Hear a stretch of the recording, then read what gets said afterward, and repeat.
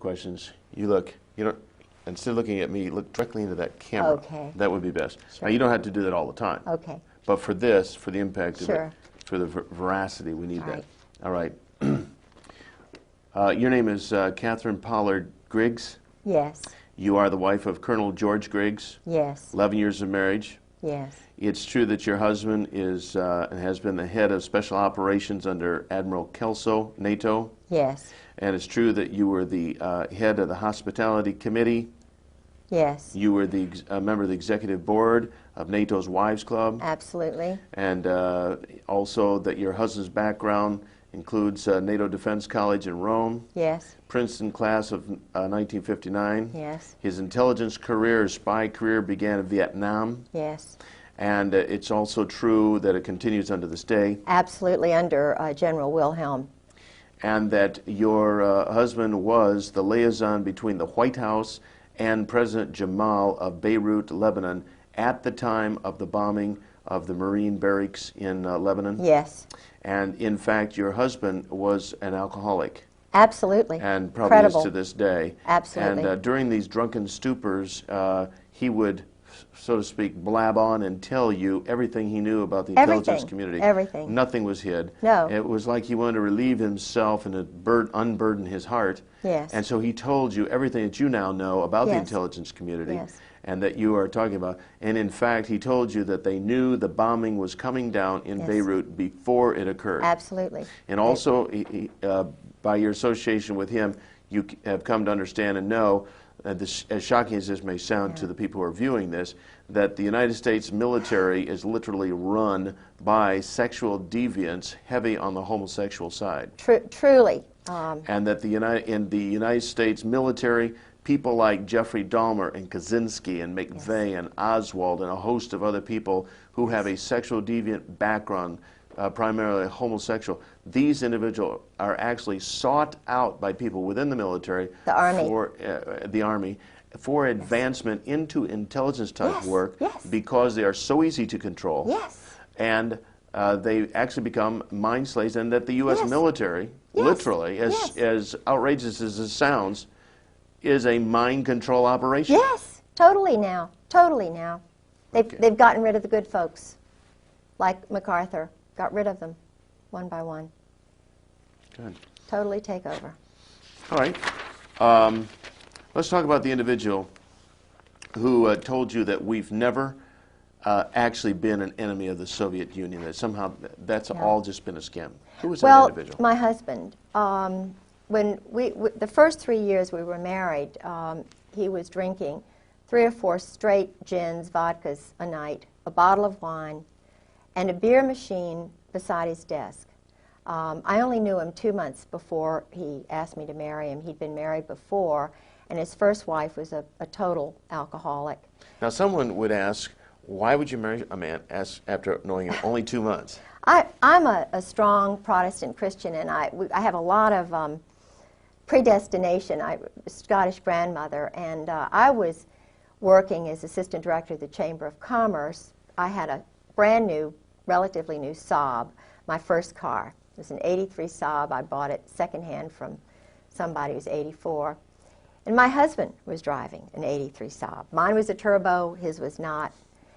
He rented part of my house. It was, I had a young doctor and his wife and 2 children who were renting the house. They were leaving before the end of the lease time, and they put the ad in the paper and told me about all these people, and I said, no, no, no, no. And I was, had been engaged to someone else. You know, I was just renting my house out. And they said that there was this man who had a dog and a mother-in-law and a son, and was a widower and a Marine colonel. Well, and had a dog, and I said, no, absolutely not. So the point that I'm trying to make is that he was someone I was not really, I didn't cotton to. He sort of acted like a robot. He was very clipped, and I didn't want to like him. But when I heard he was a Princeton graduate, I always thought that was kind of great. When I heard he spoke fluent French, and I speak fluent French, when I found out that he drove a Saab, I drove a Saab. And when I found out that he went to the same school, high school, that my uncle had gone to, was in the same eating club at Princeton that my Uncle Ben had gone to. He was on scholarship and went to Princeton. Everything the same as my uncle, who was also in intelligence. But I didn't think about that then. I was just thinking, you know, this is God. This is too much, too many similar things. And so it overwhelmed me. And he's very, very good looking. At that time, he was very good looking. Now he's aged and he really is haggard. Had a rough life. Yeah. Yeah. Yeah. So I was overwhelmed by him. Plus, my job at the chamber was very demanding. I was doing a great job. But he said that he wanted me to retire because he wanted to make general. And the man who could make him general was General Louis Buell, because it was just a matter of having somebody who would make you general, to be general. It wasn't what you did. Mm-hmm. Louis Buell, You needed somebody Louis, above Buell to pull you on up. Yeah, Louis just happened to die, and we went to his funeral, and George didn't make it because Louis died. But his first wife had been, I'm sure, battered to death. I was battered, and, you know, but I thought it was just Vietnam and all this kind of thing. And I was trying to get him to stop drinking because I couldn't imagine how the Marine Corps would allow someone to be a total alcoholic who couldn't even carry on a normal conversation dry. I mean, he can't even carry on a normal conversation with anyone unless he's drinking. He never smiled unless he had a glass in his hand. He drank solidly. I have a letter in his own hand that tells, and this is the truth, he drank solidly this amount that I just said for 30 years. His booze bill, and they never entertained, he and his first wife, was $250 a month. And this is from the Naval Store. Now think about that. Mm-hmm. He was totally snockered, just his whole brain, and yet he's working. He is head of running half the world's Marine Corps under General Al Gray.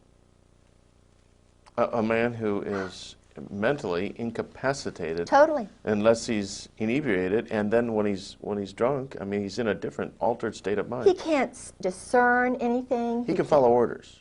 Oh, and that's all he does. And he told me when, I mean, one of our many conversations, he was trying to, he thought I was, you know, because my family were all naval officers and I was out in the world with the chamber, you know, that I just sort of went along with this kind of stuff. And, yeah, I mean, it was just incredible to me that...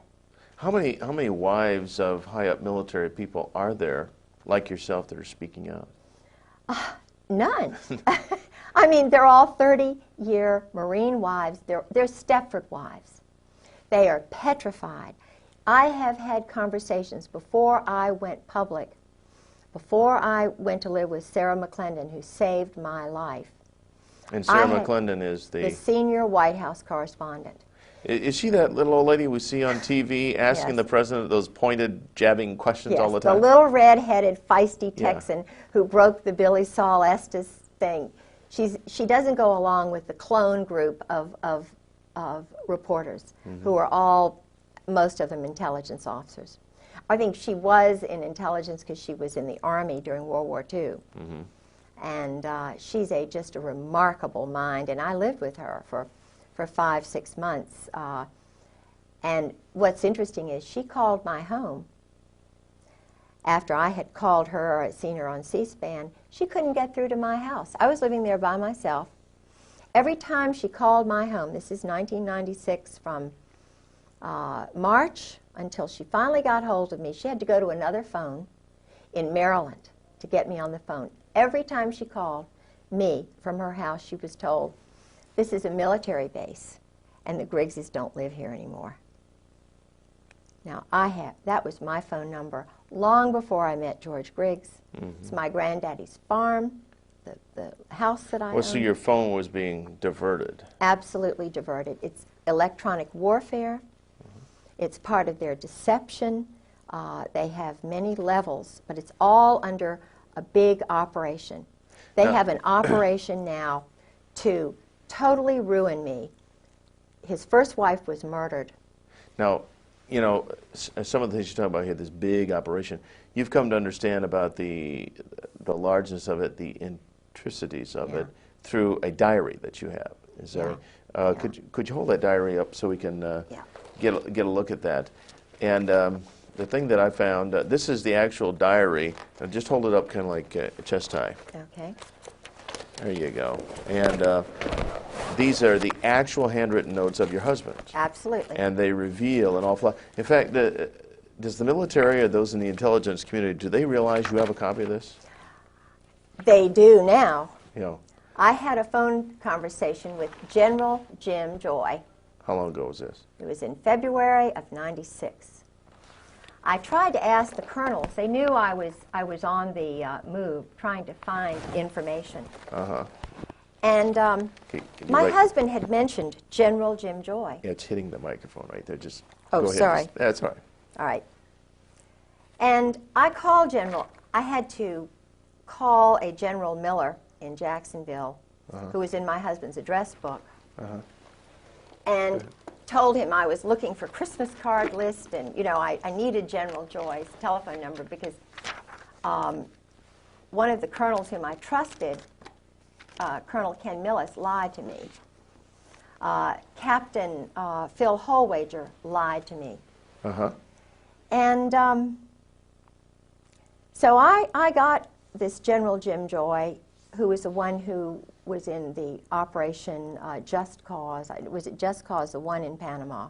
Mm-hmm. He was in charge Okay. of all the psychological operations, the booming music that they hit Noriega with, the chasing him around, the Well, the stealing same his stuff they did at clothes. Waco, too. Of course. We'll get to that in a minute. Yes. Okay. That's General Jim Joy, who was behind Waco. I see. And General Carl Steiner, the Snake, Okay. who tried to steal Desert Storm away from Schwarzkopf. Okay, so, but you were trying to get some addresses, and they were giving you the complete runaround. Oh, don't even know him. Don't even know it. Don't even know him. And I knew him because my husband told me, you know, that he worked with General Joy and General Steiner. They were the triumvirate. Uh-huh. But they had different names. They were, you know, in plain clothes. They had different passports. So I got him on the phone. I was given the number by this General Miller. And I said, So in the movies, when they say they shall disavow any knowledge, that's not just Lie. that's not just a little thing for movies. That's the No. truth. They Yes. disavow knowledge of all these totally people. lie. Yeah. But you nailed him down. Yes, I said, General Joy, I'm Kay Pollard Griggs. My husband, George Griggs, was in the Marine Corps, and he's battered me badly, and we're looking for him because, you know, this has been going on too long, and blah, blah, blah. And I was recording this conversation, you see. I was sitting on my bed with the diary right out in front of me. And he didn't know that I had the diary. He didn't know anything. It was cold call, like they do cold murders after when they graduate from SEAL school. Cold murders. I was doing a cold telephone call. And he said, "No, I don't believe," and these were his exact words, "No, I don't believe I know your husband." This is someone my husband, I have a card that General Joy sent my husband after the murder, of the death of his first wife, saying, "Call me anytime." You know, this man, here I was, traumatized, battered, beaten, and he lies to me. So I said, well, General Joy, that's funny, because I'm looking at my husband's diary when he was in Beirut, and you're meeting with him almost every day. I said, you know, first, before that, I said, you know, he was the chief of staff for General Al Gray. You know, he's one of Gray's boys. You know, chief of staff of Fleet Marine Force Atlantic, runs half the world, all of the Middle East. NATO Defense College? You don't know my husband? You're a general? You live outside of Quantico? Don't know my husband? I made it very clear. No, no, can't say as I do. So then I told him about the diary, and these are all immature adolescent males. These are men who don't know how to deal properly with adults. They lie. They're deceptive. They hide behind trees. But when you nailed him on the diary, when diary, he realized... he said, his exact words were, "Oh, that George Griggs." Oh, that George Griggs. And that's just the beginning of the kind of runaround deception that you've found with these people. Absolutely. And no doubt that's why they would like very much to have this diary. Yeah. This one page I found particularly interesting. What you and you're probably more familiar with their husband's handwriting. Instead of me reading it, read these notes that he had recorded there. These might help. Okay, I've got these. Alrighty. A number of the Marines told me a little bit about Dale Dorman. Dale Dorman's not a happy camper. Okay. Dale Dorman, because of some mistakes my husband made, was shot. This was at 7:15 to 7:30. Dorman exited Riviera. That was a place, sort of a hiding place or whatever. Gray and tan Mercedes. Up to 5 shots were fired. He raised his left arm. One round penetrated his arm. One struck his chest. Walked back into Riviera to the desk and called Post 1. Security vehicle went to pick him up. Returned to Durafound, 15 to 18 meters away, and treated. Medvac called 7:50. Medvac wheels down at 08:10 in a H-Bird helicopter. Riviera Hotel, approximately 1/9 of a mile west of the embassy. Dorman has been there since arrival, except briefly during a period of siege. He was not wearing protection. Saw 3 men in the vehicle. One leaned out back with a shortened rifle or automatic weapon. Sentry at B1 saw and heard nothing. It's just one page of the diary. Sentry saw and heard nothing. Right. In other words, the sentry don't talk. Doesn't talk. Right. Yeah. And there's just a whole world of these kind of assassinations and murders and directed.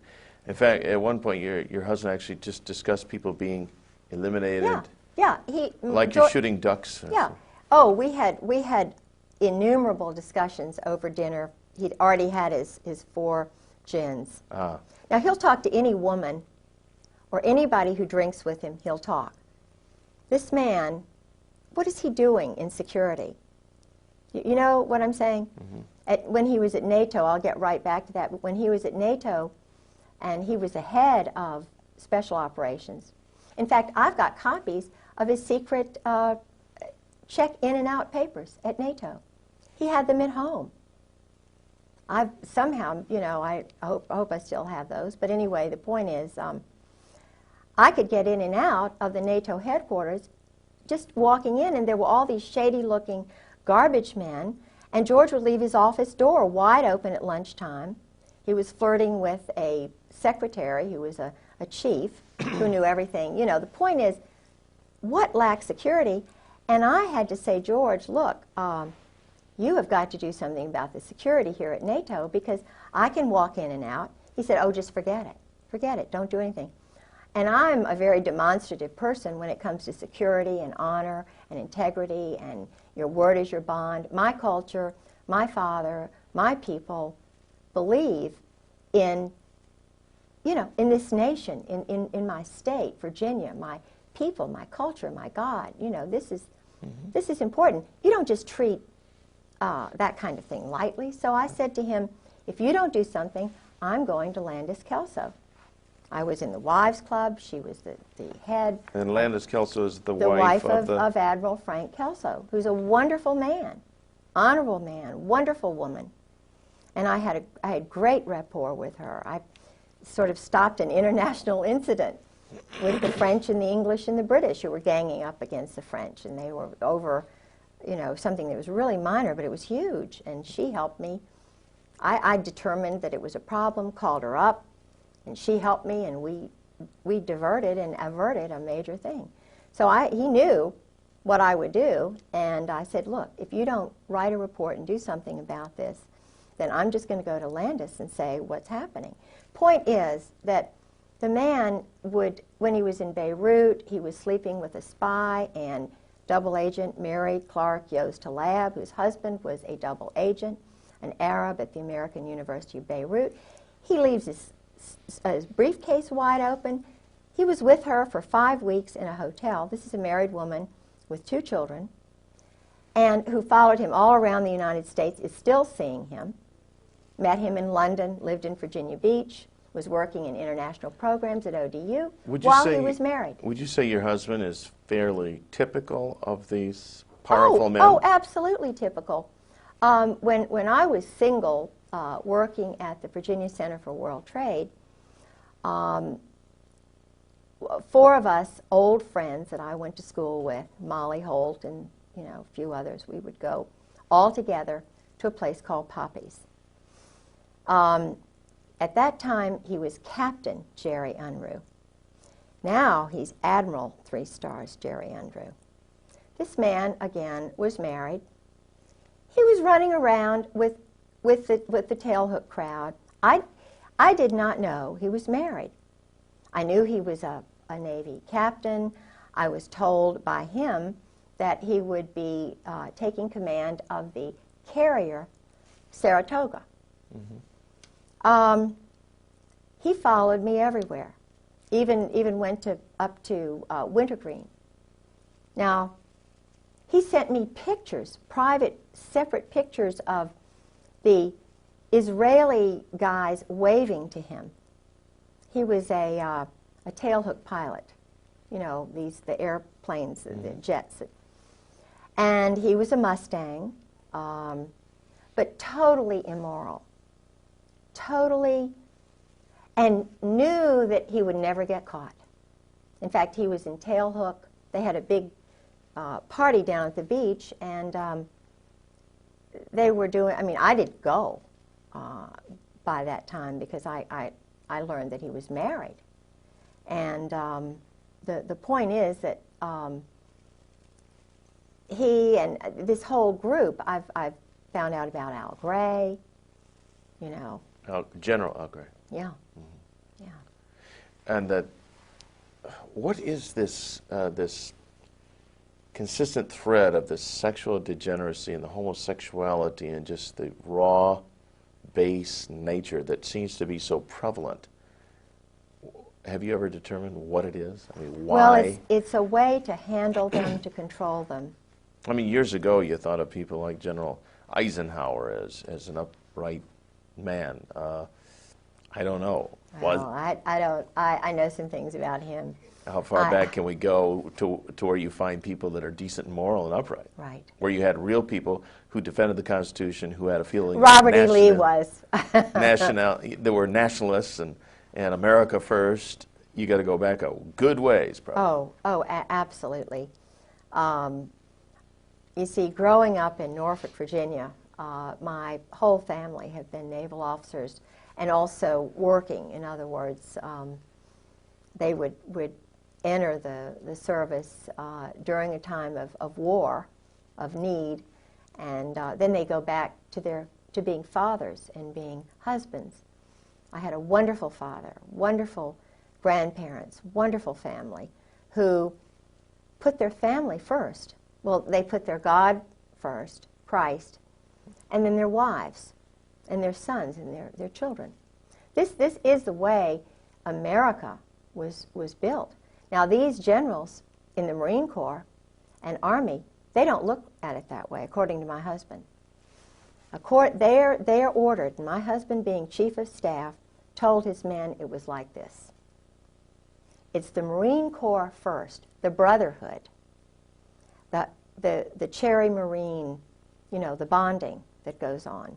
Mm-hmm. the Marine Corps comes before God, before Jesus Christ, before the country, and then it's it's whatever the religion they have. I don't know, because my husband is not a Christian. He's an existentialist, and most of these guys are. Certainly Al Gray is. Krulak. I think his wife goes to church, but their God is this brotherhood. The brotherhood, and it's very German. It's very. Does it have Masonic leanings? Oh, absolutely Masonic leanings. In fact, the admiral who was the last admiral whose car my husband bought, he was very impressed with this Norwegian admiral. They're all Masons now. Mm-hmm. Not all Masons, but this brotherhood, Opus Dei, if they're, or the mob. I mean, the one thing I've been able to determine about the current Marine Corps, the Marine Corps that my husband came in with, Gray, Reap, Sheehan, they're all mob. Now, when you say mob, you're talking mafia type New mob? Jersey mafia, right. Mm-hmm. Right. And there's a... Brooklyn, New Jersey. Okay, is the mob and this military bunch, they're one and the same? The Marine Corps guys are the hitmen, and they are mercenaries. They'll work for anybody. You think the Marine Corps is under the Navy? No way.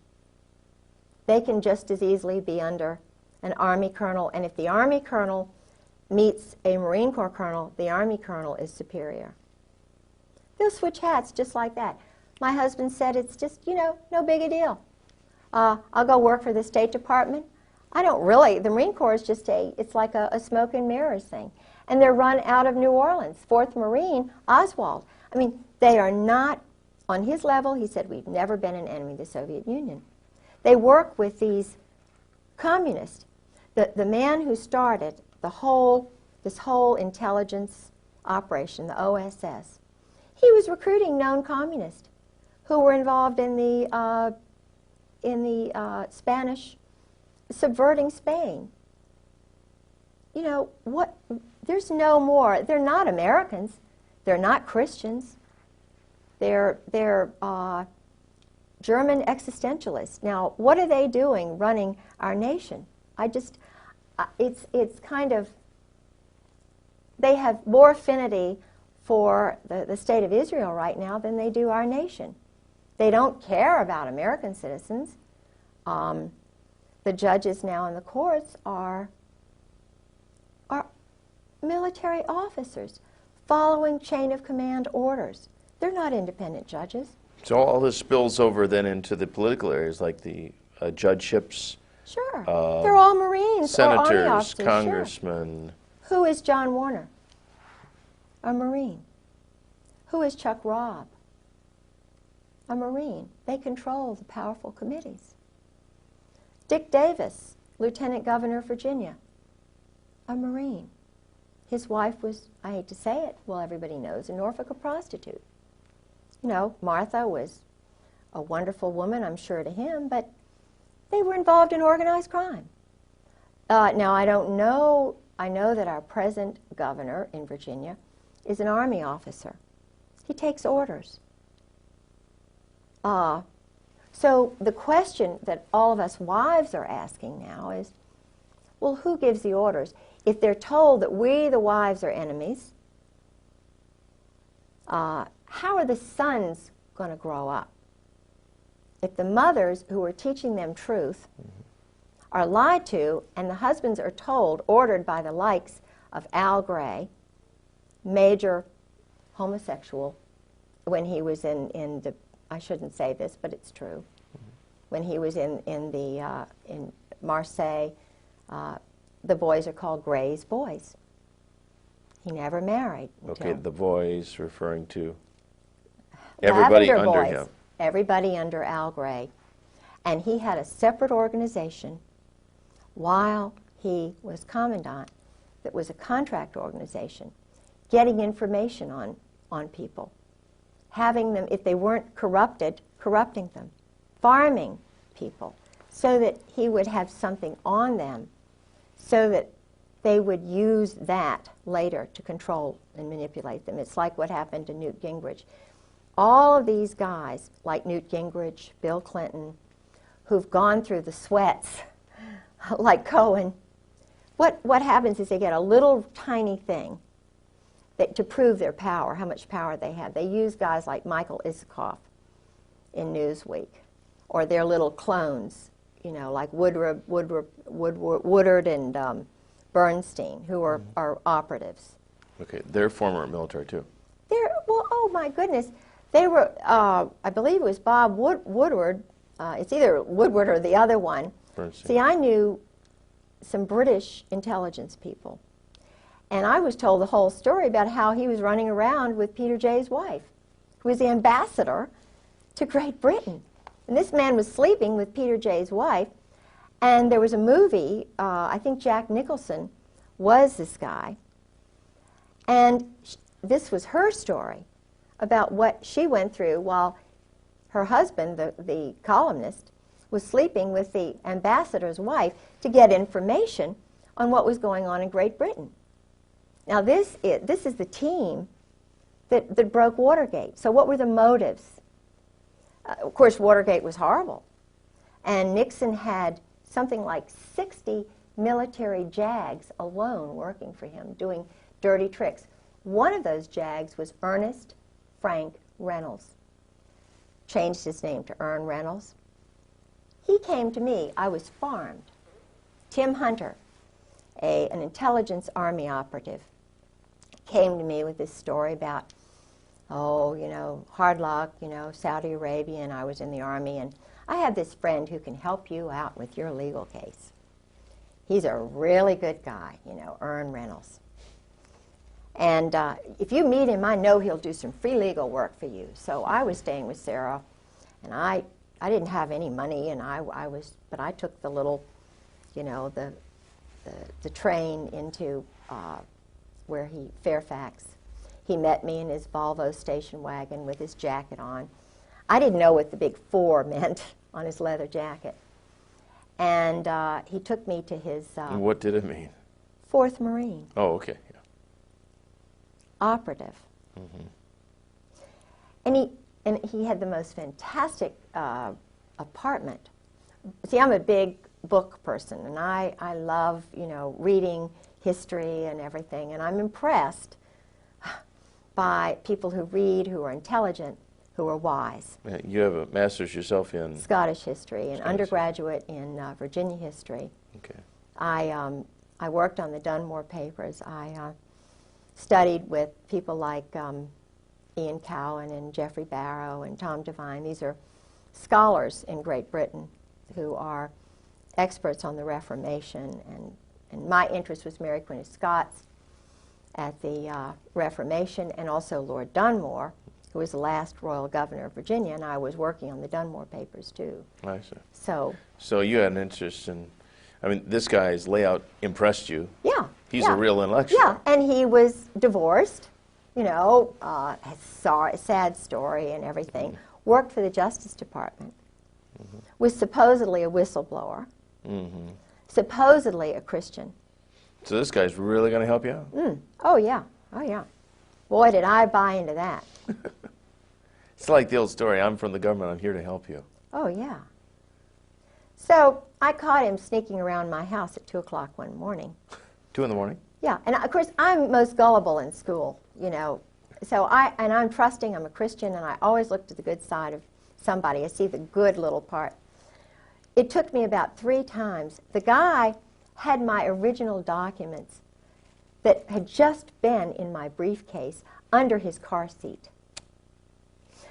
He invites me to a cybernetics conference in Champaign, Illinois. I leave Martha Roundtree's apartment, and it's arranged so that all of my things are in his safe little car, and we're going to his parents' house in Roanoke. And of course, you know, you can't take all your things to the cybernetics conference, because I was going home. But this is a smooth psychological operations guy. I mean, he is doing psychological operations on a woman in Champaign, Illinois, who is the lover of a German spy, who he's been writing letters to her, and he's showing me these letters. The guy's perverted. I mean, he's writing Susan Parenti these letters, you know, like invading her mind, and, you know, why are you... And Susan's written him 2 letters or 3 letters. She's very beautiful, and he's got pictures. But he's sharing these letters with a group of men, 7 men, one of whom is head of intelligence, is head of computers and the intelligence for the Army, Ron Jarmuth. Now, Ron Jarmuth comes right out and says, I'm an anarchist. You know, I mean, his family are New York, old Zionist Jews. He met his wife in, I think, in a kibbutz.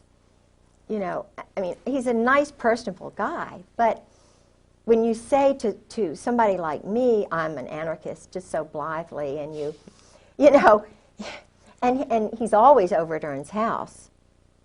And Ern's got a picture by his bedstead drawn by a man who's a known homosexual whom he met when he was at the University of Virginia, who was the chaplain at Hollins College, who my best friend was there.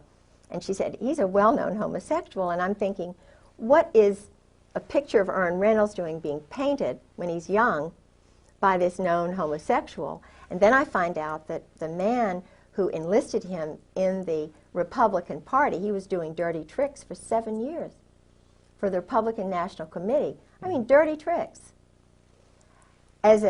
Underneath this man from West Virginia who was a homosexual, and left all of his money to Ern's son and took his son on a trip. Now, and Ern is a lobbyist for homosexuals. He's just, you know, working in the Episcopal Church. He's got a group of women that he meets with at the seminary. I'm sure that my case, my profile, he's probably got charge of it now. He's the expert on Catherine Pollard Griggs, but he's not. The guy is absolutely not grown up. But he's a thief. And so your case just got stonewalled, just got sucked into a memory hole by a guy who was acting under orders to... Sure. You get Catherine Griggs under your control, and that's that. Sabotage her. Sabotage, yeah. Sure. And he stole your documents. Sure, sure. Sabotage me. Turned on me right in the middle of the commissioner's hearing. Laughed at me when I cried. You know, this is a guy who hates women. And the interesting thing is I went to his family home, and he had a wonderful mother. And he told me that his father battered his mother. His father was in the Marine Corps. And there was a picture of Chesty Puller in the basement. Well, that fits the profile, though, doesn't it? I mean, if his father battered the mother, which he grew up in this dysfunctional environment. Totally dysfunctional. So when he hit the military, or he was noticed in college or ROTC or whatever, so here's a guy who is susceptible to mind control. Sure, he's to be developed. Yeah. I think you used the term for budding. He was recognized as a potential bud. Yes. And he's moving up the ranks. His roommate was from New York, was a Zionist, and he was an outcast at the University of Virginia.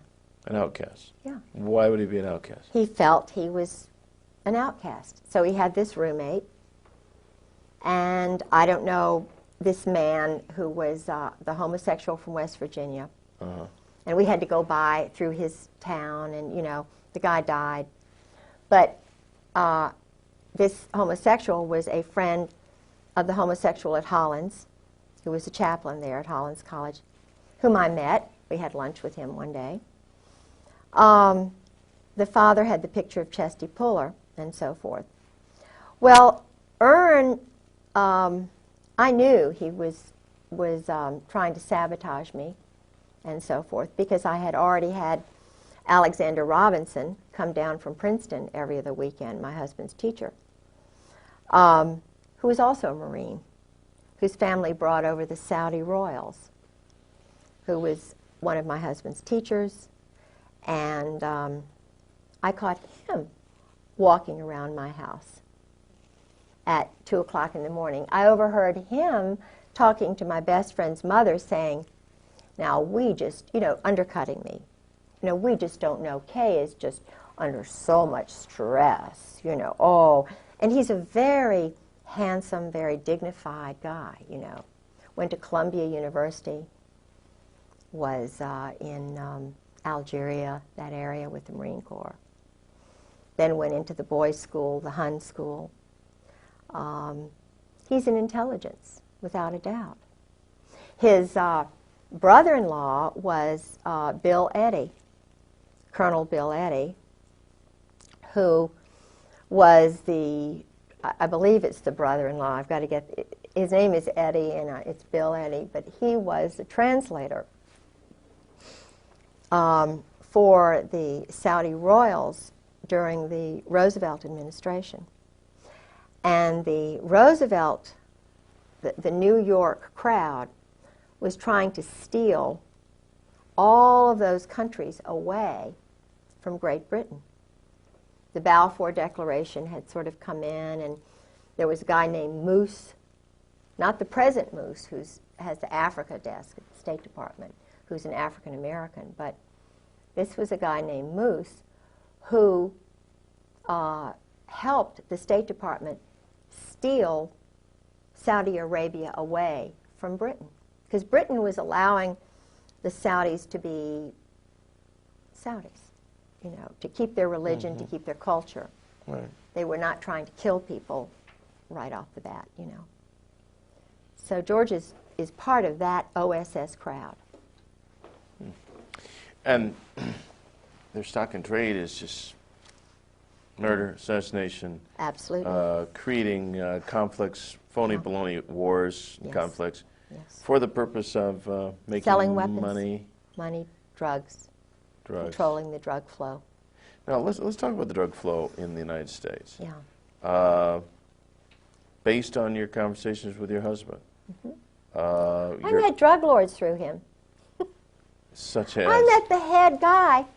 See, George was telling me everything. First 3 years of marriage, it was just like, you're with me, gal, because he was so used to talking to Mary Halab and Anne Bouchou, Yeah. The group partnerships with sex and all this stuff. And I'm a pretty loving woman, and I'm fun. I was then. But you're not into swinging. No, I'm not into and swinging. Swapping husbands and No, wives. and George was into swinging. He and Sue and Nancy and Jim Earl. This was, and I heard about that from colonels and one Navy captain. But then your husband also would tell you that this is just life the way it is. Oh, yeah. In our crowd. Oh, yeah. This is all it. these generals, admirals, colonels, all these people. Yeah. it's- Men, too. Yeah. Yeah. So, but he was just, I'm trying to remember what we were on, something that was, that I was going to say, and I remember, anyway, I can't remember. Oh, he's talking about the fact that they're into making money, and this is the drug business. Oh, yeah. So you met all these drug lords. I met Fahim. As if they were just business partners. Oh, yeah. Well, he told me what they did. Fahim was a colonel. He's in the diary, too. But George said what they do is they nurture, they cultivate the sons of prominent families in all, the State Department finds them. They're called rising stars. Yeah.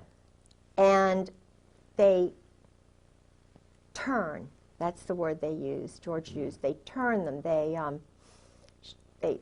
bring them in, they rope them in.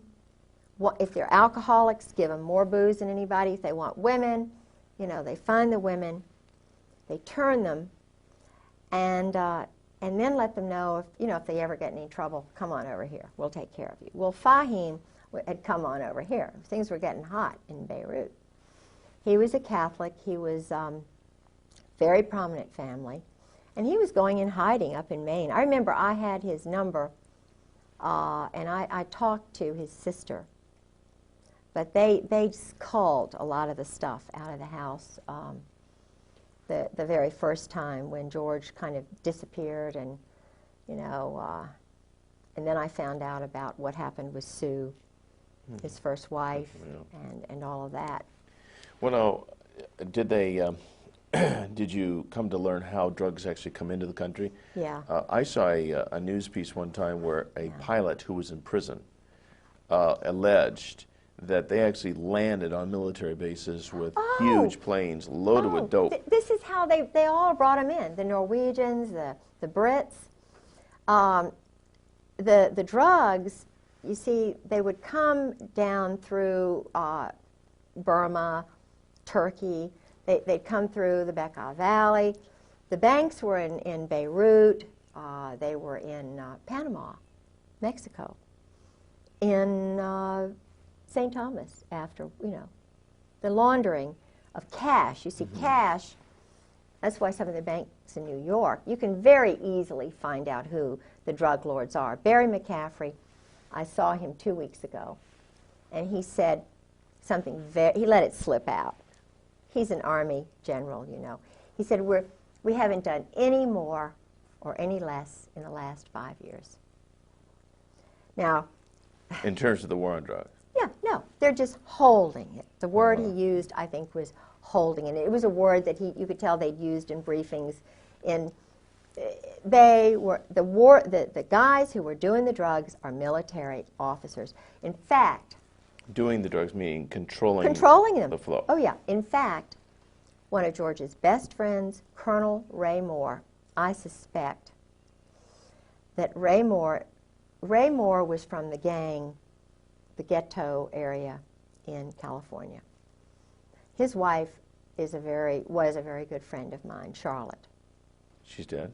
No, he is. Oh, he is. But when George would sort of disappear. Your husband? Yeah, all of a sudden they would appear and be in the house. Calm me down, take me over, exercise, do all this mystical stuff. And it was really funny because they came back from Mexico, and George just happened to disappear, and they were right there, Well, Ray Moore, all this stuff, I knew about his background, and I started thinking, what's going on in Mexico? Why the heck is Ray going down to Lake Chapala? And he would talk about his day. His day would be going out with the men, playing golf, going to this spa with the men, They were doing deals, going to Guadalajara. And there would be Tom Reap, another former chief of staff for Gray, going to Mexico. There would be Ken Millis, another temporary chief of staff when George's wife's funeral took place. There was Ken Millis. Now these are guys who are part of we call the Brotherhood, and they're all going down to Mexico. So what's going on in Mexico? Ray's one of these guys who wants to sit in the sun. He doesn't want to go down there to Mexico and do all that stuff, but he did, and he got cancer all of a sudden. And another guy got cancer all of a sudden, right after he got out of the Marine Corps. Now, not to diverge from what we're talking about right now, but did your husband ever tell you anything about any disease warfare, like giving people sicknesses Yeah, that's part of. He called it ABC, NBC. It was something like nuclear, biological, chemical. ABC, atomic, biological, chemical, they call it biologicals. And in fact, I'm not going to mention his name because this is a guy who's really a good guy who's scared. The word they use is shitless, excuse me, but that's the word. This guy is petrified. Because he's doing that work. The chemical and biological work. The Marine... You mean the laboratory work or the implementation? Dealing. subterfuge, deception in the Middle East. Okay, and they use He's a Marine Corps colonel. disease-causing drugs? Absolutely. And then how do they administrate them? In missiles and I mean this is an elaborate big business. Like Peter Kawaja, Marine Corps guy, who's working in plain clothes at one of the plants in Florida. This is why George is in Florida. This is why they're all down in Florida, because all of this stuff is being. We manufactured the chemicals and biologicals that were in Iraq. Now, if you don't believe me, you don't believe Peter Kawaja, a Marine Corps colonel, he says they killed his wife, I believe him. He worked in one of these factories. It was supposedly a candy factory where they were manufacturing deadly, deadly killer things. The Marine Corps, Al Gray, Krulak, Carl Mundy, he's in the CFR. He was in Ken Millis's class, who was the chief of staff, the one who controlled me. You know, I went to his mother's house in 7 Mile, Ohio. Flo, his father was a German Nazi. I'm not saying that, you know, being a German Nazi is bad, but he's part of this group. And if you don't believe me, if you don't believe Peter Kawaja about the drugs, you can, I mean, it's just, it's everybody knows. There's a guy named Randy Hebert, Lieutenant Colonel, hero, American patriot. This is a guy who should be the commandant of the Marine Corps, Krulak. I'm talking to you, I'm talking to Al Gray, I'm talking to you, Carl Mundy. You all are adolescent, immature. I call you twerps. You're liars, you cheat, you steal, you kill. You're beneath the contempt of any of your wives. They are scared to death. Why do you do this to your wives, guys? Look at that tape of Randy Hebert. I knew Chesty Puller, and this is a strong, wonderful guy. I knew his wife, Virginia Mack. I knew a real Marine. You can't say that you knew them because you didn't. I did. Randy Hebert sat. He could hardly talk. He was leading a platoon into Iraq. His wife was sitting to his left. His wonderful father was sitting to his right. And he said that his colonel, he's a lieutenant colonel at that time, I believe he was a lieutenant colonel, he said, my colonel ordered me, he said, all of our registers were saying, this is danger. There are chemicals, biologicals everywhere. I was told, and I was, you know, followed orders, and he was having a hard time talking. His wife was, this is a young guy. His wife was having to interpret for him. He was crying. He'd been turned on by you guys. He said, on those canisters, on those boxes were American flags. Those were American biologicals that we were walking into that killed me, that you, Gray, and you, Scrowcroft, and you, McFarlane, and you guys knew. You, Ed Wilson, best friend of my husband. You all sold to Saddam Hussein. And not only that, I talked to the man who trained the woman who was sent over from Iraq to learn how to build the biologicals and chemicals, the plants. She was trained here in the United States, and you all know that. And Randy Hebert's testimony says everything that I could say 1,000,000 times better, because this is a man who's a real man, unlike the generals, unlike the colonels. This is a real hero. Now, is Randy Hebert, is he still alive? I don't know, and I hope and I pray to God that he is. Because this is the man who should take over our Marine Corps, or his wife. That's why they don't have any women in special operations. because that's why they don't have any African Americans. They're too honest. They're too strongly Christian. Now, the only guy I know who is involved is a homosexual, and his buddy is an Israeli agent. And they are lovers. They're a pair. But well, now, he's now a colonel, and he is under the guidance of Ken Millis. Okay, now as these generals, over the period of years, this is consolidated to where they're all part of this club. I mean, this is something that's been going on for years and years and years. Members of the firm.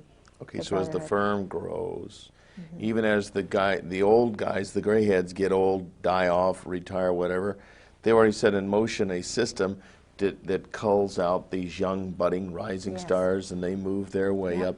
Well, then, in time, it consolidates to where no one is in this unless they're in the club. Absolutely. So is your conclusion, based on what you know from your husband's revelations, reading his diaries, this sort of thing, is there anybody in the U.S. military, the Army and Marines, anybody in the level of, your generals and your colonels, is there anybody who would not be in this club?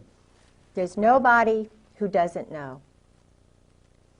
In special operations, I would say, and I would put money in the bank on this, not one of them is not a party to this. It's not once they get that bird, Colonel, that bird, they go through an initiation ceremony. This is not and my husband told me about that too. What's the initiation ceremony like? They get them drunk. Dining in, shellback. He told me. Oh, dining in. This is a term that they use. Oh, yeah. A code word. Oh, yeah. Shellback? Shellback. They, what's that mean? Anal sex. But they get them really drunk. The guys who are that way do it. It's a group situation thing. And I was told by two colonels who said, it's normal, Kay. This is just what we do in battle, This is just good old boys? This is just what we do, Kay. They get drunk and they get drunk and they ejaculate. They beat each other off. It's awful. Now, I'm not God, and I'm not going to judge them and their souls. This is a well-oiled system. And when you've got the commandant well-known as a cherry Marine, which means? Bottom. They're the bottom. The Navy guys are on the top.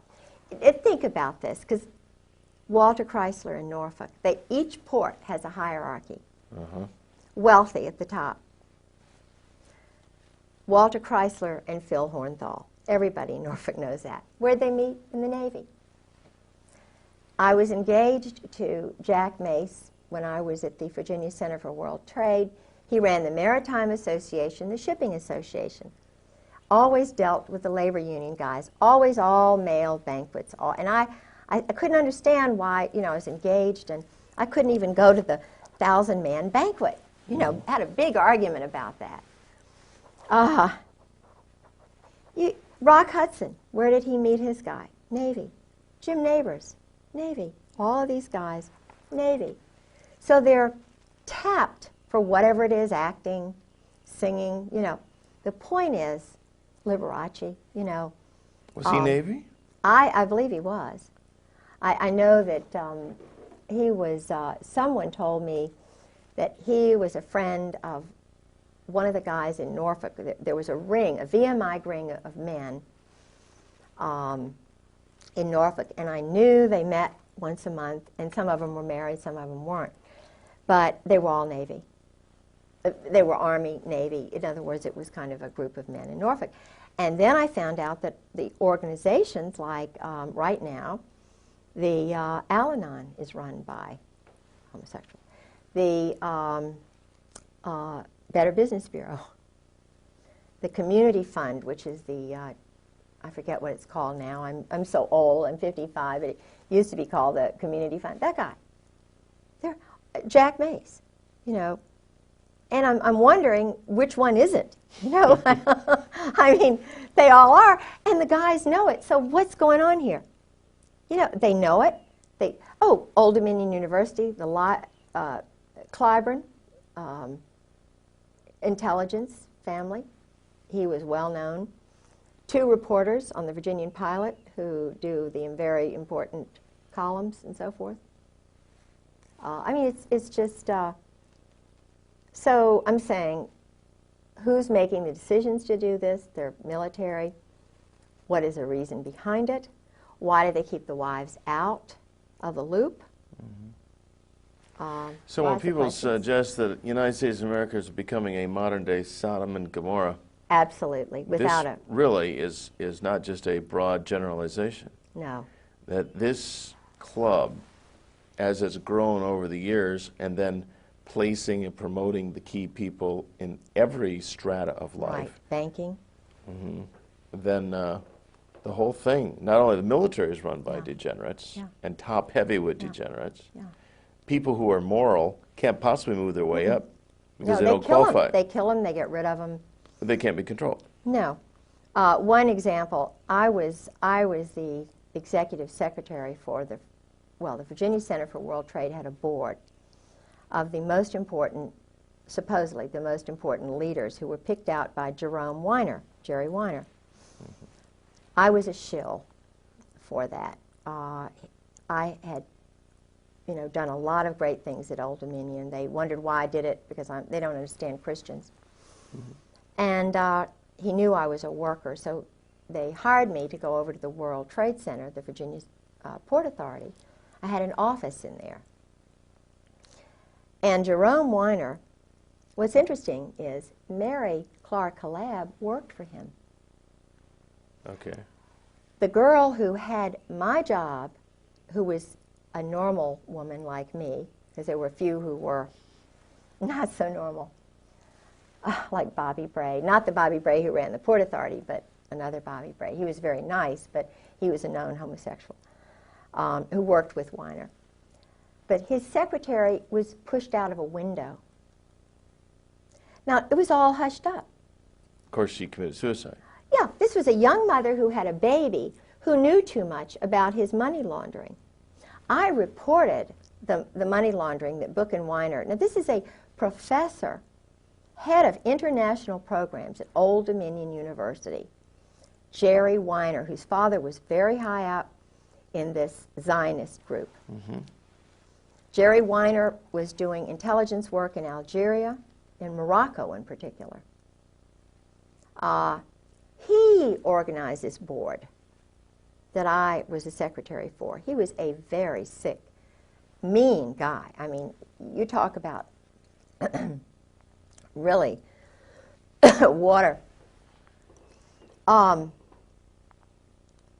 Jack Mace was on the board, and there was a banker on the board. We can take a break. And take a break. Yeah, don't, did you stop it yet? No, don't stop it. We'll just leave these synchronized. And is your wife getting a cup? Yeah. I'm sorry. I was thinking I could use a little But drink. Gustavo... Do you need to use the restroom or anything? Yeah, no, I'm fine. I'm thirsty. But Gustavo, I love the guy. He was from Columbia. He was in Virginia National Bank, which is now Nations Bank. And, you know, I didn't put him, because I had studied Latin American history under a wonderful Dr. Blossom. I knew a lot of stuff about Latin America and Nariño and how Panama became a part of our country. And, you know, now, I mean, I understand it was drugs and running things through and everything, but Gustavo was in charge of all the laundering that was going on in Virginia National Bank in the port. And where did he go after that? He went to Florida. And he introduced me to Ana Maria Quintero, whose brother was one of the big mobsters. I mean, the big, you know, Colombian. You know, I met Ana Maria Quintero. See, I don't forget some things like this. That's why they don't like me, because I imprint on wonderful foreign people. I want to know them. I want to send Christmas cards, and it's not very good to have somebody like a little magnet. I'm sort of like a Monica, you know, she's seeking out sex with important guys. I'm wanting to meet people like that from different cultures because I want to learn about them, because that's what Christ said. You go out and you minister to the people who are foreigners. You don't just spend your time necessarily with the home people. You need your home people as a base. But you need to go out and find out truth and spread goodness everywhere. Truth is goodness. Truth is light. And that's what Christ is all about. You're not afraid to learn truth. You're not. Thank you. You know, all these cathedrals and things that were built in his honor. Why? He was wonderful. Why was he wonderful? Not because he hung around a little group, but because he was out trying to. He told the big guys, look, stop being bullies and cowards. Let the poor people into your church. Everybody, God gives us all a unique spirit. Our timing is different. Everybody's fingerprints are different, eyes are. We have the right to read the Gospels. Yeah. They shouldn't keep the Bible from us. That's right. The church is not a political organization where you've got a few little guys up here telling all the mothers what to do. Who were the ones with Jesus Christ at the, on the third day? There was not one disciple there with him. It was the three women. So why are we leaving women out? Women, in Scotland at least, my culture, we're partners with our men. We need the authority of a husband. We want a strong moral husband. But what is that passage, about the good wife? I can't remember. It's in Proverbs. I mean, the virtuous Proverbs. woman. Yes, Yeah. yes. Right. I mean, she's buying, selling property. Yeah, right. She's doing everything. She's certainly not a no-brainer. So why keep her? Why keep her at home, barefoot and pregnant, and not being able to read and speak 3 languages, and welcome all the foreigners and to come in? Hey, that's what Jesus Christ would be doing if he were right here. He would be here right with me, saying, "Go for it, little woman." I'm giving you the strength to tell the daggone truth. And if you get killed tomorrow, you're going up there. You're going to live forever. That's anyway. right. Well, now these, you mentioned when you get to be a bird colonel, and they have this initiation that involves all the sexual debauchery. Yeah. Now, would Drinking first. get them good and drunk. Oh, big time drunk. Because there would be some of these who, if they were sober, they wouldn't go through with it. Couldn't go through with it. They'd have to be blasted. Yes. Yes. Okay. Yes. And now, do you suppose, I don't know, your husband maybe told you, when they go through all this stuff that they do, are there people there gathering information? Of course. Intelligence on them? Of course. The chaplains are intelligence. In Nazi Germany, that you had to tell on your parents, or in the Soviet Union, they encourage you to tell on your parents. Phil Holwager, the guys who go to Yale, who become chaplains, the chaplain corps is tell all the tales on everybody. They have collections agencies.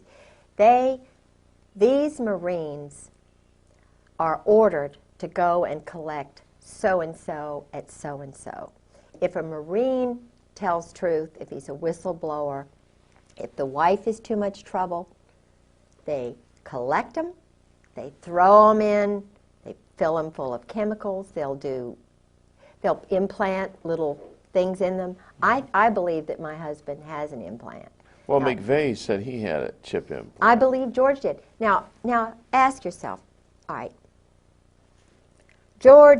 I know George had a male friend. You know, he has male friends. Your husband is bisexual. Yes, he's bisexual. And I was told that by colonels and a captain, by a psychiatrist. What percentage do you think of these higher up people are bisexual? Oh, all of them. If they're in special operations, if they're Marines, they're all bisexuals. They've all had to do it in order to get to be a bird colonel. The SEALs, it's kind of like the fast road to the top. So a guy could not be a SEAL without having. Oh, I don't believe so. I haven't met one that I don't believe would have done it. And judging from what a couple of colonels told me, it's just, that's the norm.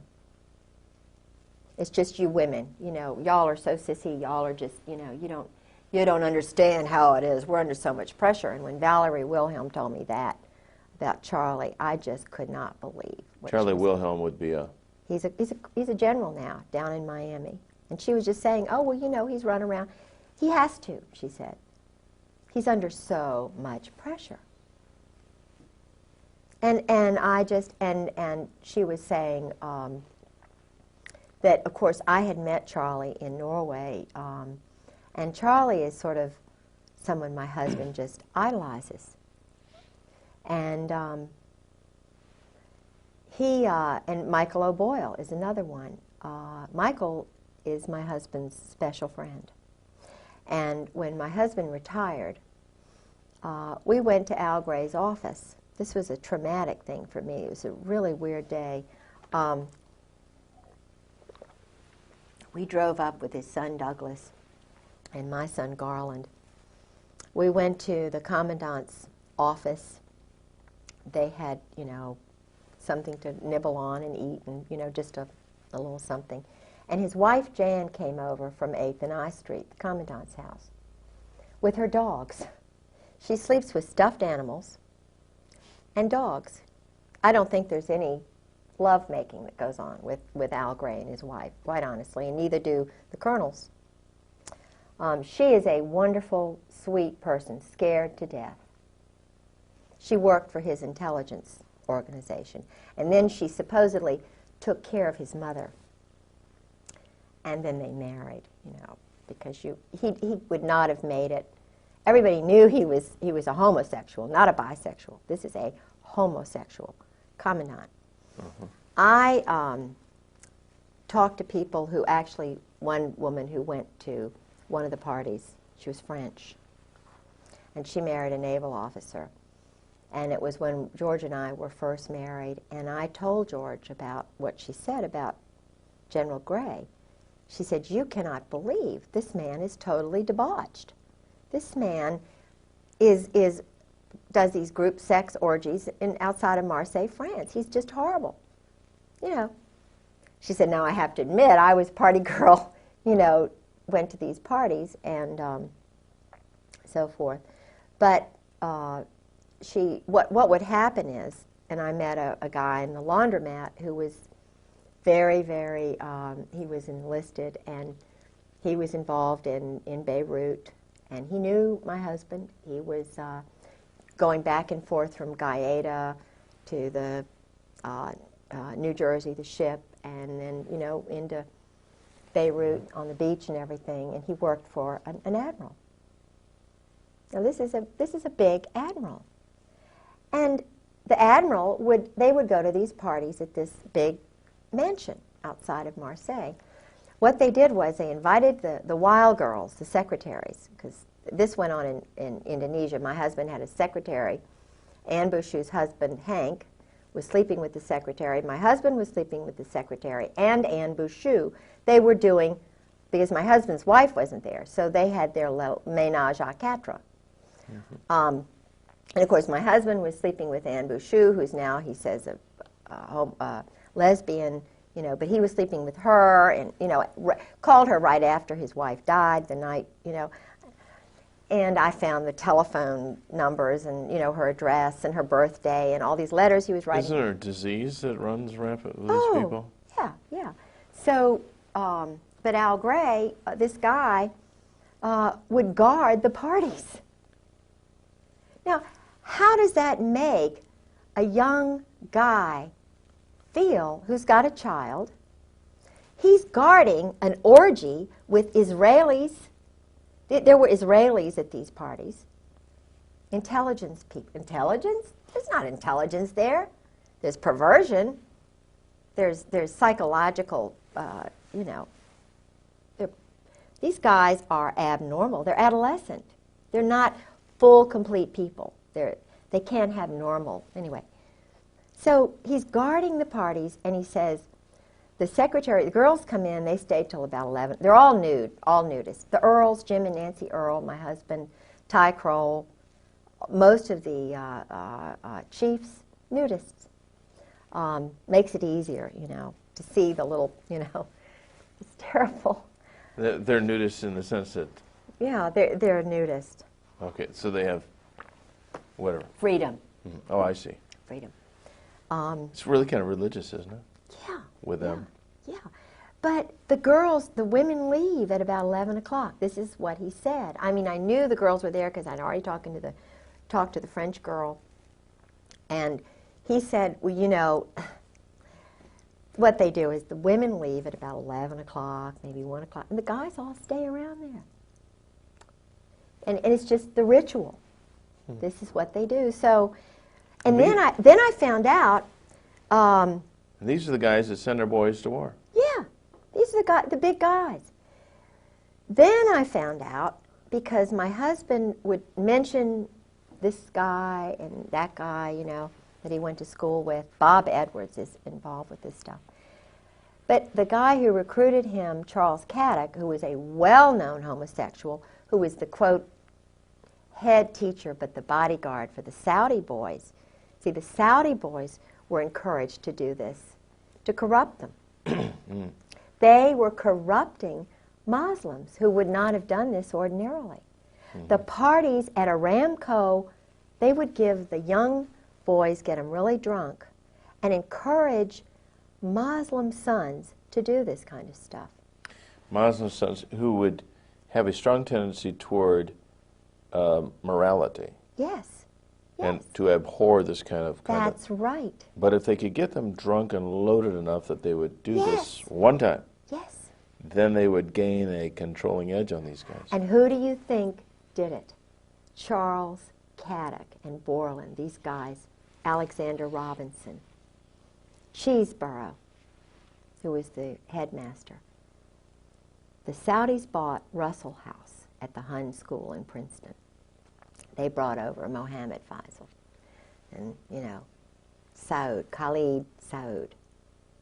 They didn't really go to classes or whatever. And who was the young man who was partying with them? My husband, George Griggs. Who was in the group with them? Einstein. I mean, my husband was partying with Albert Einstein. I said, well, you know, And when would this have been? At what age in his life? 52, 53, 54, Okay. 55. I believe he said that Mohammed came over in 54. It was right after the murder, the poisoning of the one who was really good. Okay. So your husband would have been a young guy, 18, 19 years old? Oh, he was only, when they first got to him, he was in high school, so he was ninth grade. And he would be there? He was at the school with these homosexuals. They sent his parents to California. Got him a little Boy Scout job, his father. He didn't see his parents for 8 solid years. And this is amazing. I see. So then the transference is these people become your parents. They're the ones you look up to. Yeah, but they're doing things to you. Sure. They're sodomizing you. Of course. And Albert Einstein was actually... Was in that homosexual group, bisexual group. Absolutely. Camus. Sartre. Now, Camus did not, I don't believe my husband actually met Camus, but Camus was a lover of his French teacher at Princeton. Not Todeve, not the one who helped him with his paper whom he had an affair with. And I was told that by normal roommates, whom he had later on, and by another roommate. They knew George was doing this stuff. George was, he was a cheerleader. He was a French major. Were there any other young teenagers from that particular setting Yes. that were also being cultivated? Bob Edwards, who's a Marine Corps colonel, was part of that group. And my husband met with Bob Edwards in high school. Bob Edwards went on to Fort Benning. He was in psychological warfare. In fact, he was involved with the subterfuge after I was injured and my husband socked me in the breast, and I had to have surgery because he'd already broken a leg, and I was starting to document the violence. But I'm such an upfront person, and all I wanted him to say was, "I'm sorry, Kay, I did this." But I was trying to do like they said Rosie Greer did. You put a mirror, if you're battering your wife, you put a mirror up in front of yourself or a photograph, and you try to imprint the lower brain, because I wanted to save his soul.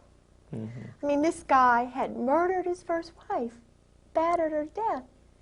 I mean, he dragged her body back. I mean, it was just, Sue had a cerebral hemorrhage. That's too much for me to get into. But he was doing that to me, and I stopped him from drinking, thinking this would stop the battering. But I started taking notes, taping things, while he'd go in these rages, because I wanted somebody to know. I wanted somebody to help me so I wouldn't die. And I'd had surgery, I'd had broken bones, and I was trying to reach out for some help. And so I was trying to get him to realize what he was doing to me. And I told him, I said, "George, I know you did this to Sue. Do you really want me dead? This is..." But he started getting scared, and he was cool. Did he ever admit to you that he was responsible for his first wife's death? He came, he said, he admitted that they didn't get along. He admitted that he didn't love her. That he battered her. He admitted that he'd hurt her. He admitted that he dragged her body back after she supposedly collapsed at dinner. Now, this is a 200-pound woman. She's huge. Because she's not happy. She's sleeping with her dog. She doesn't sleep with her husband because he's too busy sleeping with other people. He doesn't find her attractive. He's sleeping with Nancy Earl, and I mean, it's just the most crazy. And she loves him because he's handsome. And what is she going to do? She's never worked a day in her life. Her mother loves him. It's like me. No, who would believe you that a handsome, wonderful guy? Oh, but George is so nice. So, and this is what the wives go through. They know that it'll be hard. So, the guys just, what George did was, he had clout in the State Department, and they knew that I just loved showing people around. So he would plan something that I just had to do. I would be hooked, like a hook in a fish. And he had some dignitaries who came over from, where did they come from? They were parliamentarians from, I think these were from one of the Latin American countries, Panama. And of course we had to go to Richmond. So I had to stay overnight with them, and George didn't want to go with me. And it just so happened that Bob Edwards, his Army colonel friend, invited him to come up and meet with some of the guys. At New Hope, Pennsylvania, or Bucks County, or wherever it was. Well, he had already been talking to Phil Holwager about the abuse, because I had gone in for surgery, and I thought it was very unusual that Phil Holwager was there during the surgery, kind of holding George's hand. It wasn't for me. It was to make sure George didn't fall apart, to make sure that the doctor, I didn't say anything when I was under sodium pentothal, covering George's ass, excuse my French. But he was the chaplain at Fleet Marine Force Atlantic and was the chaplain for Sue's funeral. He knew what George had done. And he runs around on his wife, you know, he's playing golf all the time. He and George were playing golf with this single woman, and I found out, and I said, what do you all, you know, he's the so-called chaplain, and he went to school with Gary Hart. He was a classmate of Gary Hart's at Yale, and, you know, a colleague of Pat Robertson's. That's why he, you know, not that saying that Pat Robertson does that kind of thing. I don't think he does. I'm sure he doesn't, but they went to Yale and so forth. But so George was a violent man, and he started knowing that I was sort of going to do something. So he started doing certain things. And you know, now looking back, I can see why. Because of the violence, he wouldn't have been able to use his .45 anymore if he'd been convicted of battering. Yeah, he would not have been able to use his pistol anymore, carry it. So they wanted to make sure that he was protected. So the wife has got to go. The wife is way down the totem pole. It doesn't matter what wife, and that's the reason the wives are so afraid, the Marine wives. And they all talk cryptically, and, you know, they even talk outside the house. Talk cryptically. There's code words and double meaning words. And yeah. What's 10 p.m. Saturday TV? Your satellite, remember? Don't we got to switch it to? Not on Saturdays. Sorry. Sorry. Sorry, okay, just thought I'd remind you. I thought Okay. we was talking about earlier. Yeah. Okay. Well, actually, I think this pretty well sums up this segment. Unless is there anything you can think of? I can see where we'll do this again sometime as this develops on. Tomorrow, let's see, tomorrow's Sunday. Monday, what we'll do. Is it always if we make a copy of this, so there's two of these? Yeah, in case sure. something happens Absolutely. to you and yours. Sure. Okay, we'll make copies of this stuff tomorrow. Don't lose that. No, no. But this is interesting. It talks about sabotage, subterfuge. This is the standard Army book teaching men to lie, cheat, steal, be peeping toms on women. Now, if they don't allow women in there and they can peeping tom all the wives they want, they don't need movies, pornography. They, you know, and they go on all the TADs they want. TAD is a... Just take off, just tell their wife they're going. And they can lie, because it's all secret. We don't have to tell our wives anything. And it's intelligence, it's work. Oh, it's intelligence. Yeah, sure, it's intelligence.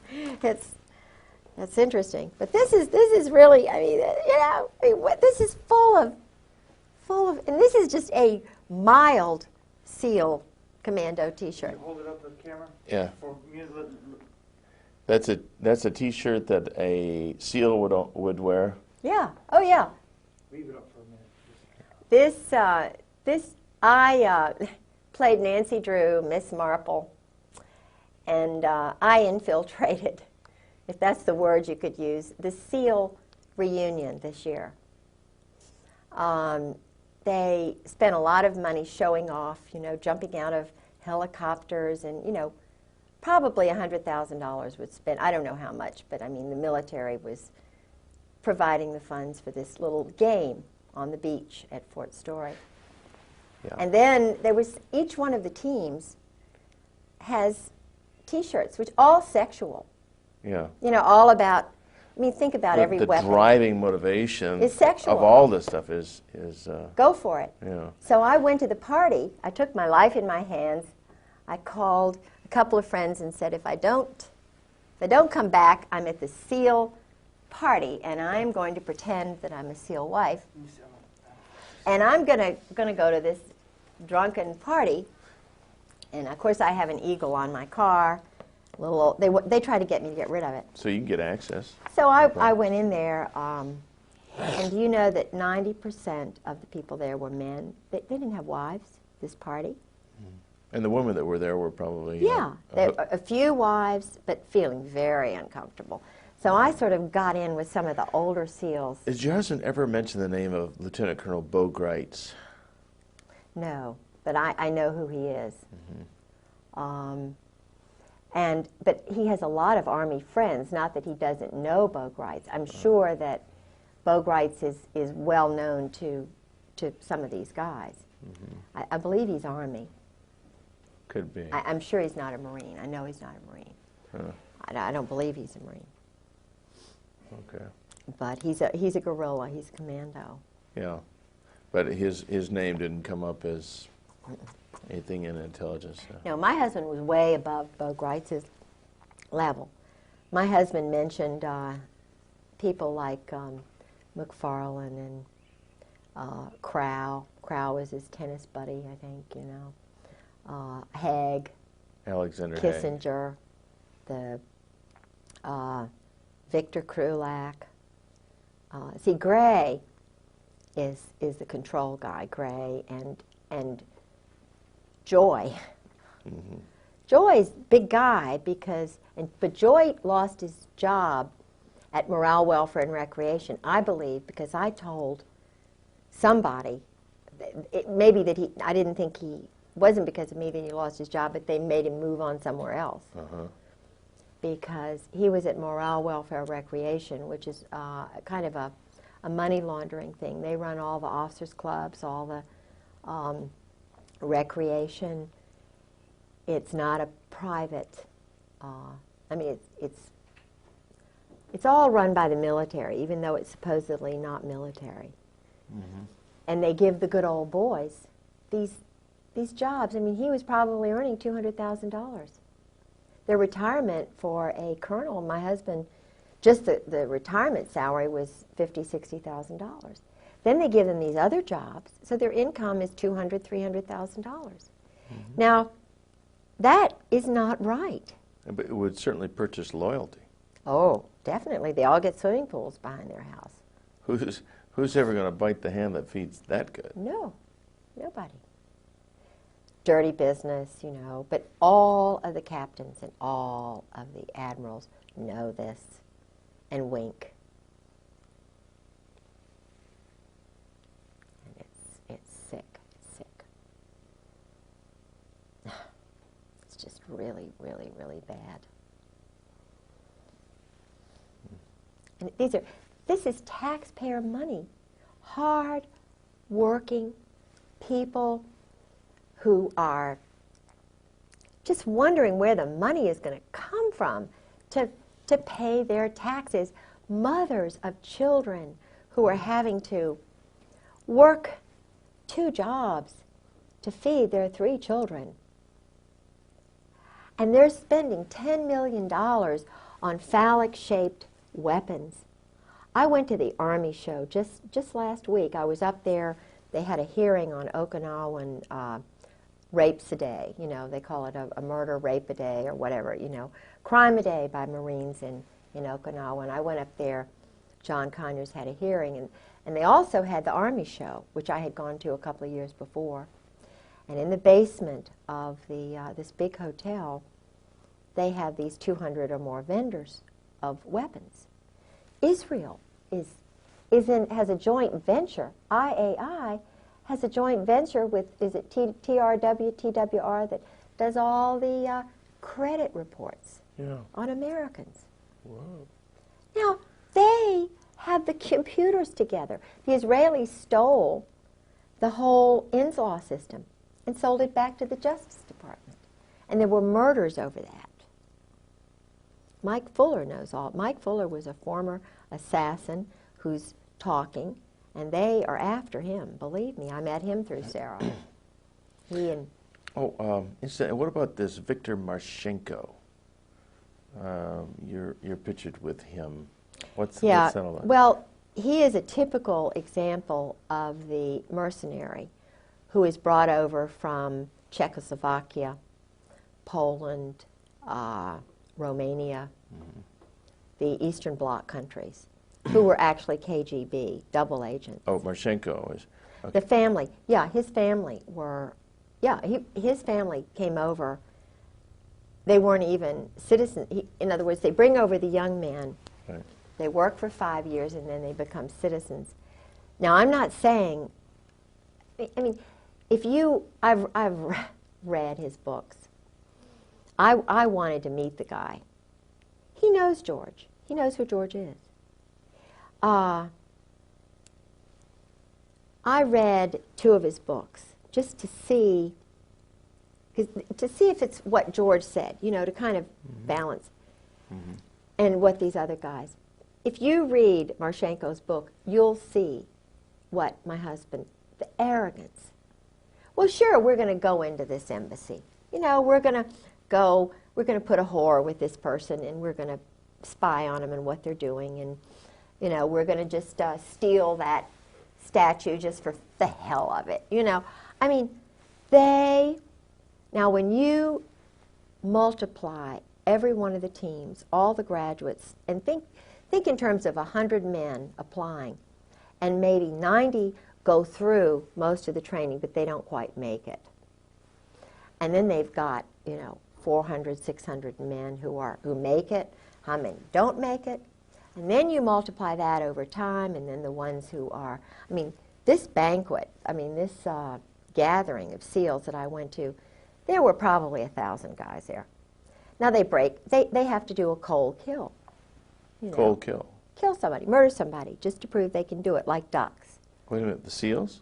Yeah, SEALs. So like all 1,000 of these guys have killed They've somebody. done a cold kill, yeah. Now a cold kill would be a killing under orders? It's a graduation exercise kind of thing. You know, it's I mean, who would they kill? Oh, it's just somebody, just anybody. Just go go into a hotel and whack off somebody.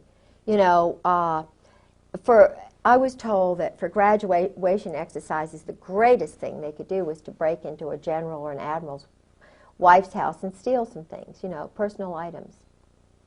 And to prove that you were good enough to get in and out. Oh, yeah. And all of my underwear disappeared, my lingerie, my teddies. And the funny thing is that I don't know whether it was Michael O'Boyle doing it because he was, from 1991 to 1993, Michael O'Boyle was 3 miles away from my husband. He was at his graduation exercise. He was very close to my husband. And yet he was just down the road, and I started questioning my husband about, you know, what is this about you and Michael? You know, what's going on? Well, Michael was there, and my husband never told me he was there, and he saw him all the time. And I'm looking back at when my teddies disappeared, but all this time, now Michael he and his first wife had divorced, that's okay, but he had an affair with a woman and a child, a secretary. So he was having an affair with a woman. I mean, Michael is both ways, you know what I mean? But in order to get into the system, he sort of did it with my husband. He was my husband's friend, younger friend.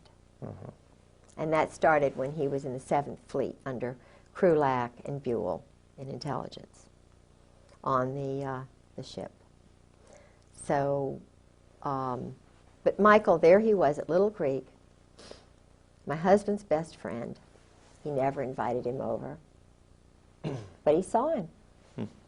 So I don't know if you can guess what that means. But the teams, the biological electronic warfare school that after my husband left FMF Lant, he went to the school, you know, the Special Operations School, which ran the teams, foreigners, and everywhere. Okay, now the term MAC-SOG, what does that mean? What is that? It was a kind of a code word for going out and sending platoons to kill people in Vietnam. SOG is Special Operations Group. Special Operations, SO, SS, OSS, Secret Service, SS, Nazi Spetsnaz, the German stormtroopers. They all, if you know anything about the German High Command, it's the Brotherhood. It's called, they are connected with the Opus Dei, which is an Italian kind of a business group that works within the Vatican. And I'm told that, and I like the Pope, I think he's a wonderful guy, but I'm told that he was involved with that during World War II. I've heard that too. And that the guy who was the Pope before was murdered so that he could get in. Now, I'm still curious about the SEALs in this murder thing. Are we still on? Yeah. Okay. Now, a SEAL, in order to complete his indoctrination, becoming a, quote, full-fledged SEAL, part of that includes the fact he has to have killed somebody. Yeah. All right, and it could SEAL be Team 6, right, the red team. Red team. The Ghetto was the captain of that team, and his wife and I had wonderful conversation. And would she confirm this as well? I mean, did she confirm this I with guess you? she would. She's scared. She's frightened. Most of these women are scared to death because they're warned. They know what happened to Sue Griggs. Okay, so They but they know. support you. I mean, Yeah. philosophically, in their Yeah. hearts at least, Oh, if not yeah. with their lips. Oh, yeah. Oh, they yeah. s- We talk about it. Some of them have to go out of their house. Some of them won't even talk in the office in which they work. They've had men come by their houses. They've had their papers stolen. I mean, association with They're- you could be the kiss of death. Yeah. Oh, sure. And they know that. But we talk anyway. And you're talking about some really brave women here. And when I talked to, there are a couple of colonels' wives, and before I went public, you know, they were talking to me, except for Carolyn Millis she turned just like that. She was the one whose house I was in when I told about the go-go dancers in the officers club and me taking the picture and thinking about writing the letter to the wives. And she said, "Oh, you can't do that. You'll ruin George's career." In other words, Carolyn has really bought into the system, and she's very pretty and she's very influential with the wives group, but she'll turn on you in a second. And it really hurt me because I was, you know, I kind of depended on her and Charlotte Moore. But when I went public, when I started telling people what I knew little bit by little bit just to get my courage, and then when I finally went to visit Sarah McClendon, it was like, you see, I told you. I mean, Sarah McClendon called my house and they told her it was an army base. I mean, it was a military base, and that the Griggses didn't live there anymore. Ha, ha, ha. See this paper? You know, then I was totally shut off. But until that point, I went in to see Peggy Sheehan. You know, we had tea and food, and he was the head of NATO SACLAN. And his wife, Peggy, said, just, Kay, this is so strange. She said, just leave a note on your refrigerator. You know, for George. Just leave a note on your refrigerator. Meaning? I don't, just, in other words, he's coming in the house. They're coming in the house. It'll get to George. This is SOP, Standard Operating Procedure. You know, just get used to it, used to being battered, used to being... Well, she was a worshiper of the security of the position, the money and everything, and just don't rock the boat because this is the way it is. Yeah, yeah. And we don't want it any differently. No. I mean, they could If desire you it have more. to divorce your husband, then, you know, that's just the way it is. But it's cold calculating, and yet so un-American. So un-American. I mean, I know what Americans like because everybody in my family were, World War II. My brother was a briefer for the SACLANT staff. He went on to be a medical doctor. This is not, of course he got out as soon as he could. Well, people who love this country and love its history, are just completely confused. Yeah. From cab drivers to Yeah. bartenders. Nobody can figure out what's going on. Why is it everything goes the wrong direction? You know what I say? When I started this, it was like maybe a 2,000-piece puzzle. I know enough. It's like a puzzle for a 2-year-old or a 1-year-old with 6 pieces. It's so easy to see. And everybody who talks to me sees it the same way. I'm sort of an interpreter. I kind of give a lot of the wives hope, and the guys too, who are already out and scared, and and they say, hey, well, this little woman, she's a real feisty, what? And I don't know whether they're going to kill her, what they're going to do, and they say, aren't you afraid? And I say, yes.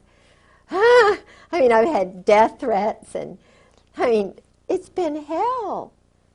But truth and light and what these other women are going through, the hell they're going through, being put through hell because their husbands are cowards and bullies. People who dress up in black, who hide behind trees, who shoot people from behind, who break into houses and steal their papers. This is in the Constitution. You don't break into someone's home. You don't steal their papers. You don't try to destroy the core that God has given them when they're born. Mothers have sons, and their sons are 18 years old, and they were telling them, join the Marine Corps to be a man? It's not a man. It's not a man who does this. It's a pervert. That's why they're not joining up anymore. That's why they're not signing up. They're having problems with retention because the mothers are finding out. McVeigh's mothers talked. Unabomber's mothers and brothers have talked, Guys like Colonel Ron Ray is talking, who was Timothy, what's his the new boy who refused to wear the UN uniform? Oh, Michael New. Michael New? Yeah. These are the heroes. Michael New is the MacArthur. Randy Hebert is the future Patton.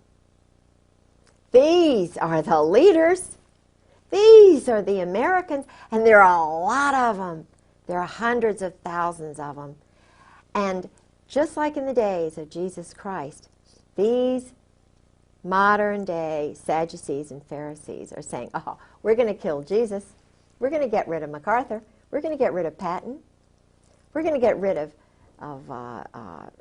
New. We're going to get rid of Colonel Sabo, murdered him. We're going to get rid of these guys one by hey, but everyone, this is physics, everyone, like Sue Griggs that's murdered, Sabo who's murdered, the wives who were murdered, Ron Brown, there are 100 people who spring up and say, now you got me to worry about.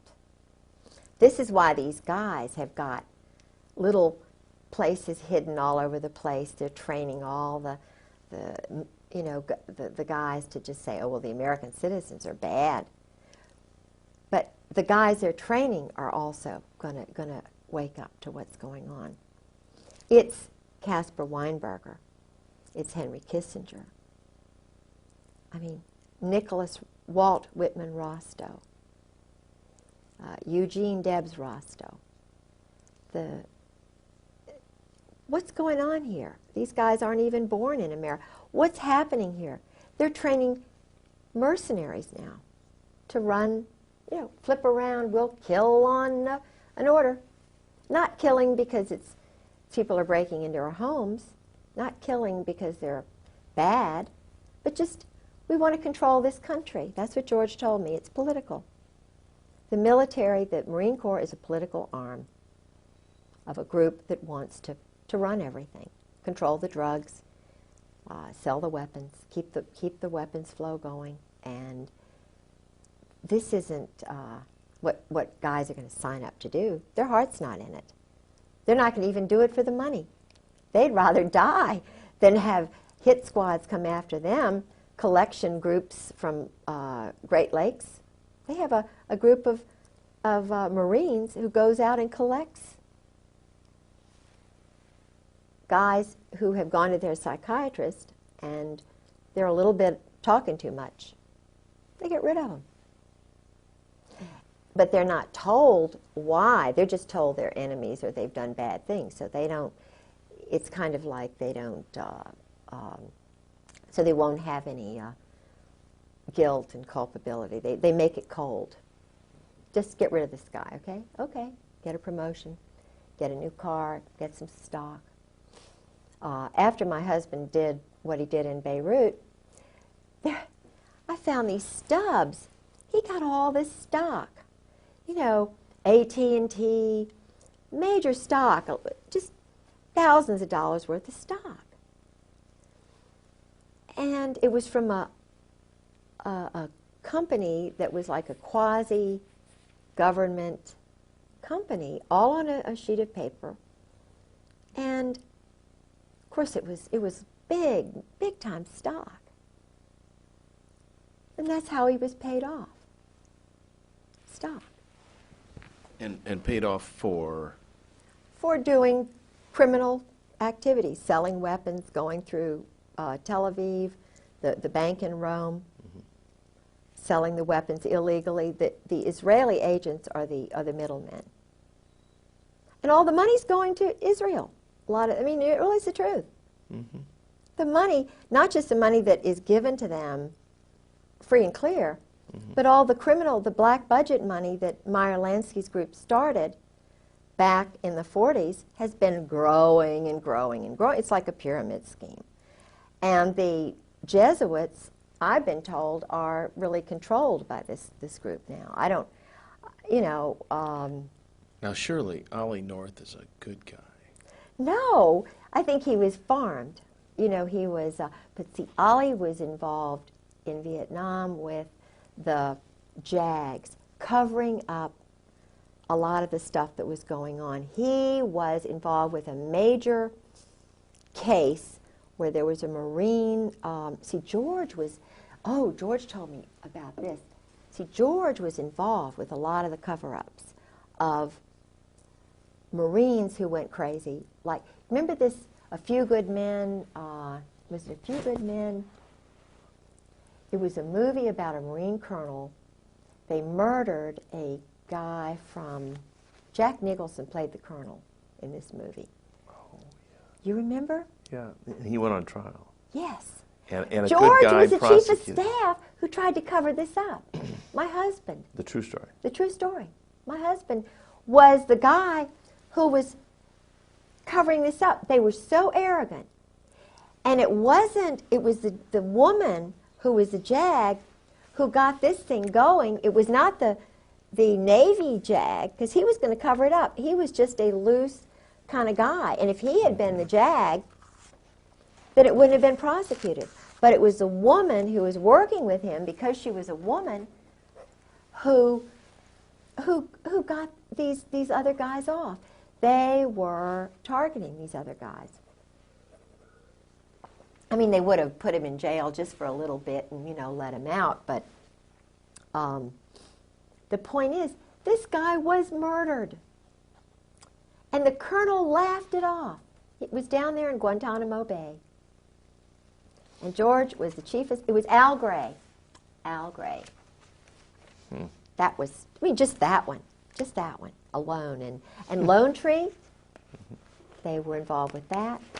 Because, see, it's just so sick. I mean, they are so easy. Let's break. Okay. I'll tell you, this has been a tremendous... I'm going to let you take this home and read this letter. Or did you take the letter? You got the letter. Okay. Take this and put the letter in there. because you'll see the glasses in there. That's Bless your heart for sitting through all this. You know, it just makes me I'm sorry. I couldn't stay down very long, but I could hear a little bit. But it's just, you know, it's my life. My perspective on everything. You know, Ron Brown was murdered, for example. Sure. Vince Foster was murdered. Forstall was murdered. Tell you what, we're gonna break right here. Okay. Because we're just about out of tape, I think, on this in here.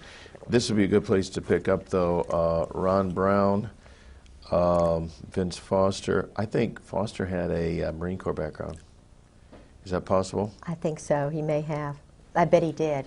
That would fit right in. Yeah. Oh, yes. Oh, yes, that would fit right in.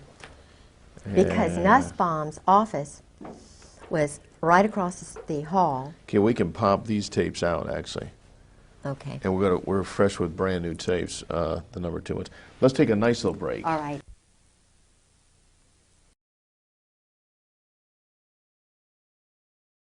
Six, 5, 4, 3, 2, 1.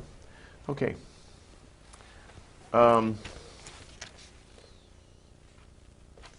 Let's talk a little bit about your husband would get into these drunken stupors, and Yeah. he would start running his mouth and Yeah. tell you everything he knew. Yeah. What did you find was some of the most stunning revelations that that came?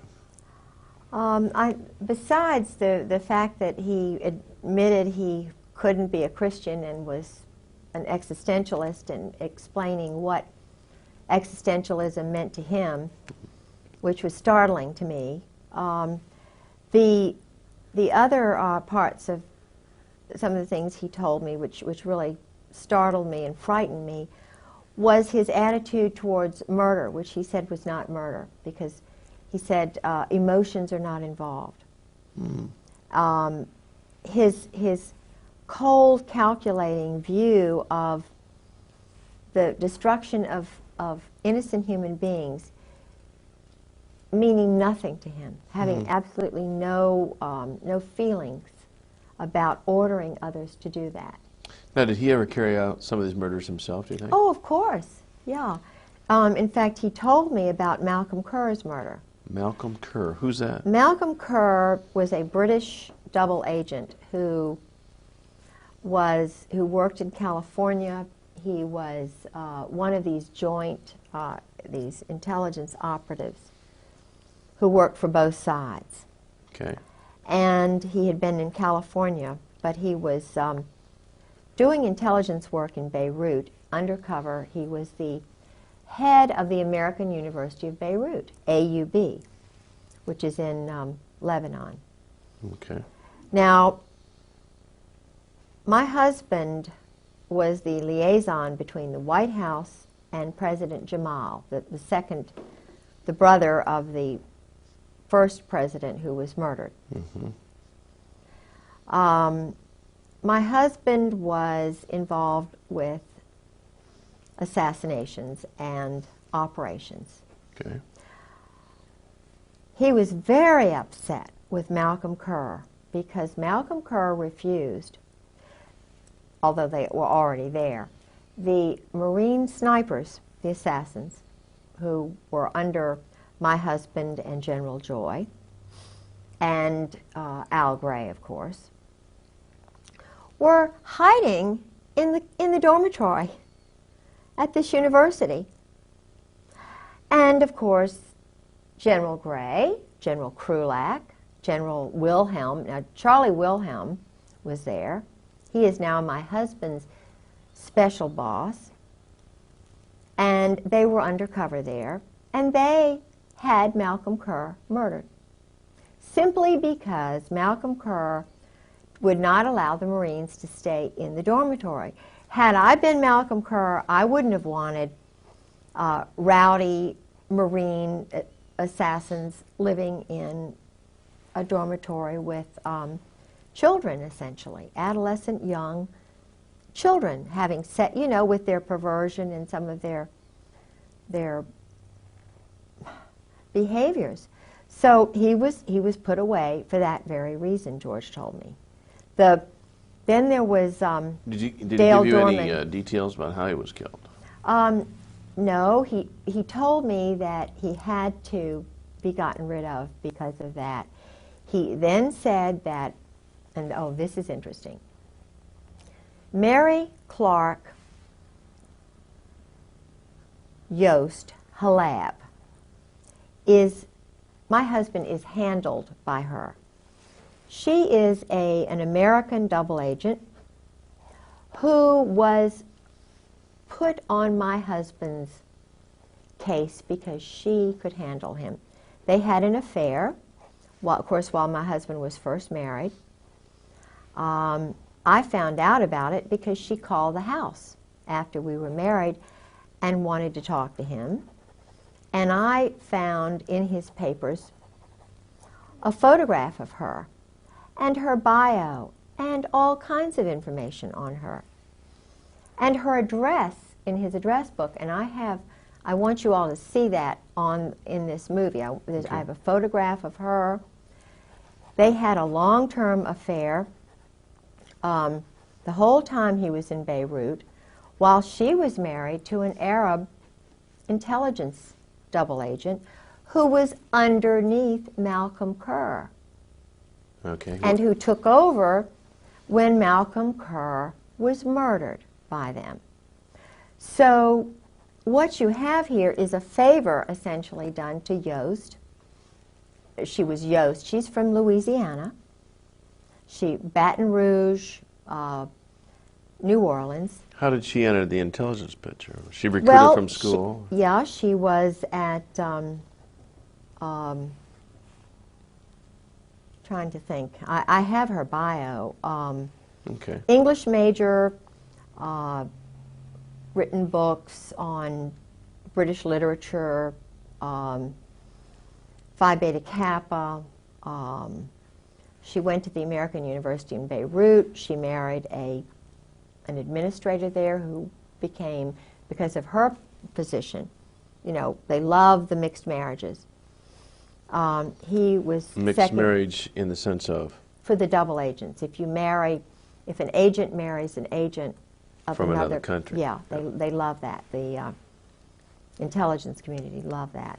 The State Department loves that. And I was mentioning earlier that about the State Department, when I was living with Sarah McClendon, helping her in 1986, I went everywhere she went because she's the senior national White House correspondent. And I went to the State Department one day because I was curious about why there isn't peace in the Middle East.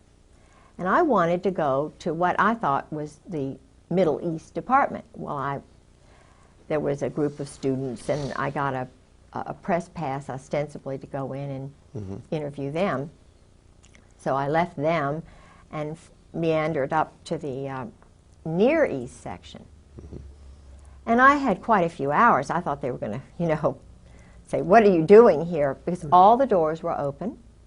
They had these little buttons on each door, that they could have closed and you could have had to have known somebody to get in, which I think is terrible.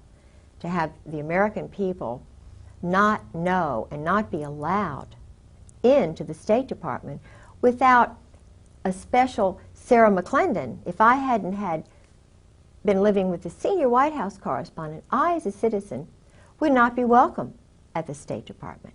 Now, if they're interested in peace and they're interested in that kind of thing, they're certainly not showing it by the closed door policy. So I went in. There were about 8 or 10 offices. I went in every single one. I was looking to find out who the leaders were. I knew about Aaron David Miller.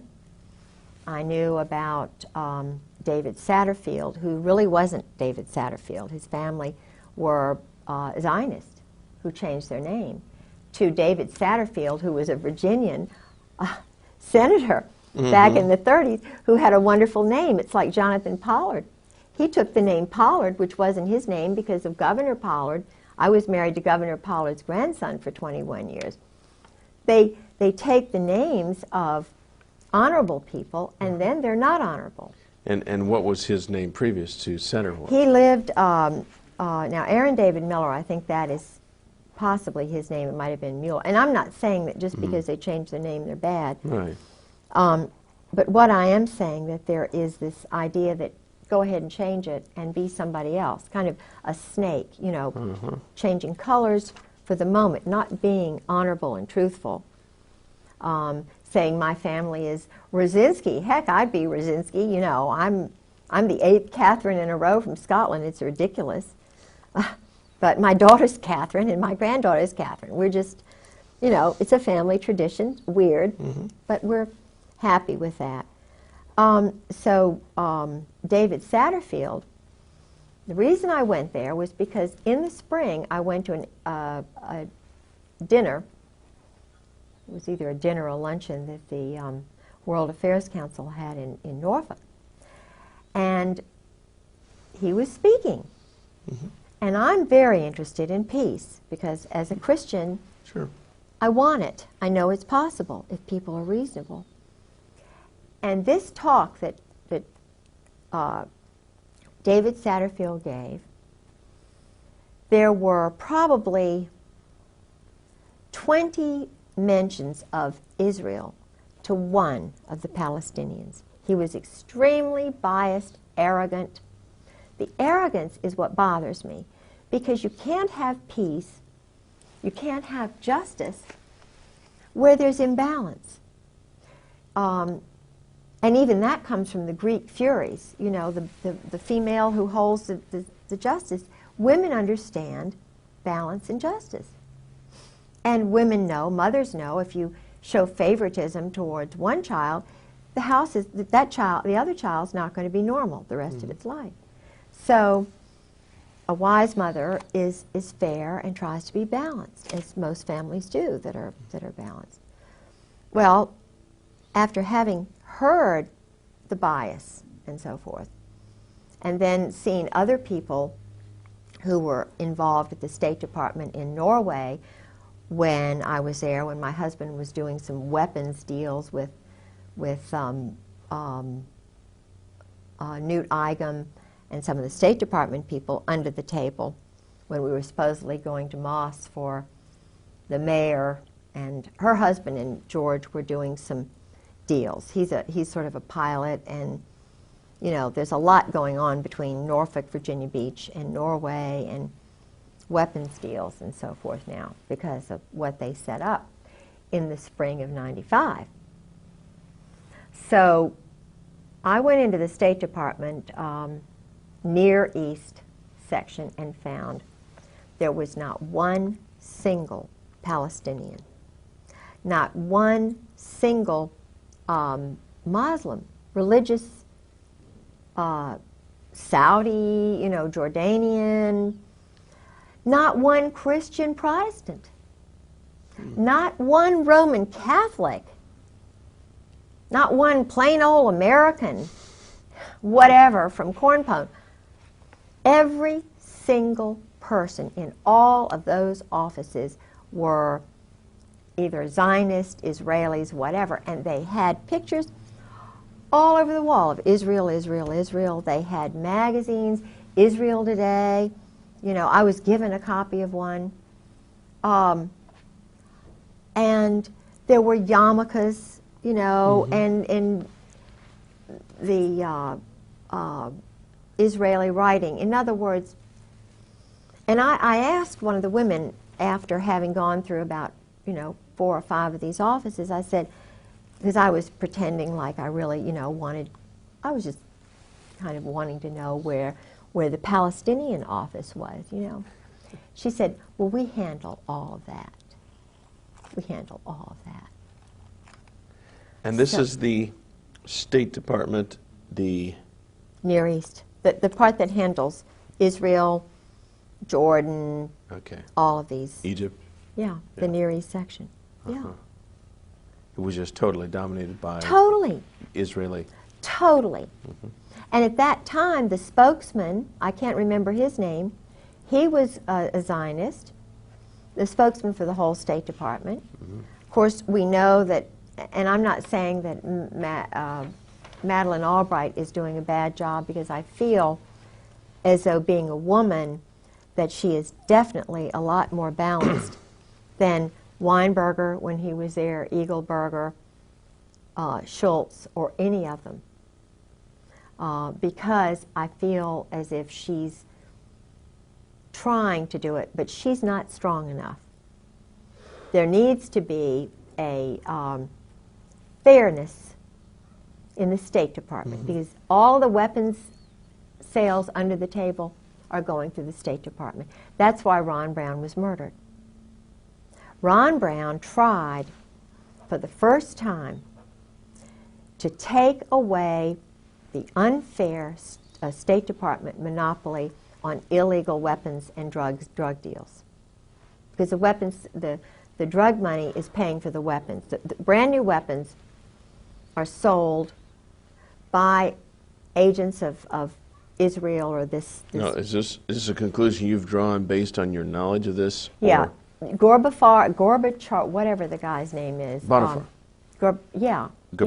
Gorbanifar, and it was either him or my husband worked with him. My husband was the one who was chief of staff under Al Gray when North was moved from the Atlantic Command to the National Security Council. Ollie North. Ollie North. And when you work in the White House, you work under the Army. The Marines have no overlord as such. They can float, they can be truck drivers and still be 4th Marine, but they're run out of New Orleans, just like Oswald was. See, Oswald was homosexually recruited by Clay Shaw, David Ferry, that whole, the New Orleans, Meyer Lansky's guy, Jack Rubenstein, who was Jack Ruby. See, all of the funding for these operations go through the joint, the mob. And Oswald's mother had moved to New York, and he had gotten under this Zionist psychiatrist. I can't remember his name. But he came down to check on him. He was brilliant, but he wasn't motivated. He wasn't told he was special. His dad died or whatever, And his father was a, I believe, a German soldier. But the point is, Oswald was a loner, brilliant, and a perfect candidate. He and my husband's profile are just, in fact, they almost look alike. And you mean their profile in terms of their background? Psychological not profile. Their physical profiles. Yeah, even they look a lot alike. Yeah. And what's interesting is they always allege that he had a double. Well, Couldn't you have been see, your this husband. is interesting. My husband, when I saw him in June, after his having lived with me that fall, he was different, a different facial, everything, than the man I married. The man I married and the man I saw in June were one and the same. Had a fuller face. The mouth, the mouth was fine, but the man that I was with, and I know that I felt it was not the same person. Now, I don't think he could have gained that much weight in just a few months, because he was very thin, and Now I could be just. But women sense things. I don't know how to explain it. And I talked to a good friend of Marina Oswald's who knows that her husband was a patsy. And I talked to another woman in El Paso who was in the book The Widows, whose husband was a a German, or rather a Czechoslovakian, whose father and two brothers had come over here as mercenaries, like all of these young men are still doing today. And the father sent for the little boy and his sister, leaving the mother back in Czechoslovakia. Evidently she had had an affair or something, but she was banished. I think they do this on purpose, though, because I'm finding that the boys identify with their mothers. They don't bond so much with the fathers, and they are their mother's keeper in that country. Now, I've talked to an Indian who had this situation, a little boy from Haiti, and a young boy from Romania. Each and every scenario was the same. The mothers were back there. They were given 5 years to become an American citizen. As they were mercenaries, they had to do things that made one of them cry on the bus. And he told me what was done when they did a hit. There was one man who did things that were just horrible, and he said, I want to get out, but I can't. And this is horrible, to put young men who are strict Roman Catholics, you know, they've got that background, and bring them over here and make assassins of them, or, in other words, to turn them in a 5-year period, and for the taxpayers to pay for this. These young men are training with SEALs. They may have a mother who's an American and a father who's French, so they can go both ways. And therefore, they're not under the laws of the United States, so they can go do the actual murders or whatever. And in Oswald's case, if you remember, he didn't have any problem getting into the Soviet Union. Right. And he went into the State Department on a Saturday. The man who saw him was a Zionist. He didn't even meet anybody else. Special, elite.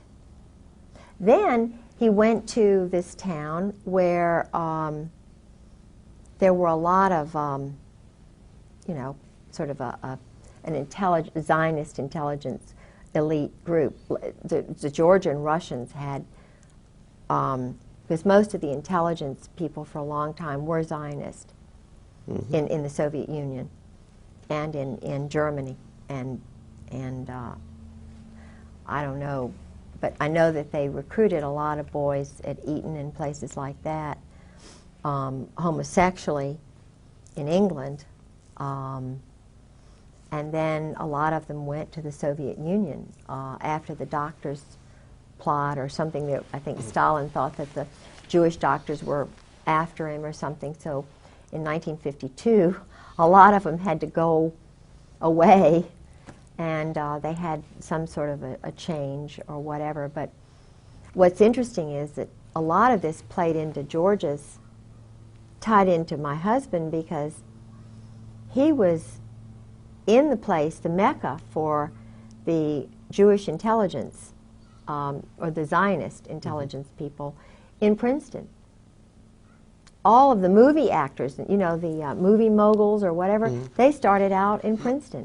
The psychological operations crowd from the Nazi, the whatever, they came to Princeton. And, you know, of course, some of them went to Harvard. And they spread out from there. Oppenheimer and I mean, you know, it's very interesting. That's where a lot of them were, in Princeton. And he was there, of course, well, I mean, he was born in 1937. He born in Atlantic City, then they moved to Lawrenceville. But his grandparents lived outside of Princeton. So he had a tie with his grandparents. But then his grandparents wound up moving out to California, so he was really abandoned from the time he was 13. And of course, being under the influence of Charles Caddock, who was the bodyguard for the Saudis, Allah teacher. And he controlled the power in the school. the Cheeseborough, headmaster Cheeseborough, of course, gave Charles Caddock carte blanche. Why? Because the Saudis bought a big mansion called Russell House. Caddock was there with the Saudis all alone, and my husband was there part of the time. They would go on outings using Saudi money. I mean, my husband was taught to fly a plane. He was taught to shoot. They went on these, they would get nude and run in the woods kind of thing. Even at Princeton, his roommates told me that he would go out with these men. And when his first roommate said, because he really likes George, and George is a really handsome, I think, a little older now, but in those days he was very handsome. And his roommate of the first 2 years, and who'd been at the Hun, said that he had a relationship with a French teacher who was a count or whatever from Paris, who was kind of a teacher's aide, who helped him write his paper, and who knew Camus. In other words, there was a group, this young French teacher, who liked my husband a lot and helped him with his thesis, was also a friend of an older French teacher who was a very good friend of Camus. And Camus was coming over to see him when he was married. Camus is? Albert Camus is an existentialist writer who believed in murder and, you know, sabotage. And the end that justifies any means. yeah, and he was also an Arabist. They were, you see, Lawrence of Arabia, this group stuff was started by this small group of Kabbalists who were trying to take over the oil. So what they would do would be to find these sheiks and find whichever one would go along with whatever. Well, the Brits were more interested in finding somebody who was fair, you know, not necessarily like that, you know, but then there was a guy named Moose who was in the American State Department who tried to, they wound up, the Americans wound up poisoning this Caddock, got in with the Saudi royal family, the other brother, who wound up getting it. They had a house in Switzerland. The Saudi royals had a big mansions on the Aix-les-Rosés is the place where Charles Caddock died, I understand. And my husband, according to the roommates, one in particular, who said, George never lost track. He always kept up with Charles Caddock. Well, Charles Caddock only died in, what, 1995, 1994. I only heard of him as a teacher in the first 3 years of marriage. But when was he writing Charles Caddock? He was writing him, you know, Charles Caddock and Robinson,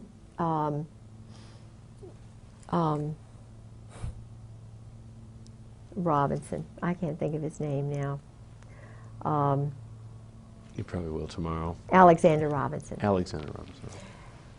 Was a Marine, very handsome, young, went to the Hun school, and was in Saudi Arabia, in these places, came fresh from there to the Hun school.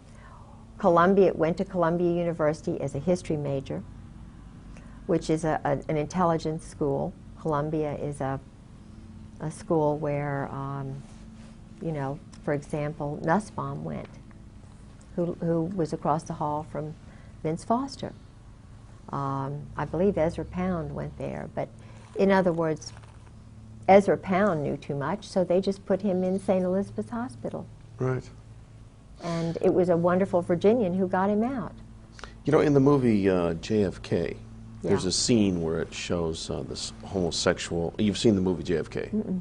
Oh, okay. Well, I presume Yeah. too much, but there was a scene involving Ferry and who's the other guy in New Orleans? That, David Ferry and Clay Shaw. Clay Shaw. Clay Shaw was OSS. He was also in intelligence, and he was homosexual. Yeah. And They did dress up. they were in that movie, yeah, in complete drag and a real weird course. thing. And I'm sure that struck a lot of people as it's very odd that these people would be homosexual like that. But that, actually the movie, very, I'll have to see that. evidently very frankly brought that across. Yeah. Yeah. Well, what's interesting to me is this book, The Widows, has 4 spies, double agents, who worked for the United States and Soviet satellites or whatever who were murdered. And they worked for the sort of the Navy and the Army, and one of them was a man who was murdered outside of the Army's intelligence headquarters outside of Washington, and in a Holiday Inn, I think it was. And just before he was murdered, he called his wife back in El Paso and said, "The Army is going to kill me. They're going to kill me." Well, he was murdered, and the Army did kill him. Now, this is a fictional account, or this No, really happened? it actually happened. Oh, I was thinking the book The Widows is not fiction then. Oh no, it's all. Golitsyn, the spy Golitsyn was in there. There were a couple of others. Paisley, who was murdered almost like this other man. Paisley was murdered like William Colby. Paisley was also hanging around with homosexuals. He went to the Rush River Lodge. That is the one. So did Bob Woodward. Bob Woodward, you know. The reporter? Yeah, yeah. Henry Kissinger was a well-known, totally a homosexual, not even both ways. And so his wife is a marriage of Oh, it's just a cover convenience. Yeah, and he convenience. might, you know, maybe he's discovered women in his late age, I don't know. But no, I heard through a very well-grounded German that Henry's best friend's father told Henry to stay away from him, and that's why Henry left. The family were embarrassed, and Henry went to Britain, where they did this, and then changed his name from Heinz to Henry. And I interviewed a man named Bob, who's an Army enlisted person who told me about Henry in Cambodia. So he, up through Cambodia, he was actually raping young men. And of course, that experience destroyed the lives of these 5 young men, according to the source. I mean, he said he was crying, and this man was a perfectly wonderful, functioning, young married man who worked for a newspaper on the Eastern Shore and had 3 young children, went to Vietnam as an enlisted man, was put in Cambodia, which he said it was a lie living there, and then ran into Henry Kissinger, or Henry Kissinger ran into him and did certain things to him, invited him into his tent with some other men. It was horrible, but it was, you know, he said it's wartime and so forth. But he said, you know, I could have taken it mentally if it had been a bunkmate or something. But he said, when it's someone like Henry Kissinger who does it to you, you're ruined. He said, I could never, he said he came back home. Oh, and this is interesting, and I really believe that Bob's right. He said, Kissinger said to him, if you ever tell anybody, if you ever mention a soul, it's the end of you. Don't you ever tell anybody. Well, when Bob got back, he went to a special hospital, and they were going to keep him locked up forever. Bob. Bob. A lot of the other boys just, you know, my feeling is that he was flagged the way I was flagged when General Gray and, you know, Wilhelm had me flagged because I broke up the go-go dancing in the officers' club. I was labeled a troublemaker because I thought it was wrong for married men to be going out with topless go-go dancers in the officers' club dining room, and I took pictures of it, and my husband, you know, got really mad and so forth. And these pictures today are still with you, or they're missing? Oh, no. My husband, what happened, I had the pictures. I risked my life because he tried to grab the camera from me. I hid it in the women's bathroom, and he tried to get it from me. We had a terrible fight that night. He wanted the pictures, and I mean, I prevailed. I developed the pictures, wrote a very nice Southern letter, wrote the letter to the club manager saying I didn't think it was proper. Had 3 sets, actually 4 sets of the 3 photographs I took made, and I sent a copy of the letter and the photographs to the base commander's wife and to the commandant's wife, and it stopped. But I was flagged, so I know. But this was before Tailhook, and yet instead of being congratulated for helping family values, for standing up for the wives, for showing the Marine Corps the proper place to have nudity and debauchery is not in the dining room of Camp Lejeune. And my husband said, well, this is nothing compared to Okinawa. You just have to get used to it, he told me. Now, I was a colonel's wife. These were young majors, and they were seeing me being talked down to. What do you think it did to them? It demoralized them. The Marine Corps was demoralized. The wives were demoralized, and I did what was right, what Jesus Christ would have done. How can they call themselves Christians and condone, how can Al Gray and Wilhelm and Cook and my husband condone this kind of behavior and flag me as a weirdo? So there's something, and that's where I'm standing. I'm standing on what I know Jesus Christ would have done. And if they want to, you know, continue to hound me because I'm telling truth, well, that's just the way it is, because I'm not going to lie and develop a different kind of personality just to please them. But anyway, that happened. Well, it's certainly honorable. Now, so then the book, The Widows, continues with... Yes. Yes, and I contacted this woman. There was a detective who had to be hired. She knew he'd been murdered. The Army covered everything up.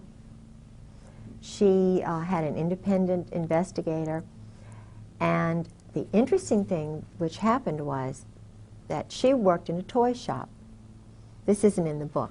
She told me this over the phone. This is Mrs. Yeah, it's like Klein. Oh, at any rate. So Yeah.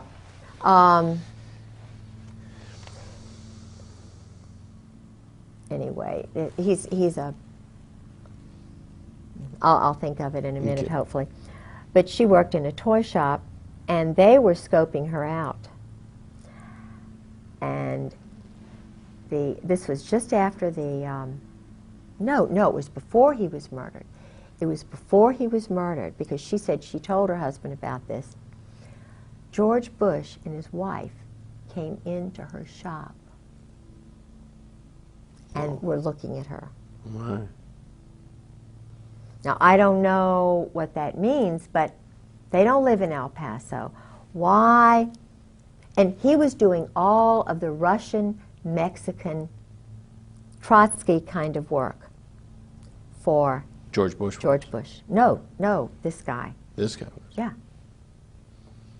Now, this is while Weapons George sales. was CIA director? Right. I believe he was CIA director then. But the interesting thing to me was that why would he scope the wife? Why would he bring Barbara in?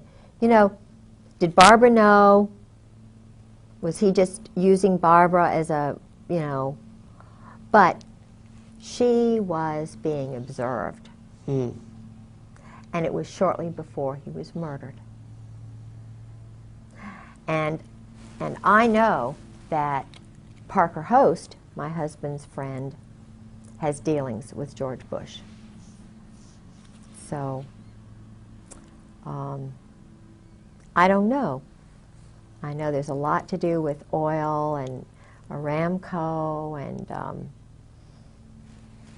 Texas and all of that. I know it's very complex, but where I draw the line is murder and assassination and corruption and lies and deception and cruelty to innocent women and children and families, just because they're not elite.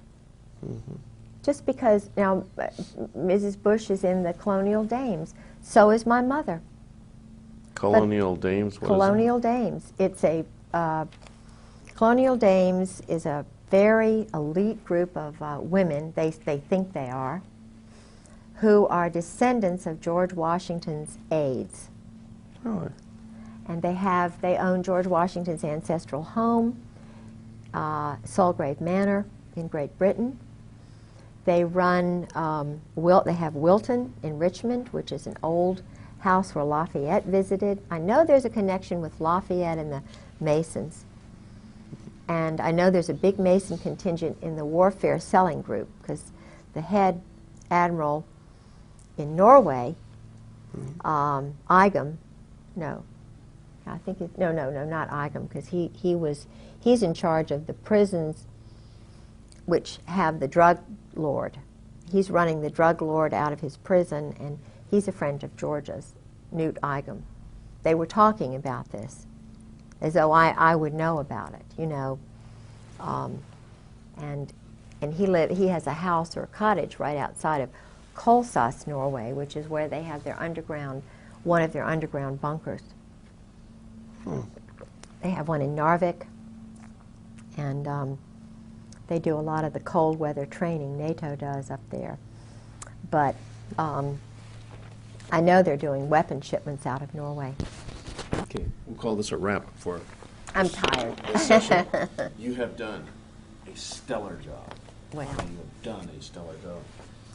You want to be sure and take all these things. Yeah. They would be secure here, but let's not take Well, any chances. this is not in order, but this is interesting because they're talking about having mercenary guys now, like the executive decision or they're hiring mercenaries. Countries are to do, but it's not just countries that are hiring mercenaries. It's others. This is his Princeton yearbook, and what some of the guys are doing this year, which is interesting. Okay, all set. Here, I'll move.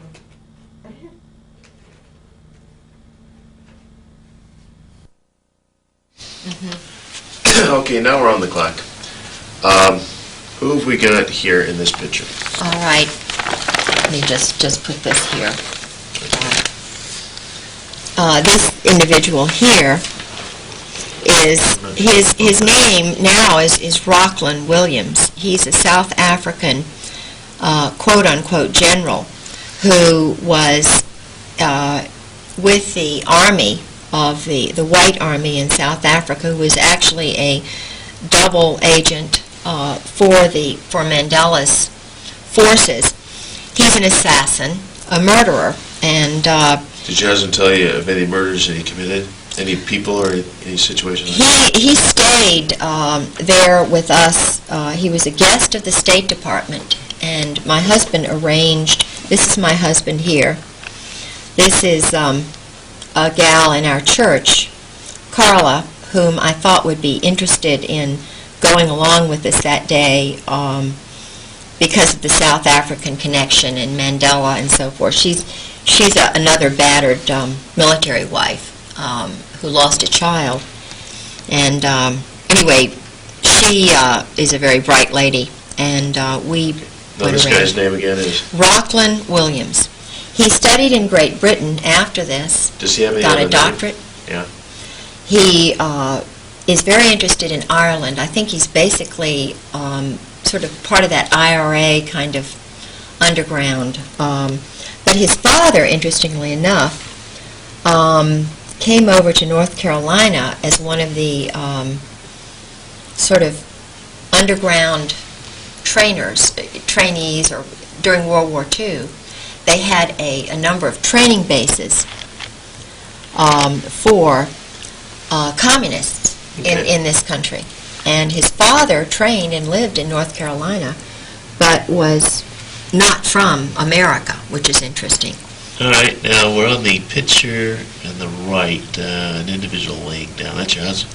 Yeah, my husband was a rageaholic.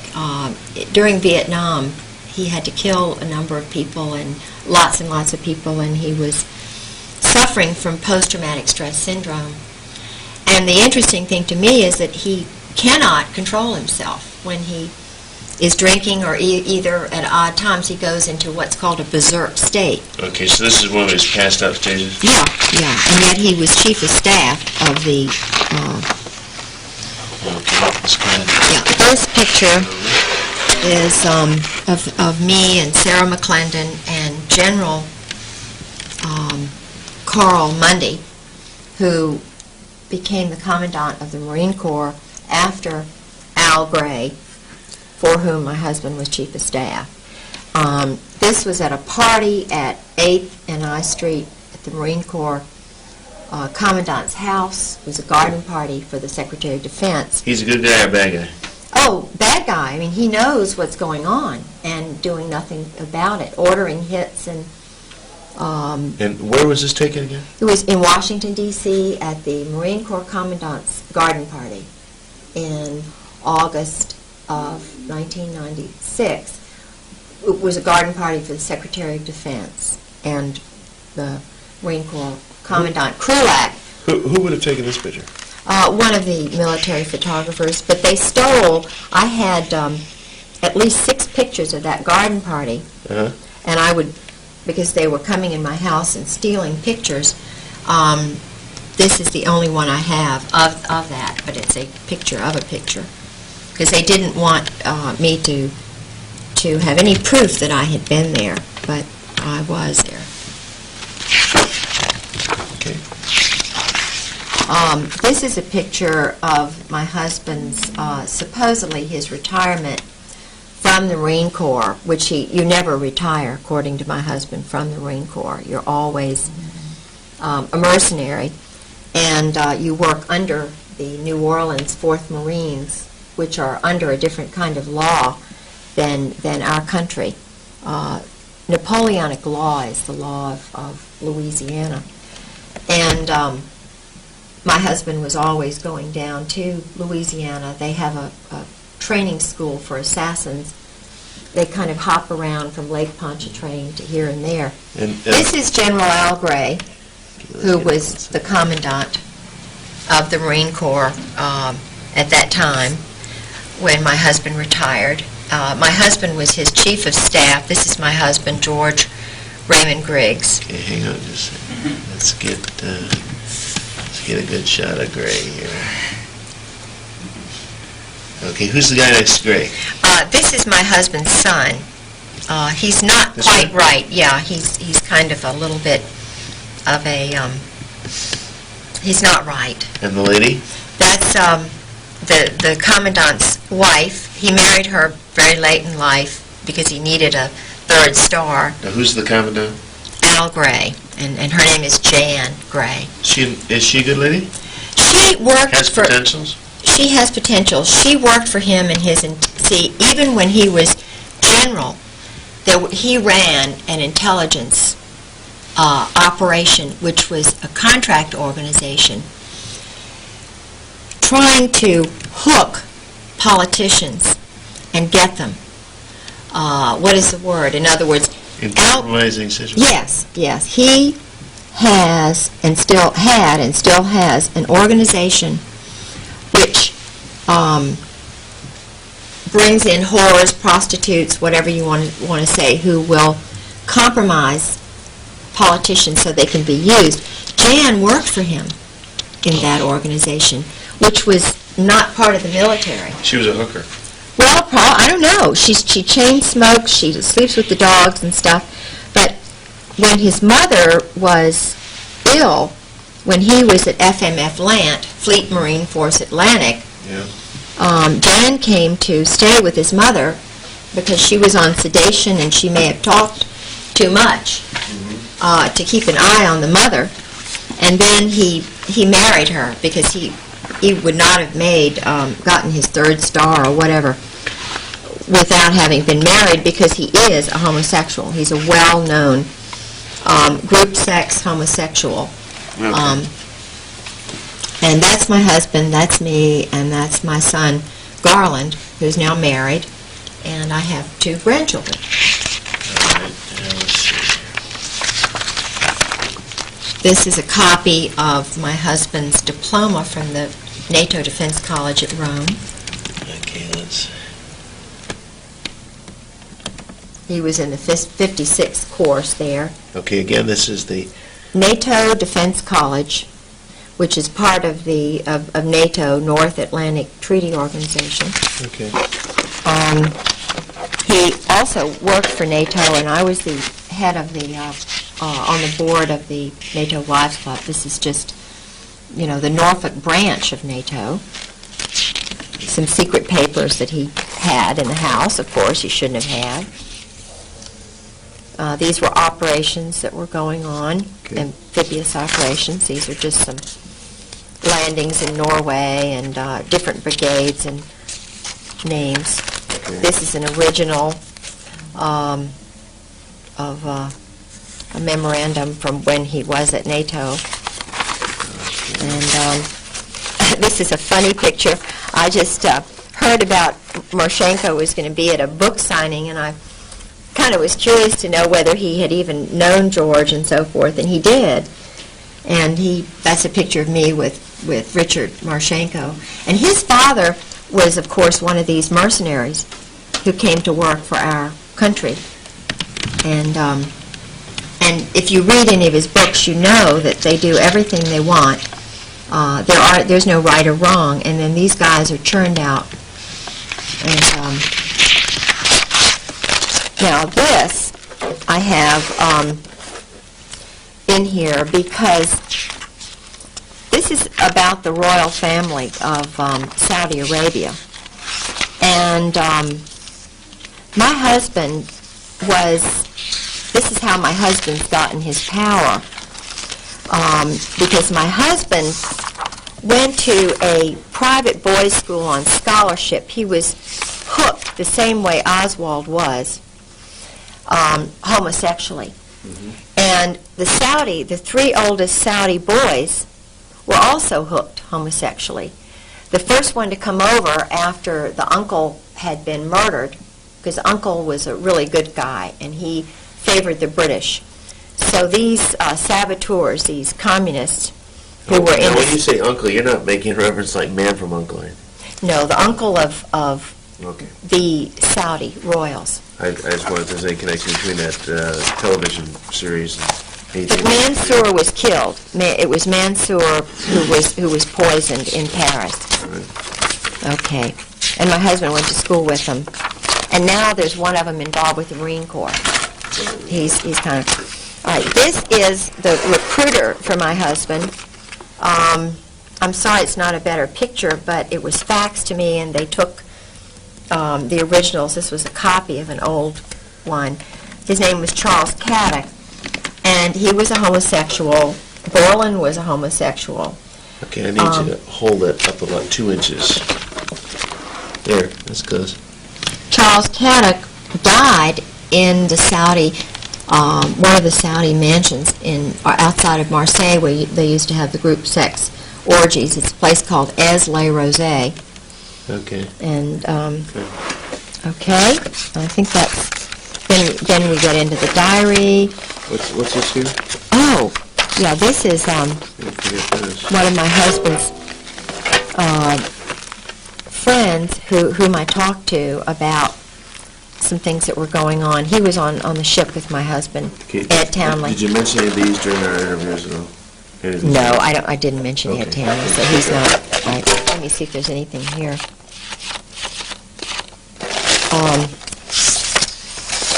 Yeah.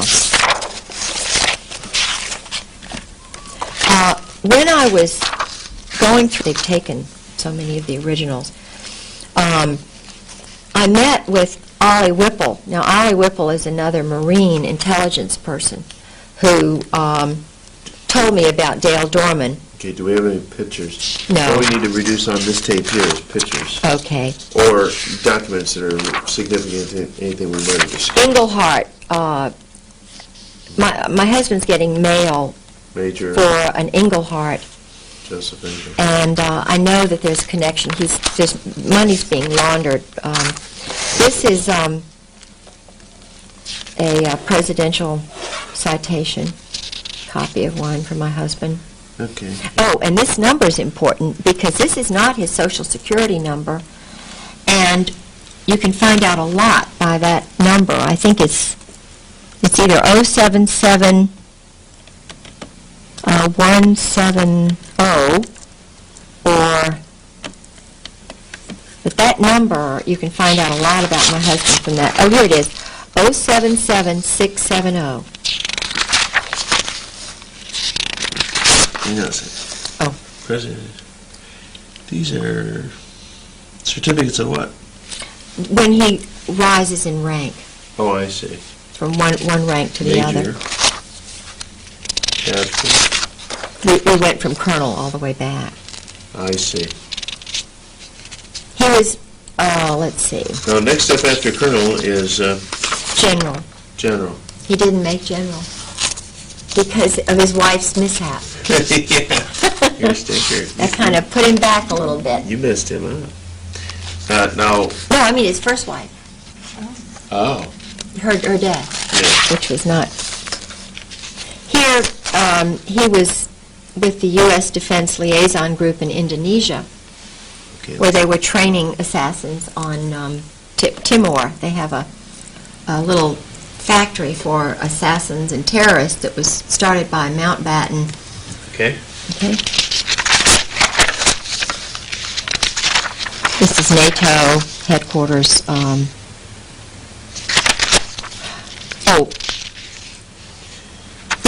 These are notes by his a Marine Corps friend of his from Princeton, who was in his class and who helped me a little bit to understand what was going on. But this is interesting in his handwriting because it says, Robertson says Kay has spoken of abuses, George spending up to the limit, $33,000 on credit cards. He says an intervention often might be good. J.R., Jim Robertson, is disturbed by Kay's stories, and this is J.R.'s number. Well, who is Jim Robertson now but the head of the Justice Department Criminal Division? And this is in his handwriting. They've taken the originals. Mike Kimmel was mentioned to me by Jim Proctor, who has written this. Mike Kimmel is the son of the famous admiral who was the head of Pearl Harbor at the Pearl Harbor bombing.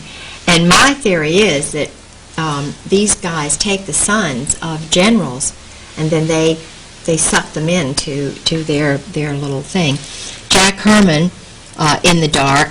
Jack Herman was my husband's roommate from Brooklyn, whose father was Barbara Streisand's doctor, and who is really literally kind of a basket case since he graduated from Princeton. Siegel is the president of the class. Right. John Wilhelm, I think he's related to Charlie Wilhelm, whom my husband's now working for. He's in intelligence. We have a picture of him in the reunion. Yeah, we do have a picture of John Wilhelm. Murdered or something happens to me, and I'm really scared when I talk about this.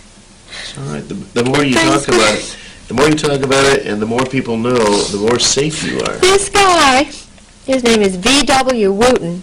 He was in And his son Wallace, he said it was his son. This is the license number, ZYF3977, Chrysler LeBaron Maroon. The time, it was 5:30:96, 2 o'clock, from about 2 until 4:30 in the afternoon.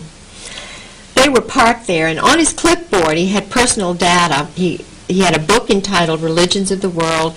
He was obviously studying Islamic religions, because that was, you know, what the thing.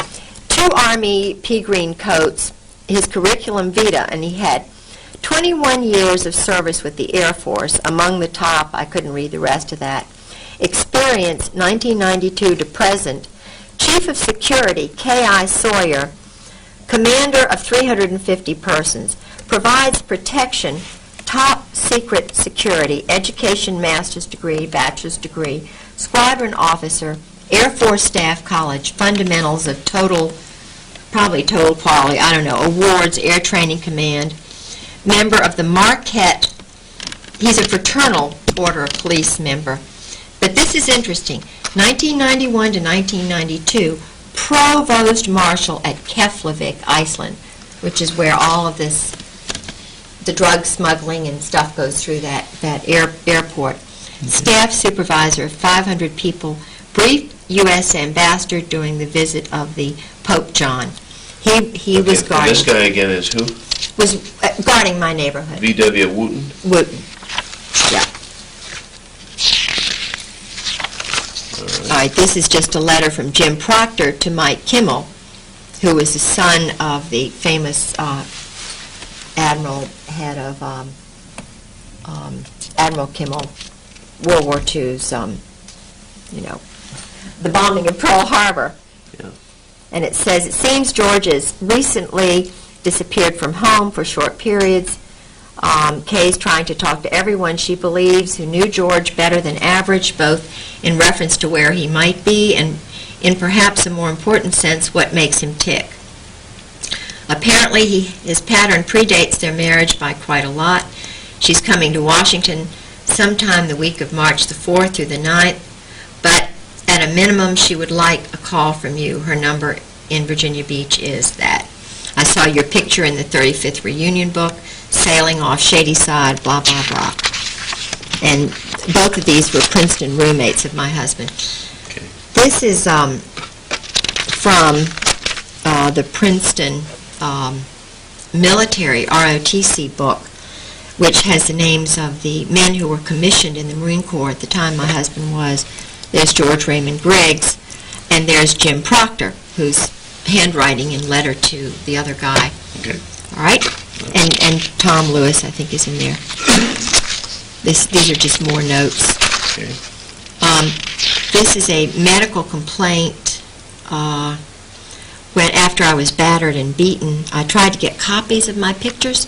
They wouldn't let me have them. From the medical? Yeah, they wouldn't. These are just some little things about. It's not that important. I was just writing down things I remembered. I don't think this is just about some of his background. Yeah.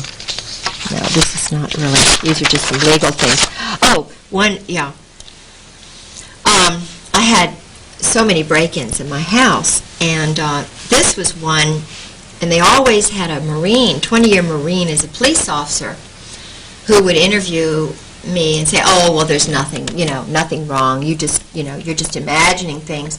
Well, this particular incident, they were SEALs. They were dressed in black. They were amphibious men. My neighborhood is surrounded by water. Mm-hmm. And not only did they break into my house, in my car, they were interrupted by a neighbor's dog, a Doberman kind of dog, who chased them, and they left my suitcase in Judge Reed's woods. I guess they were intending to, to get it the next day or something.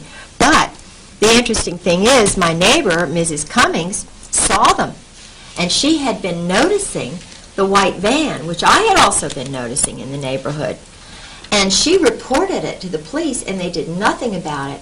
And the very day that we had a robbery, they had tried to break into her house because it looks out over my house during the day. like the day before, and she talked to the same police officer, and he didn't even tell her there'd been a break-in in my house. And they not only did they break into my car, but they broke into my brother's cars. Oh, you know, there are all these houses around, but and they took my brother's, some of my brother's things. This is just about what she described to me 2 weeks before the cars were vandalized. Okay. Anyway, okay, this is just describing that. Officer Satterwhite. And I would send things to Jewel McGee.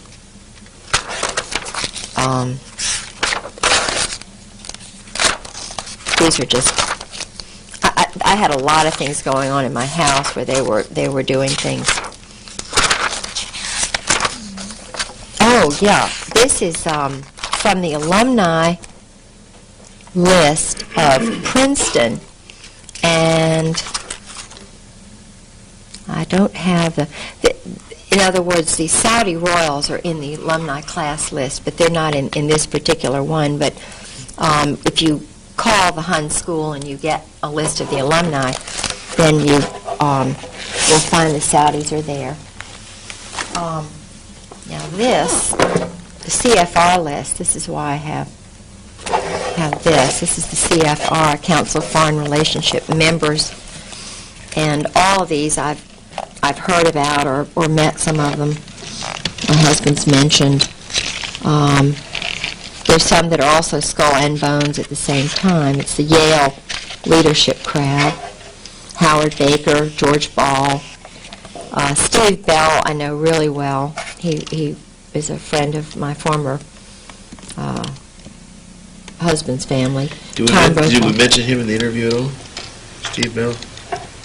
No. John Blum we did mention. My son is married to his daughter.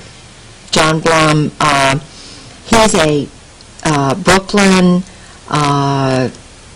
Yale-y. His best friend is this Rockefeller guy, not Jay. His son is married to your daughter. No, his daughter is married to my son. His daughter's married to you. And they met. His father, they're Jewish, part Jewish. Mm-hmm.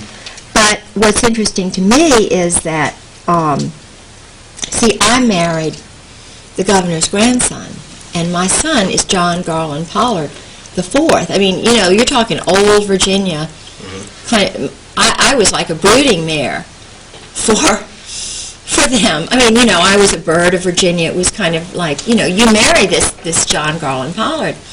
Well, my son went to Woodbury Forest, which is where George Bush's son went and Oliver North's son went.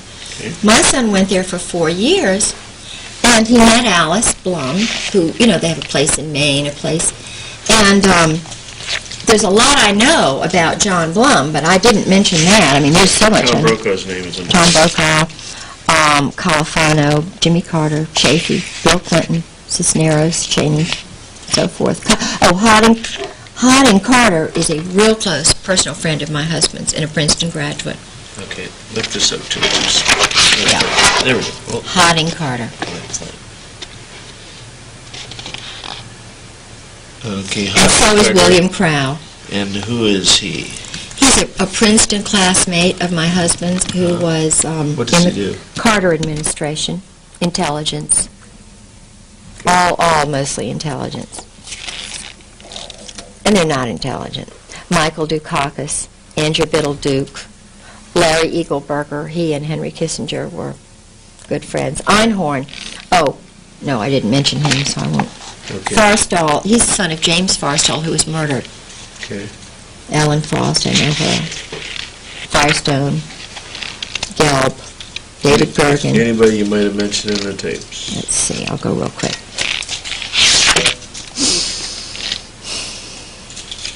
I may have mentioned David Hoops, but I don't think so. No, okay. These are just CFR people. Yeah. Henry Kissinger. Signs, yeah. Oh, another good friend of my husband's is Cord Meyer, and Bob McFarland, really good friend of my husband. Pelletreau, real good friend of George's. the Pincus family. Oh, Consuelo Rice, she's a good friend of my husband's. The Rostos, all four of the Rostos. Yeah, these are bad guys, major bad guys.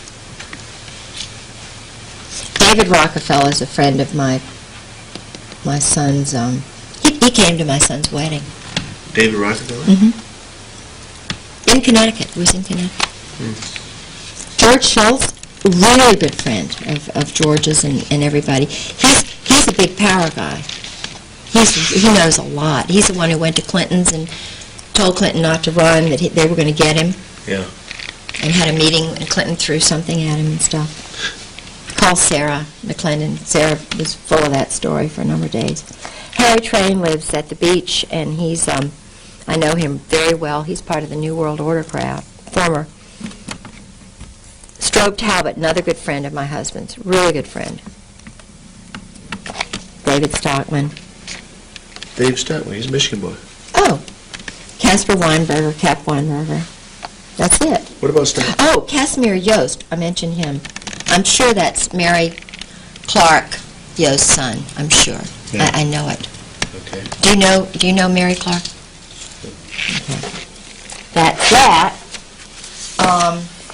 This I think is interesting. This is an intelligence and electronic warfare operations book distributed by the Army, and what it shows me is how arrogant they are about subversion and deception. In other words, this is just a regular old field manual, 1983 or whatever, and deception is so important. And deep operations, deep cover. They don't have the word. Open that up again where it says deep cover. I'll get a quick shot of that.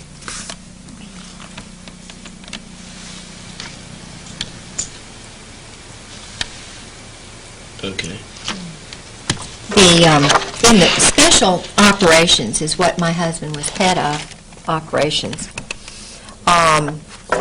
The electronic warfare, an important part of electronic warfare is deception and knowing everything about the person, not just knowing about the target. Now, human beings are called targets. Women now are being targeted by the military, wives like me. So they'll have a team finding out everything about my grandparents, my family, who my friends are, to try and discredit me. And of course, everybody who is flagged, who is a target, they'll jamming is the deliberate radiation or re-radiation of electromagnetic energy to prevent or downgrade the reception of information by a receiver. The multi-spot jamming is directed against more than one frequency. In other words, they jam I've had my caller ID downloaded. Sarah McClendon called my house and was told she couldn't reach me. It was a military base. MED is conducted. MED is manipulative electronic deception. Simulative electronic deception is SED. MED is conducted by altering the electromagnetic profile of friendly forces. It seeks to counter hostile electronic warfare and SIGINT activities by manipulating friendly electronic magnetic emissions. This is done by magnifying the technical characteristics and profiles which would provide an accurate picture of friendly intentions by deliberately transmitting false information. In other words, they are interested in deception as part of their line of attack. Okay, cool. Okay. It just goes on and on and on. Well, it authenticates it. They teach this stuff. Yeah. Then those single pictures you had. Oh, yeah. Snaps. Oh. Real handsome guy. His dad was a Nazi soldier, okay, was with the big, elite. Name is Ken Millis. And that's his mother, Flo, from 7 Mile, Ohio. Really nice. All right. That's the former Marine Chief of Staff. While my husband's wife was being put in the grave. Let me zero in here again a little bit here.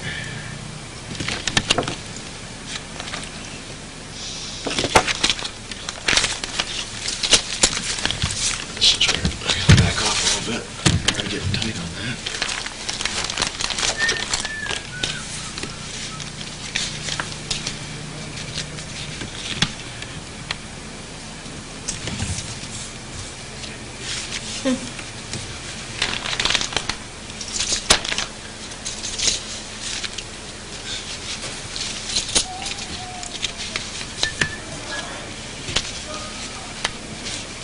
These are some original letters that he wrote to his lady friend when he was married to his first wife. Okay, now once again, these the significance here He is a Marine colonel who was always there when George would sort of disappear, but he was chief of staff. Okay. And the ladies are? His wife and his mother and my husband and me. Okay. Okay. Whoops. Oh, I'm sorry. Sorry. Okay, the other one shows that you're actually human. Yeah. Dog lover. Yeah. Princeton ashtray. And who's in the picture above? That's his first wife's mother and his daughter and his daughter-in-law with the baby that I just prayed that there would be a granddaughter. And this is Melinda, little Melinda, in front of the dollhouse in our yard. Okay. Okay? This is his first wife. Can't tell you what. With a dog. Let's hold those right about, I don't know. Let me put something up there so we get beyond. How about this? There we go. Just use a paper box. There we go. Just lay them on top of that. All right. I never knew Sue. That's his first wife. Mm-hmm. Okay, next. Yep. This is George and his cousin Bob. They're big drinkers in that family. I don't know who the other people are. Okay. This is George in one of his rages.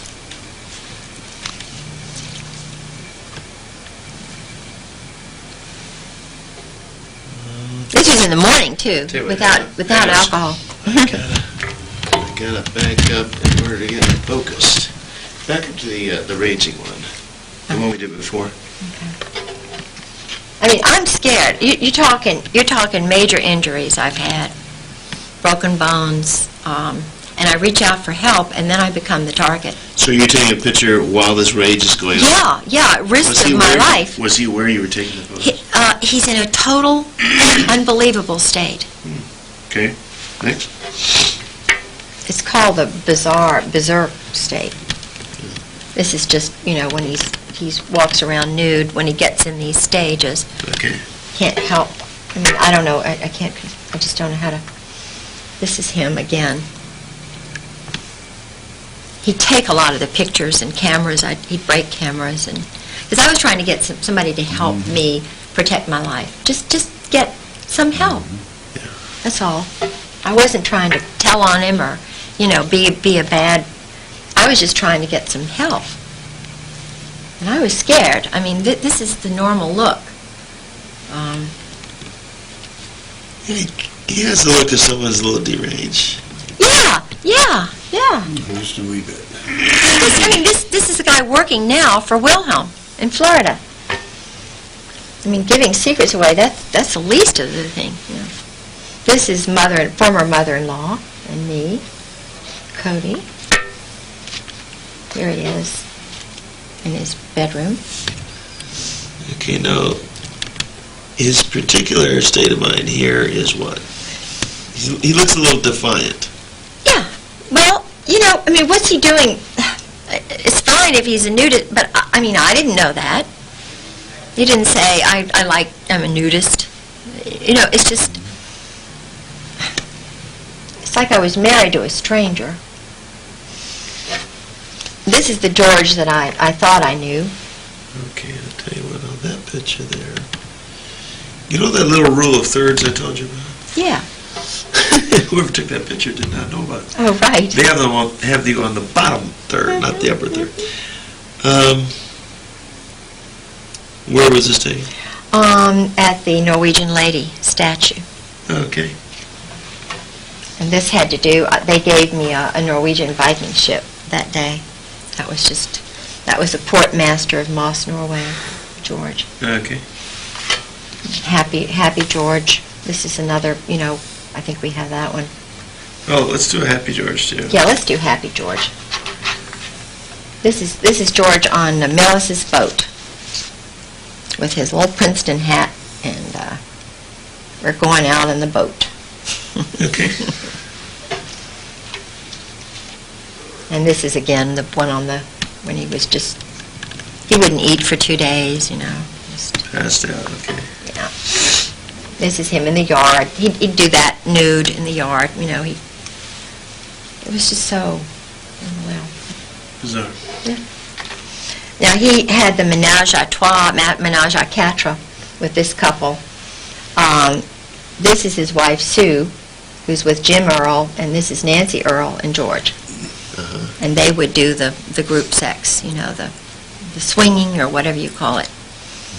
And I had lots of people tell me that, and yet he's, very trusted, and they know everything kind of about him. This is another woman he was sleeping with in Beirut, whose husband was the assistant director at the American University of Beirut, who was an Arab. She was an intelligence person. And her son is Kashmir. Okay. This is just, some bruises of me. That's not very nice to look at. There are injuries. This is George with his booze. Let's see it. But he looks like a little happier George. Oh, he's always smiling when he's drinking. Bless his heart. He's always smiling. Okay. I'm trying to...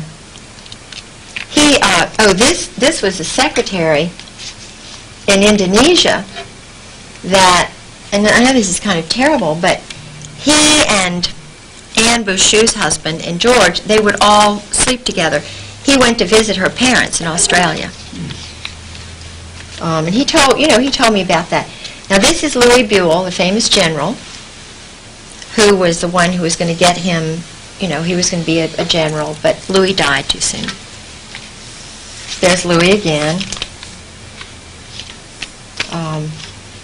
Here's Halab's address. You can tell that, he tore it up. But I went and retrieved it. There's Halab and company, Halab. And these are just some letters to Anne Bouchou, another person. That's basically it, I think. I think we've got all of it. Okay. That's it. All right, then any other photos you... Yeah, when would that have been? Oh, 93, somewhere around in there. 94. November. Hang on a second, don't move it. Okay.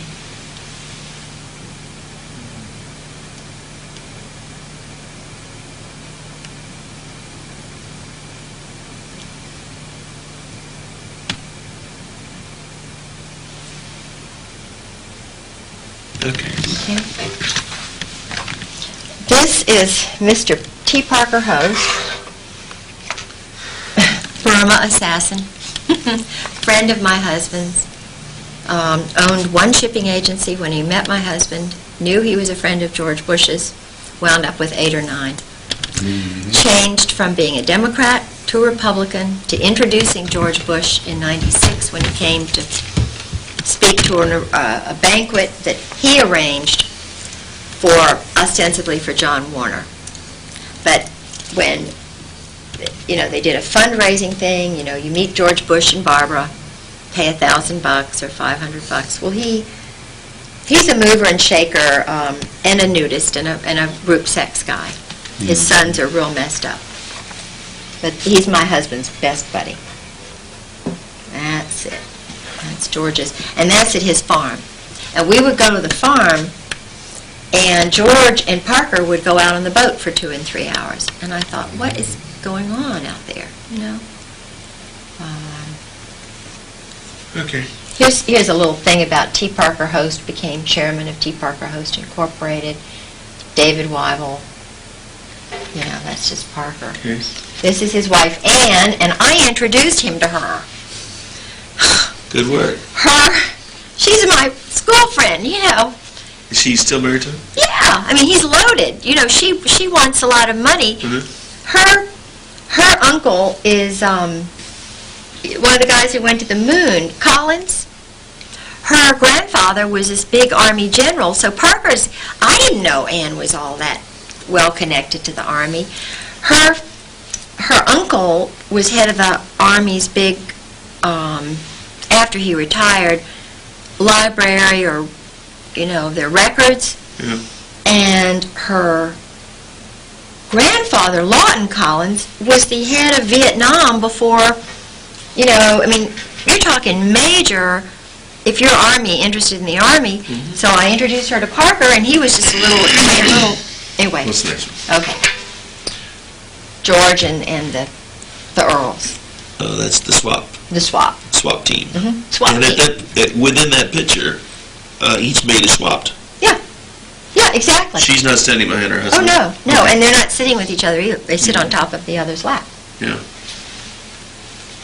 Now, this is a Norwegian couple. No, you don't need to see that. Oh, this is the way he left the kitchen Yeah.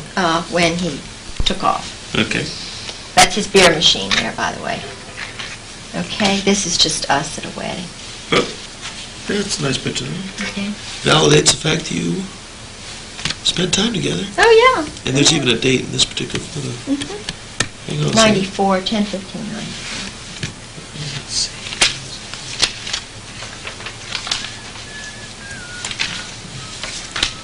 This is a little good here.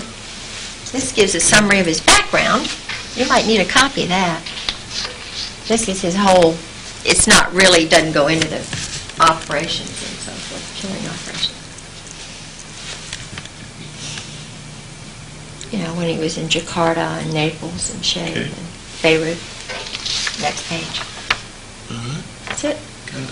I think that's all. All right, and when you get back to Northville, any more photos you can find of any kind, here's what I would suggest you do. Go to Kinko's and just arrange them. You know, like if they're little ones, just arrange them so they fill up with 8.5 on them sheet. Right. Have them make copies of that, and then you could cut those out, flip them over, and explain On the back. what they are. All right. Fire them off in the mail immediately. Okay, will do. Will do. Thank you. I feel better having it down somewhere, you know. I mean, I've got some things.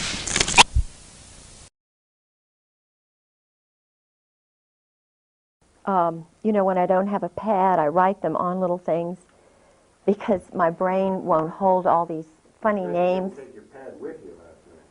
Pardon? Too bad you didn't take that pad. I should have.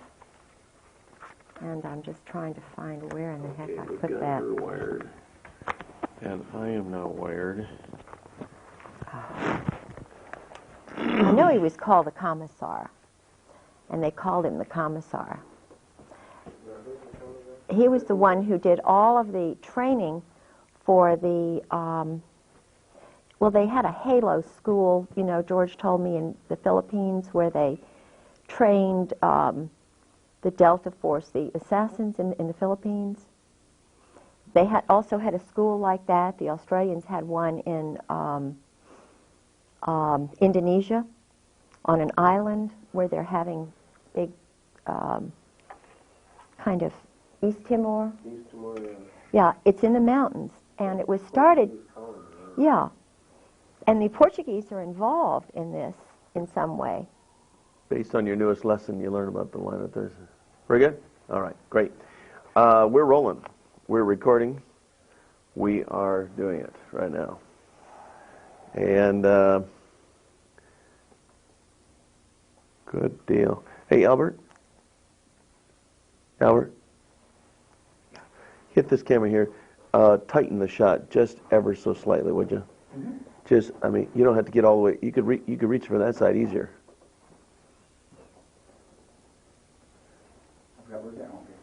See what I'm saying right here? Just tighten it just a wee little bit. Perfect. You got it. Huh?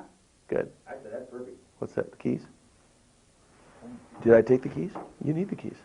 We'll get my car. Gotcha. Okay, then hurry back because I can't be without my car. No, I'll be right back. A little bit lower below the pocket, but that's okay. Good shot. I think so. Yes, oh yes, sir. All right. Now,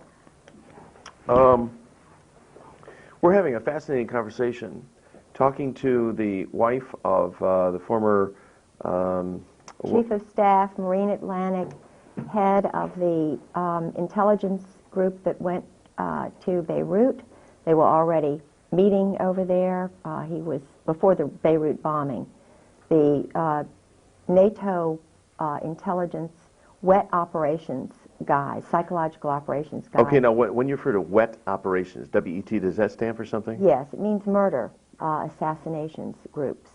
Oh. NATO has a group of assassins and psychological operations specialists who work in combined operations to destroy targets.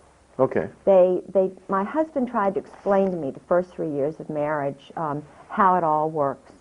I was assistant director of the Chamber of Commerce. I was the first woman on the board of the Foreign Commerce Club in Norfolk. He thought that I was a worldly woman. I had dated a number of guys who were high level, like Jerry Unruh, who was the captain of the Saratoga, a man who was very high up in the Army intelligence in Richmond.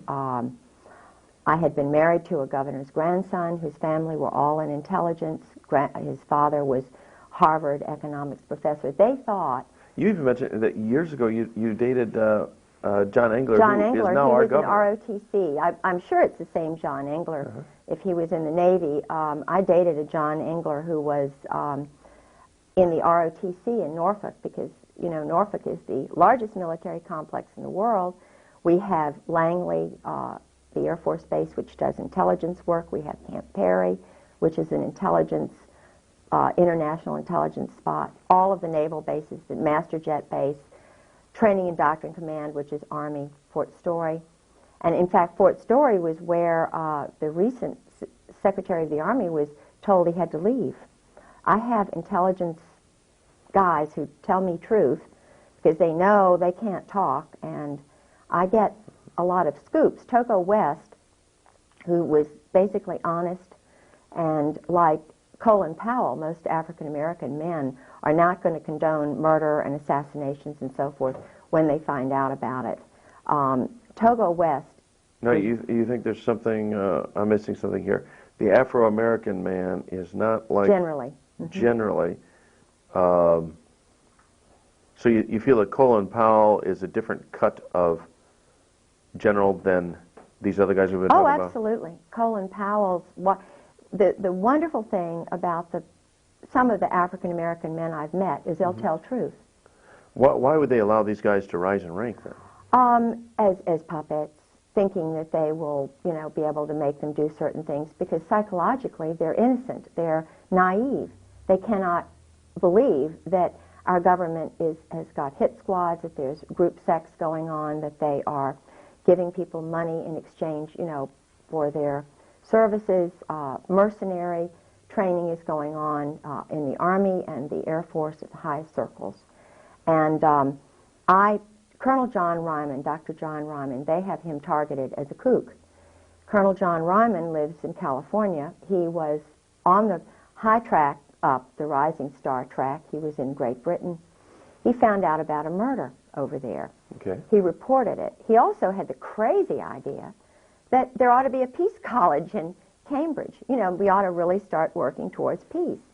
Well, the minute he got back, he gave an idea a synopsis of his sort of Peace College idea to Colin Powell and his wife. Colin Powell took it to the National Security Council. When Ryman got back, and I'm not sure of the logistics and the chronology of all of this, but I'm in contact with him, he was put in a funny farm. I think he was put in a place in either New Orleans or St. Elizabeth's Hospital, where they put Ezra Pound, and where they've got Reagan's assassin.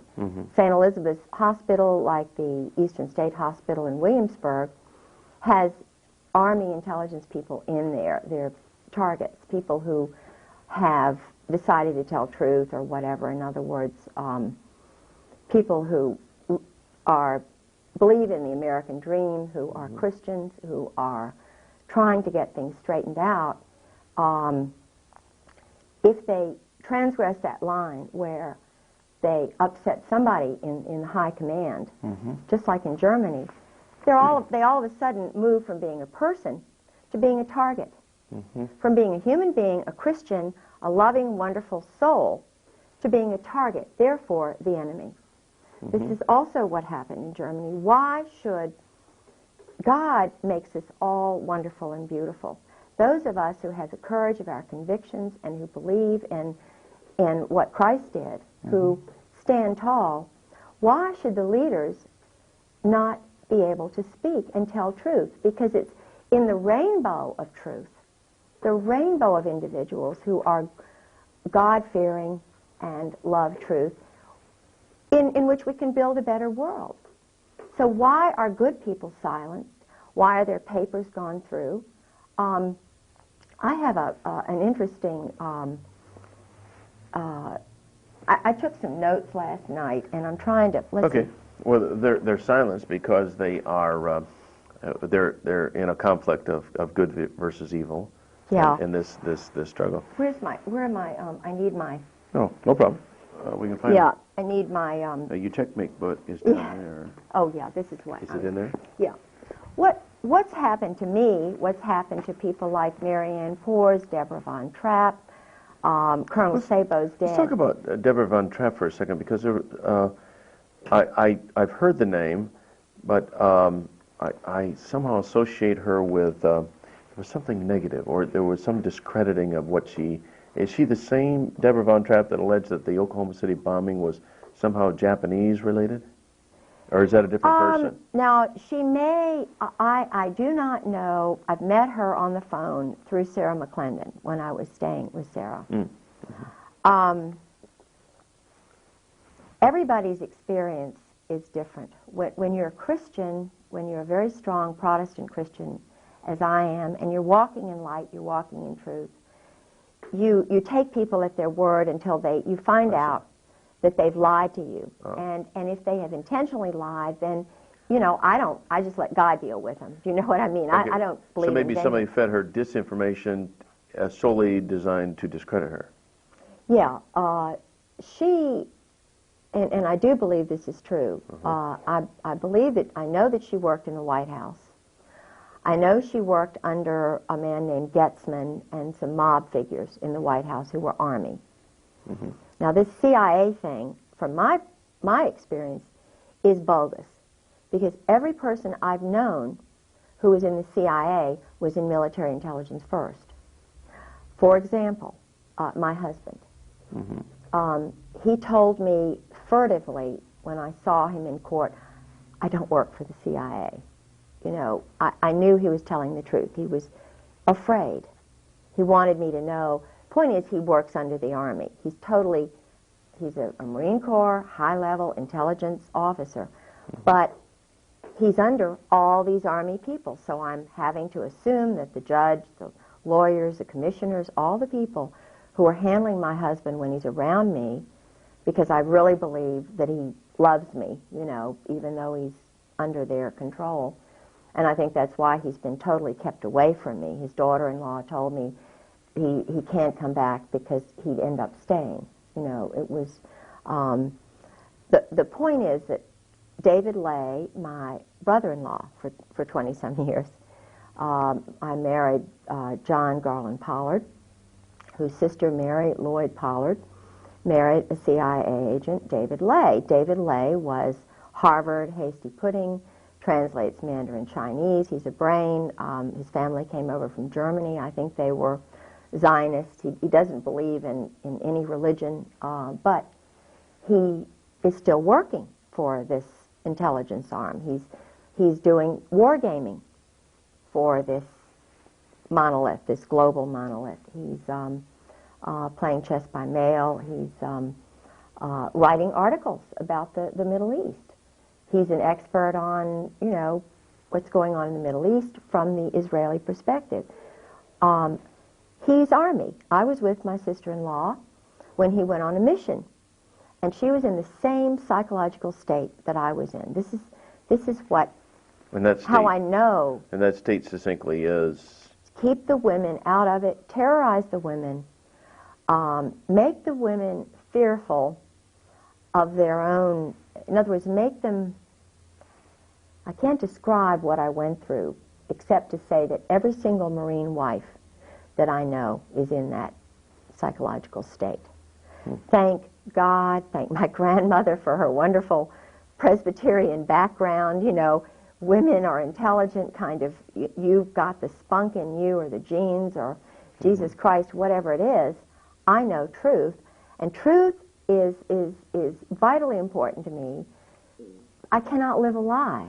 Do you know, I can't live a lie. I cannot. Maybe I was injected with pentothal when I was an infant. I don't know.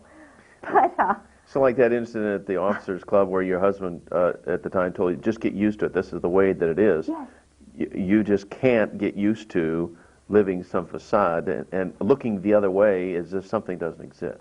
no. And I mean, he's sick. My husband's really mentally sick. Any man, I believe he killed his first wife, Sue. He's dangerous. We're married for a month. He gets a letter and a phone call from Mary Clark Yost Talab and Anne Bouchou.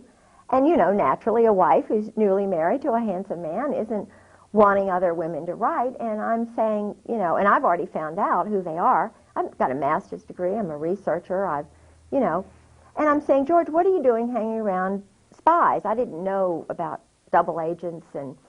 And Kashmir Yost is on the Council of Foreign Relations. Her son, I'm sure it's her son or her cousin. And her husband, as I mentioned before, was a Muslim who was really a turn person on the Palestinians, who worked at the American University of Beirut. My husband was sleeping with her, Al Gray. Everybody knew this. And I didn't know that this is what you do until I called Valerie Wilhelm, General Charles Wilhelm's wife, on the phone. Now, who is General Charles Wilhelm? Right now. And let me tell you what she told me. Okay. You just have to get used to it, Kay.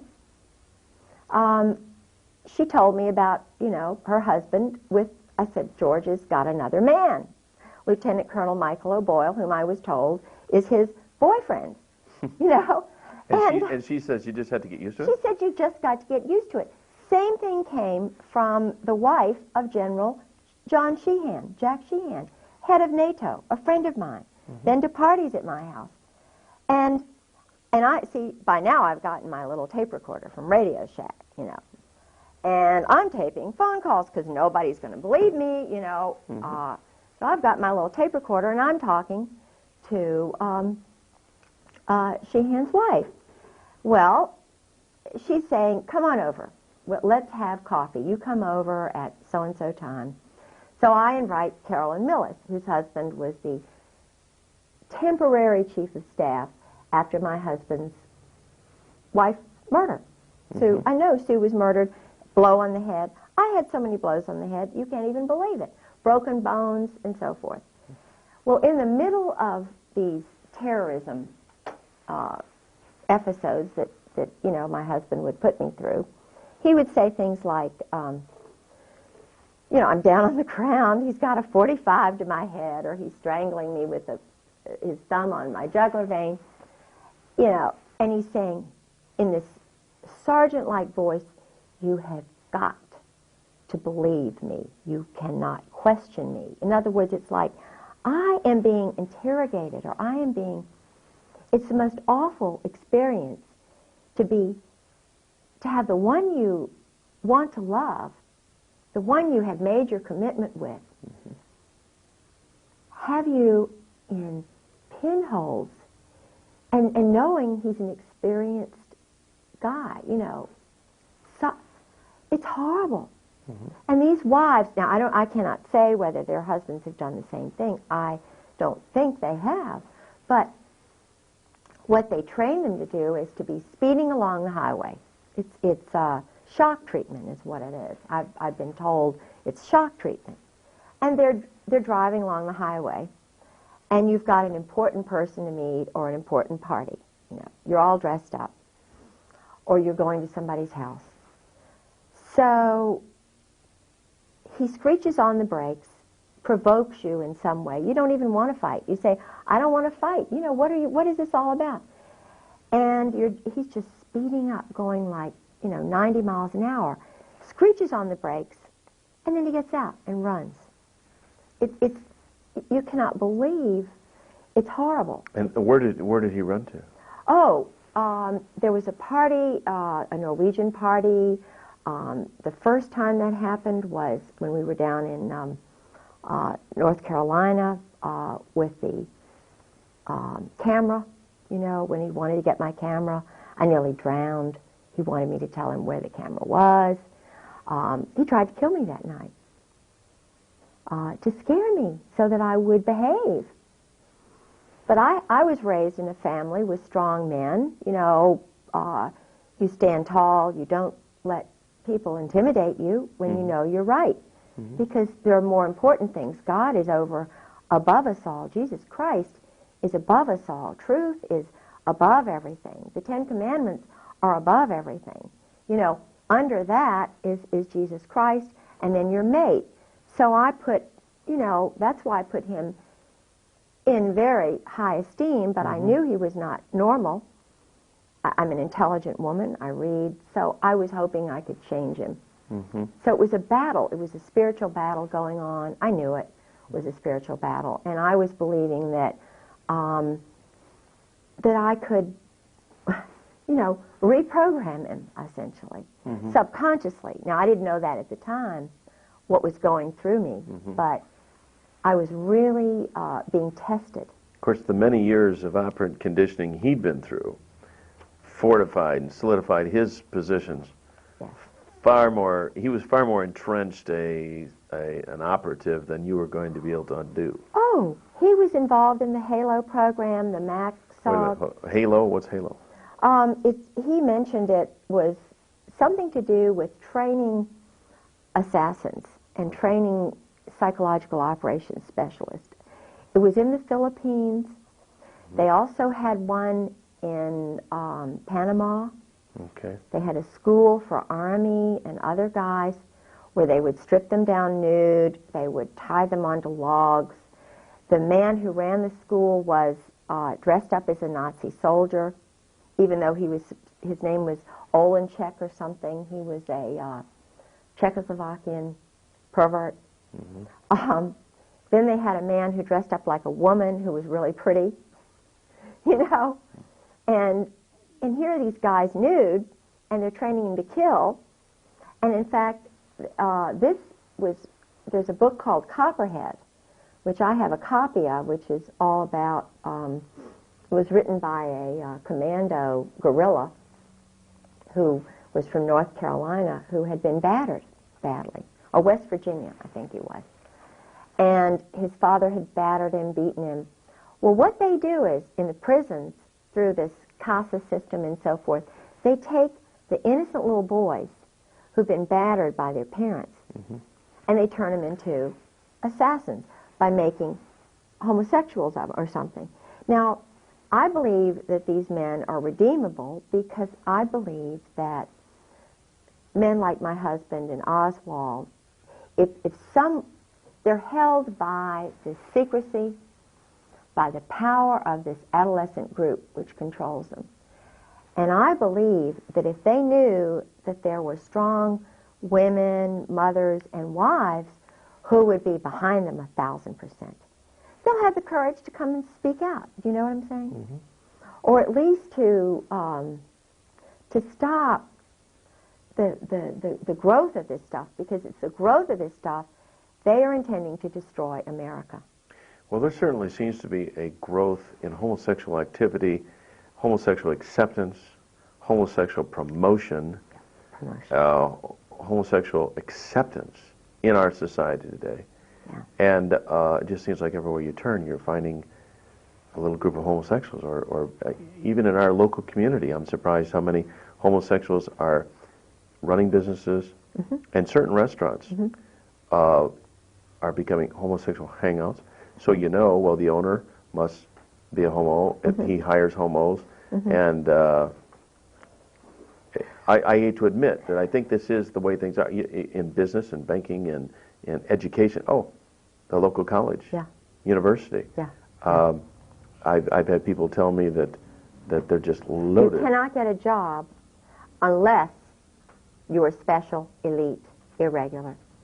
Now, the frightening thing here is, number one, this is the underlying thing. This is what happened in Nazi Germany.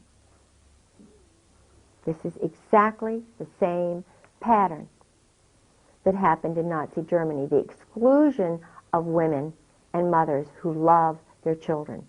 Now, I'm pragmatic enough to realize and say, look, we mothers look at history and we look at the future. We're pretty daggone damn wise.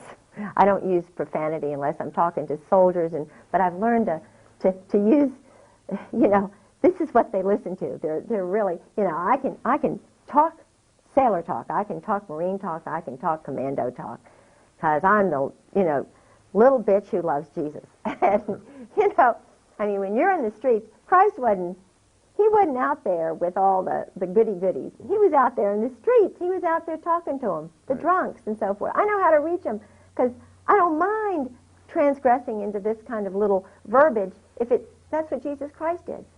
But the danger here is that, yes, it's growing. It's a growth industry. It's growing exponentially. So what's going to happen? What's going to happen? They're cloning people. Do they need women? Which women are they going to have? The party girls, the bimbos? In Norfolk, just to give you an example, Lieutenant Governor Dick Davis, Marine. Second wife is a prostitute. He loved her very much. She had a wig salon. My uncle, Dr. George Bentley Bird, was the major obstetrician for everybody in Norfolk, prostitutes, everybody. Mm-hmm. He told, our whole family knows, who the prostitutes are, who goes to the Saint and Sinners banquets. Judge Richard Kellum. This is a nice guy. Now, the Saint and Sinners banquet, is this a local affair? Yeah, okay. Yeah. Every town has got this sort of, Saints and Sinners group. The sleep around group or whatever, okay. The group who tolerates it and has a little fun. And they're all, they're all guys. Well, okay. But the thing is, where's it going to lead?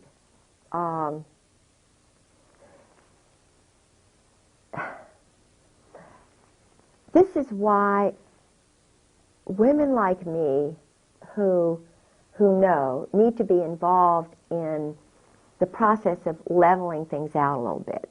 I don't know whether I'm describing it. When you target good, strong people who know what to do or who can figure out quickly what to do in given situations, it's like targeting good people, taking their papers, going into the leaders' houses.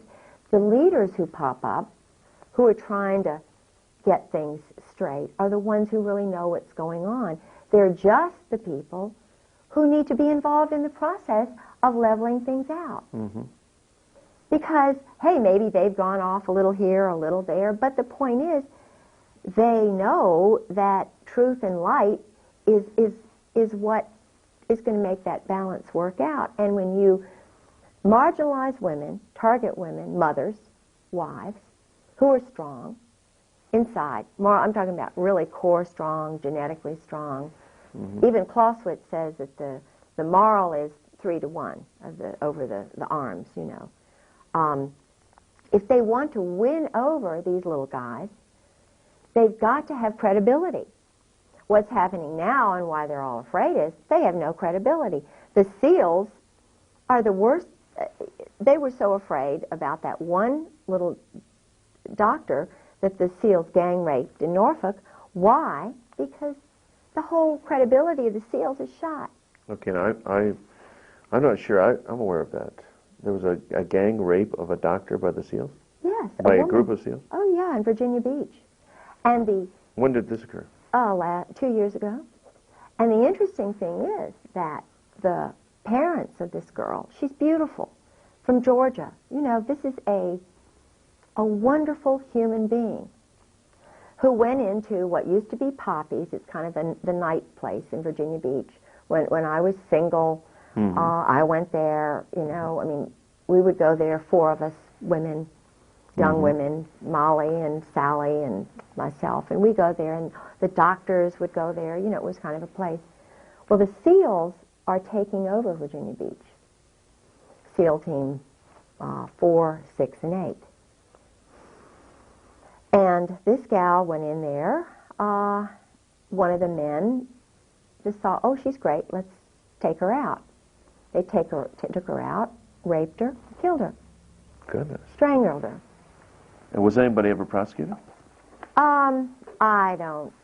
I don't really know what happened because it's been hushed up by the local courts who are controlled by Army JAGs and Marine Corps. And again, JAG stands for? Judge Advocate General. And these are guys, all who have been involved in their wives have been handled, gotten rid of their first wife. They're sleeping around with another bimbo woman or another man. They're participating in group sex. C. Lyden Harrell is one. There are lots of them. Who's he? He is a man who was, now I'm not anti-Mason, but I have suspicions about Masons. Some of the things that they do in the darkened rooms, and I've been told that... Well, it's a secret society, isn't it? Yeah. But I know that he sabotaged me in my case. I think there's money. Oh, he's the judge. No, I've had a number of lawyers that they sort of said, because, you know, I have no lawyer. I'm trying to fight for all these other women and mothers and for the people who know truth. And because I'm verbal, because I'm articulate, and I'm also gullible, you know, I want to believe that there's somebody good out there who's going to help me fight this thing. Because I've got photographs of being battered. I've got doctors' signatures. Sarah McClendon, the senior White House correspondent, has an affidavit where she tried to call my house. And men answered the phone and said, this is a military base, and the Griggses don't live there anymore. Now, Sarah McClendon could not even get through to my house.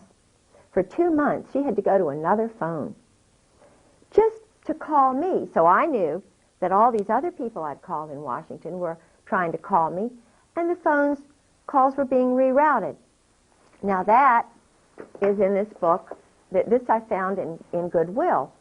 And so I shouldn't mention this because they're going to go now start calling Goodwill, but all the intelligence divorces, there are a lot of divorces going on. The wives will throw out their husbands' books, or the husbands will throw them out. They're mad at the government.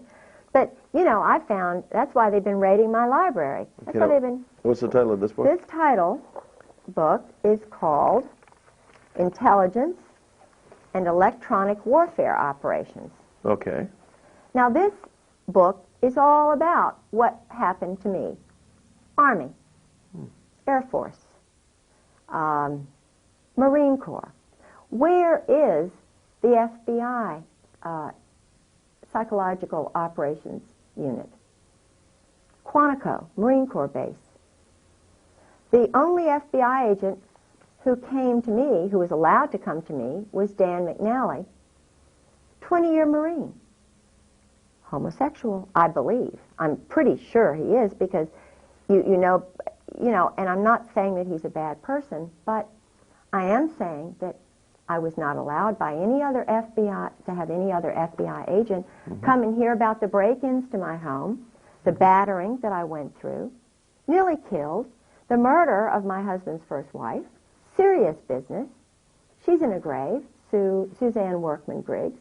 She died on April Fool's Day, 1987. And the doctor wanted to do an autopsy.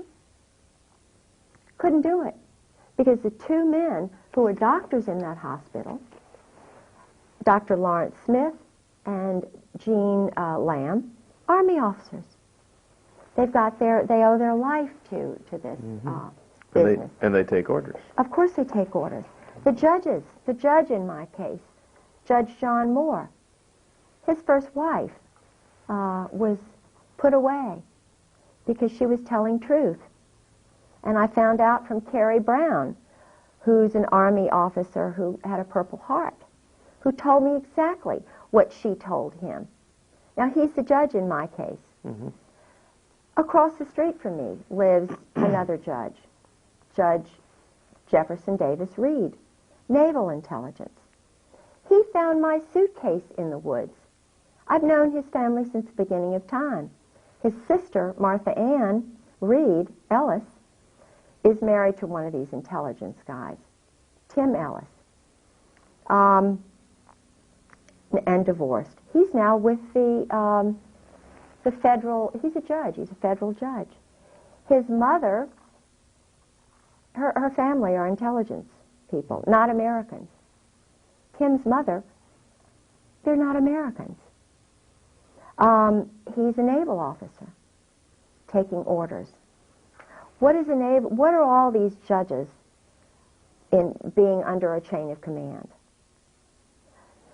And why are they attacking the mothers and the women who are telling truth?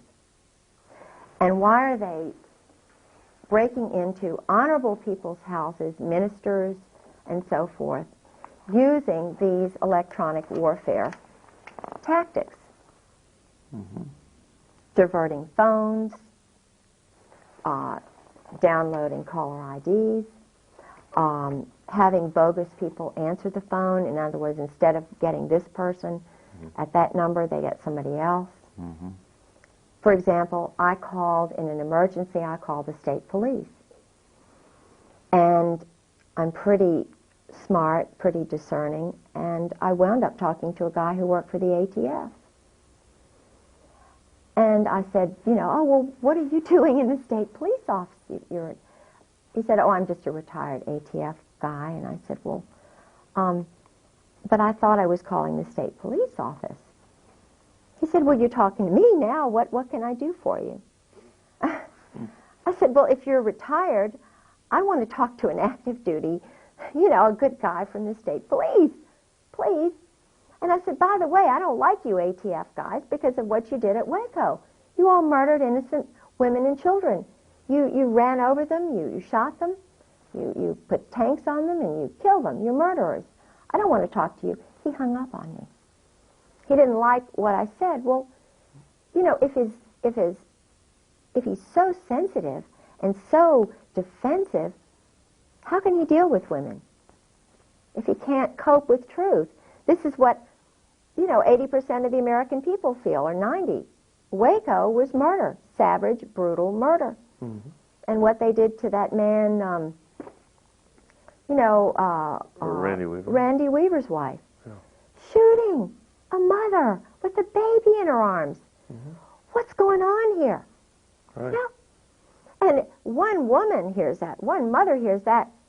She doesn't like the ATF anymore. I don't know any woman who likes the SEALs anymore. I don't know any other mother who really likes the ATF anymore. I mean, what's going on here? We're mothers. This is stuff that went on in Germany, and fear tactics. So we say, heck, these guys are adolescents. You know, they're adolescents. And so who's running them? Who's in charge? We turn into Dorothy, the Wizard of Oz. What's going on here? So little old mothers like us, we all think alike, and we're all Dorothys now, just marching and saying, look, guys, what's going on here? You're all little men from Oz. Why don't you grow up? Mm-hmm. You know? And it can be straightened out. Do you see any similarity in what's going on in this country in China, Tiananmen Square? We've all seen the picture of the young man standing up in front of the tank. I don't know how much long-term effect that had in China, but it still sticks in the minds of a lot of people here.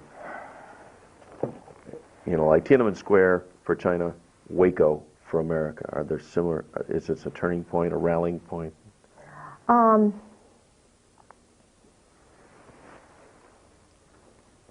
A man named Mr. Lee, who is an intelligence officer in Norfolk. Mr. Lee is the son of the major banker for the Russian government. He worked for Dr. Richard Chang, who's also an intelligence operative. I believe he's an honorable guy. He's tall, he's sort of a Princeton, Harvard-looking guy, I believe he's honest. Okay. He came to Virginia Beach, and I was putting together sister city organizations, and I was trying to get the leaders of all the different ethnic groups in Norfolk to sort of start a sister city program globally, It's easy to do that, but I didn't understand how the intelligence community worked at that point. I knew things were going on, and he was bringing together all these potential sister cities in China. Our State Department had opened up cities which had independent corporate entities, and we had shows on all of this. This material's all been stolen out of my house by my husband and his friends. I started noticing, because I was led spiritually to goodness, to good people, to light and truth. I didn't understand the weapons and drug military culture that's running our government and I believe parts of the world. There is not one woman that I know of who's in this business. I believe, and I had the pleasure of meeting your wonderful wife last night, Pastor Strawcutter. This is a woman who's wonderful. This is my kind of woman. And I've met a lot of women like that. Mm-hmm. We go through hurdles, and I don't mean to cry. It's all right. But we're strong. And we know truth. And they're going to have to kill me before I give in.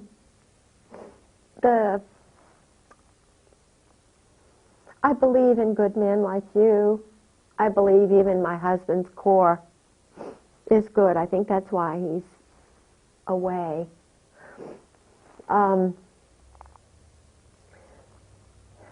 I looked at, and that's the way I had this little book here. It has the list of the members of the CFR, Council of Foreign Relations. Do you recognize names in the CFR list? All these names that I've underlined, I know. Okay, you're out of camera there. You're out of frame. Go ahead and pull it in close. There we go. All right. All these names that I've underlined are friends of my husband's, or I personally know. Okay. Okay. My son, John Garland Pollard, and I hope I'm not jeopardizing my family, but and I believe that there are some good people possibly in here, so I want to qualify that and say they're not all bad. Just because you happen to know them or underline doesn't mean that they're on a bad list. No, right. No. But, and I don't have my glasses on. I'm blind as a bat, and I had surgery, so I can't hear right. I'm just a, 55-year-old wasted woman. Not at all. But there are quite a few names here, and it's quite a long list. I mean, we're only at the ends now.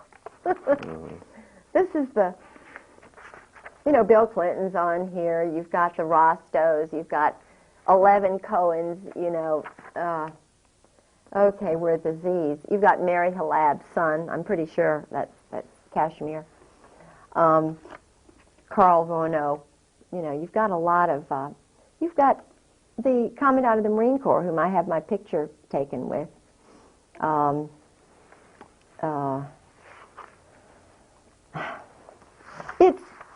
It's an interesting list of elite political, military, banking individuals, and the sons of some high-level people. So you have all these powerful people in a club. Yeah. That has common goals. Yeah, which is global uniting, global control, and I can see how one could sort of get sucked into it idealistically, thinking that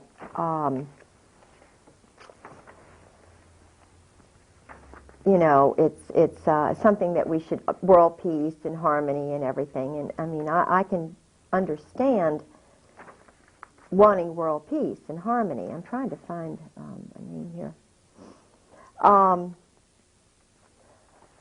But if you're a Christian, which I am, a Christian with a little c, because the early founding fathers never capitalized the word Christian. Did you know that? Did you know that all of the founding fathers were homeschooled? Did you know that? Yeah, Madison? I was aware of that. Yeah. Think about that. Did you know that most all of the Virginian founding fathers were only gospel Christians? Matthew, Mark, Luke, and John. Didn't even read the end time stuff, you know, the Old Testament. Did you know that Thomas Jefferson was a born-again Christian the last, 7 or so years of his life? Did you know he was corresponding with Adams in Massachusetts? That he took the New Testament and the Gospels and was trying to find out everything that Christ did? And I believe he was murdered. And I believe it had something to do with this Admiral Levy, who took a mortgage on his house so that he could build the University of Virginia, so that he could take and get his papers, his correspondence with Adams. I believe it was, now I'm the only one you will have ever heard this theory from. My undergraduate degree is in Virginia history. Okay, so the University of Virginia was founded by Jefferson. Money that he obtained by mortgaging his home. From a Kabbalist by the name of Admiral Levy. Levy. Okay. Now, I know that... it is an interesting theory. Of course it is. Dare to think, dare to theorize, dare to use the hypothesis, you know, to come out with the thesis. Now, Levy, you mentioned he's a Kabbalist. Yes, and a Mason. Like a descendant of the Illuminati. Of course. So and a weapons dealer and a reserve military officer. Even way back then. They were doing... Now, think about this. What they're doing today, they've been doing for Of course. many years. Think about this. John Paul Jones. Founded, supposedly the founder of our Navy, was a criminal. Why would they twist it like that? He was also a Kabbalist, also a Mason. He and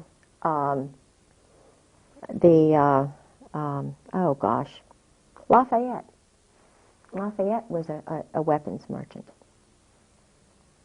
They raise up some people who are sort of questionable. Now, I know for a fact that Jefferson became a Christian. He did not necessarily believe in the divinity of Jesus Christ, so maybe you could say he's not technically a Christian, but he said, I'm a Christian. he was working towards, he was going to Baptist churches. He was contributing to the American Bible Society. Do you hear this? No, of course not. Jefferson was a born-again Christian who was searching for truth, who was murdered, I believe. Okay. And at the same day he was murdered, so was Adams. Think about this. July the 4th. And of course, you're being a Virginian and a Descendant of James and Madison. a student of Virginia's history. Somebody like yourself could dig this out and would dig this out. It would be germane to you, whereas who else would it even be important to? Yes, I was, God and my Christ had put me in the most amazing places and times. You would not even believe. When I studied at the University of Edinburgh, I received a grant in 1978 to work on Lord Dunmore's papers. Lord Dunmore was the last royal governor of Virginia. I was invited by the current then Lord Dunmore, Johnny Dunmore, to work on the Dunmore papers. No one but John Selby has done any work on Dunmore. So I stayed with, I'm not going to mention too much because I don't, but the point is, I know a lot about the triangular trade, what was going on in Bermuda. Triangular trade. Yes, For Tom viewers. Devine. The triangular trade is the illegal weapons, drug trade that is still going on today. Israel is basically running it with the New York bankers. It has something to do with Kabbalism because the Pentagon, the symbol for the Pentagon, the Brotherhood, they feel so compelled to not think for themselves, to sort of depend on somebody else who's more physics-oriented, you know. In other words, these guys are so much smarter than I am. They can be doing totally immoral things that, you know, are breaking up families, breaking up, you know, wives. And in other words, they're not looking at the structure of the family. They're not looking at the structure of society. They're not looking at the culture, the community, the basic ingredient that provides life, the planet, the trees. They're not looking at anything but sex. And when one perverts and twists, in other words, one focuses on, yes, sex is wonderful, you know, it's great. I'm a, you know, great proponent. But there's so much of a focus by this group on sex, and the military, you know, they go back to Greek days and they have all these symbols of, you know, the Washington Monument is supposed to be a phallic symbol, you know, and they say, well, this proves, you know, because the Greeks were doing it, the Egyptians were doing it, and it's this secret little group that was, you know, back in the days of Nefertiti and you know, Mark Antony, and it just proves that we're just great because we had the Holy Roman Empire, and Alexander Great that was homosexual, and Catherine the Great was, you know, but it's debauchery. The thing that one has to realize is that God knows best. You know, It is an abomination. It is a sin. Now, we've all sinned. We're all sinners. I don't believe we should be putting people on stakes for doing this. I think Jesus Christ said, the simple answer is this, which Mandela said, the simple answer is this, just repent. Just show that you're changing your life. You know, I've sinned. Everybody's sinned. I don't believe that that targeting people, whether you target them this way or that, is necessarily the answer. Now, this is just my personal opinion. I am not a judge. I wish I could be a much better judge than any of the Kabbalist male judges in Virginia Beach, because they are doing this to women, mothers, who are honorable people who are telling truth. And I would like to hear Hannah More tell her truth. I would like to hear Grover Wright's wife, Lynn, tell her truth. These are generals' wives. These are wives of judges in Virginia Beach. Okay. I would love to have heard Ken Whitehurst's wife tell her truth. She was shot. You know, Well, no, in Virginia Beach is Pat Robertson. Would you like to see him be a judge? No, I would not. Okay, why is that? I wanted to believe that Pat Robertson was honorable and good. He's a Marine. Did you know that? Did you know that he went to the psychological operations school, whatever that is, at Yale? Now, I'm not saying he's bad, and I'm not going to judge Pat Robertson, but I know that he was under the influence of a Belgian man who is very powerful in this group. I know the one thing I can judge him on is that, well, I will say things, and I know I know they're going to get me for this, because Pat is very powerful. But if you walk into Pat Robertson's Williamsburg Inn, it's a hotel there, and you're poor, and you are a woman or a person who's poor, or an African American who's poor, and you walk into that gift shop, you've walked into the house of the Sadducees and Pharisees. The dresses in there cost starting at $200. The belts, I mean, these are clothes, basic commodities. Now, I'm not saying that's wrong. It's wrong to have money, and as I say, I'm not going to judge him. But from my perspective, the way my father was reared, there's a lot of money going on there, and Christ. I walk in the steps of Jesus Christ. Now, I'm not saying that, you know, Well, because I'm not really sure about all this. Everywhere you seem to look, and you find the leadership, whether it's in banking or education or religion, there seems to be also this line of military intelligence, Ivy League background that. You know, the Pat Robertson has the same kind of pedigree as these other people that we kind of filter through. If somebody's going to be the leader of a television big-time ministry, it would have to be someone who would be kind of a chosen one to be allowed to rise in that kind of power. And I think he's basically a good guy. You know, I mean, I really, I like the fact that he's promoting Christ. I nearly got arrested there. At the 700 Club? No. I went in to use the law library because I'm fighting the Kabbalist group in Virginia Beach, because I was nearly battered to death. I was nearly killed. I am a totally abused, psychologically, physically broken bones wife. Now, it says that if you are this way, you just get a warrant and you get your husband to say he's sorry or something. You know, that's all I wanted, was for my Marine Corps husband to say, I'm sorry that I did this. But if he's got men behind him telling him to do this, they're not going to let him say he's sorry, are they? No.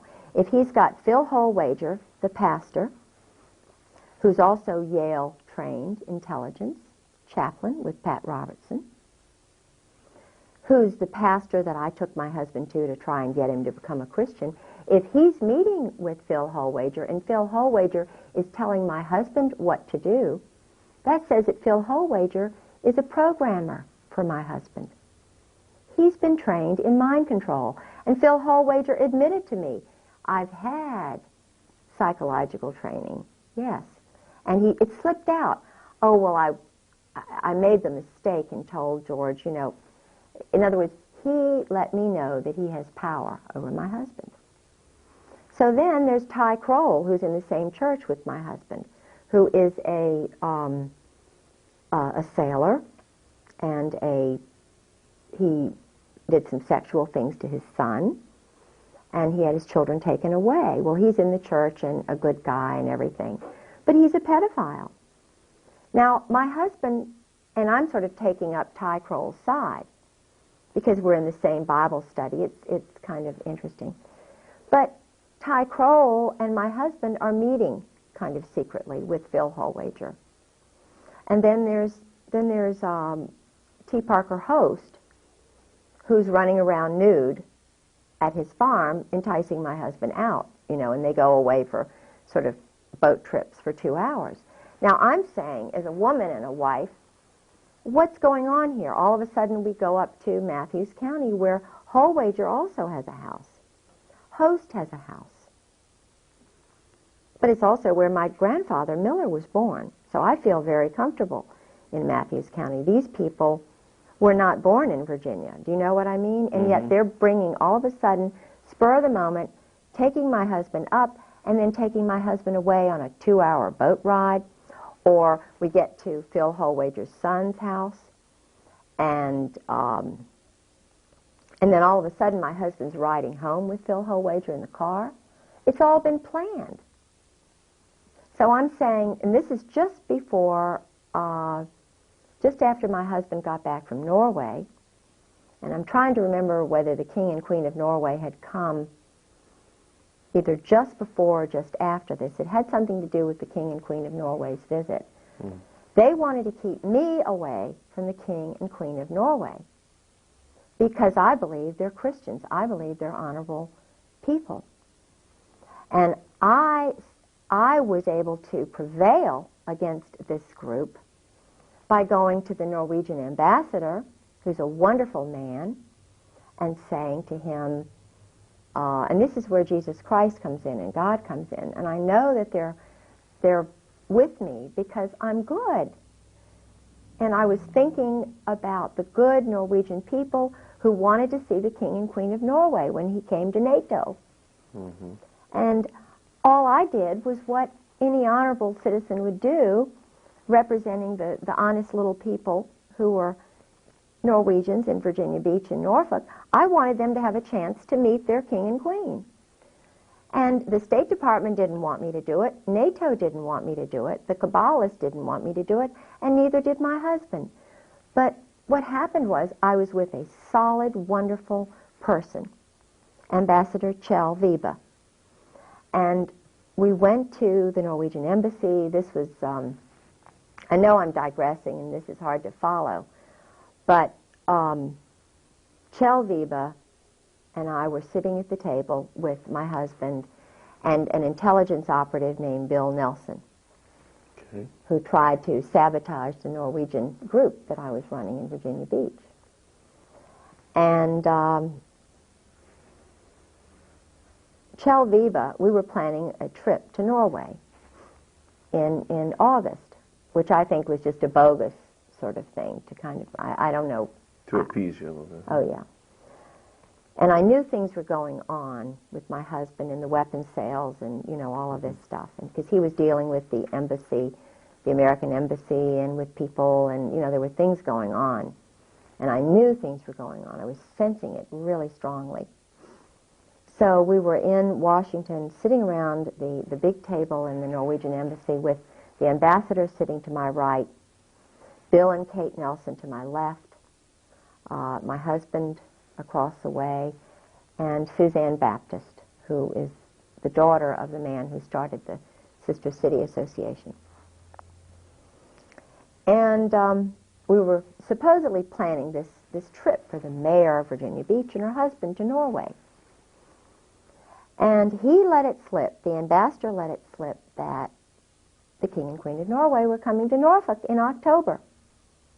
And the ironic thing is, it was the very day the Nobel Peace Prize was being awarded in Norway. I didn't know it at the time, but I thought, this is really strange later on. Here's the King and Queen of Norway are at NATO headquarters the very day that they're giving out the Nobel Peace Prize in Oslo, which is where the King and Queen of Norway are. And I mentioned this to Mayor Obendorf, whose husband is involved in this weapons sales stuff, because her husband, Roger Obendorf, and my husband went to this deserted airfield Roger Obendorf is involved with Andrew Fine, who's Army intelligence, who tried to take over the Norwegian organization from me. When I knew that the Andrew Fine does all this group swinging sex with his wife and with NATO couples, and, you know, and I'm going, something's going on here. Roger Obendorf and my husband went to this airfield. I wasn't allowed. Mm-hmm. So I knew, because my husband was meeting with other people, like, in other words, this is big. Yeah. Now, when you mention NATO group swinging sex, are you talking about some of the most powerful people in this world, the leadership of this military? Absolutely. And their wives being privy? I mean. Yes. Yes, I'm talking major. I mean, this does not give security to the people of not only this nation but the people of the world. No. To think that people who have the power to kill others, wage wars, send your sons and daughters into battles, these people are complete, whacked out. Degenerates. Absolutely. Let me give you an example. Because I was involved, I love people from other cultures. I went to an Episcopal religious girls' school, and all of my they had girls from all over the world there. They had a Turkish. My chemistry teacher was from Turkey. Her name was Mrs. Kunt. I had a Daddy Didion was an Armenian. Turned out he was later a spy, or they told him he was a spy, but he was from Armenia. I had a French teacher who was in the French Resistance. St. Margaret's School is a school for double agents, or at least, but it's a great school for girls because you're with all these people from other cultures. You know, we had the president of the school's father was with the Ramco. I didn't know about all this stuff and how they kind of do it. Woodbury Forest is another school like that. I sent my son there. He went 4 years to Woodbury Forest, which is where President Bush's son went, Oliver North's son went. It's in Orange, Virginia. I didn't know how it all worked. And I mean, if it works for peace and Christianity and love of Muslims, love of people, give them the right to their own cultures, the way the British did, you know, because I believe basically wherever the British went, I know there's a big hate Britain movement going on, but wherever the Brits tended to go, whether it was India or Africa, they allowed the cultures. They still wore saris, and they still were, you know, the ragheads were ragheads to protect their heads from the sun. Now they're called ragheads, and they're targeted as enemies by our little boys. Our little boys are taught to hate ragheads and to kill raghead women. Well, I don't think that's very Christian. So I'm looking at the top guys, and they're not Christians. So it begs the question, well, what are they? Well, that question was in my mind after I was married 3 years, and I started delving. My own little Miss Marple, my own little, you know. And I've arrived at the definite conclusion that they're not only not Christians, but when you have group sex and homosexual sex and orgies and things of this nature by the top people who are running my city, at least, certainly Virginia Beach, I started looking at other military towns and started asking questions. San Diego, the same thing. San Francisco, the same thing. Key West, everybody knows about Key West. Boston, that's the major homosexual capital of the world. You know, they're having sex on the highways. Guys are parking. People can't even go into the restrooms in Boston. Of course, Washington, D.C. So, not to mention the Oval Office.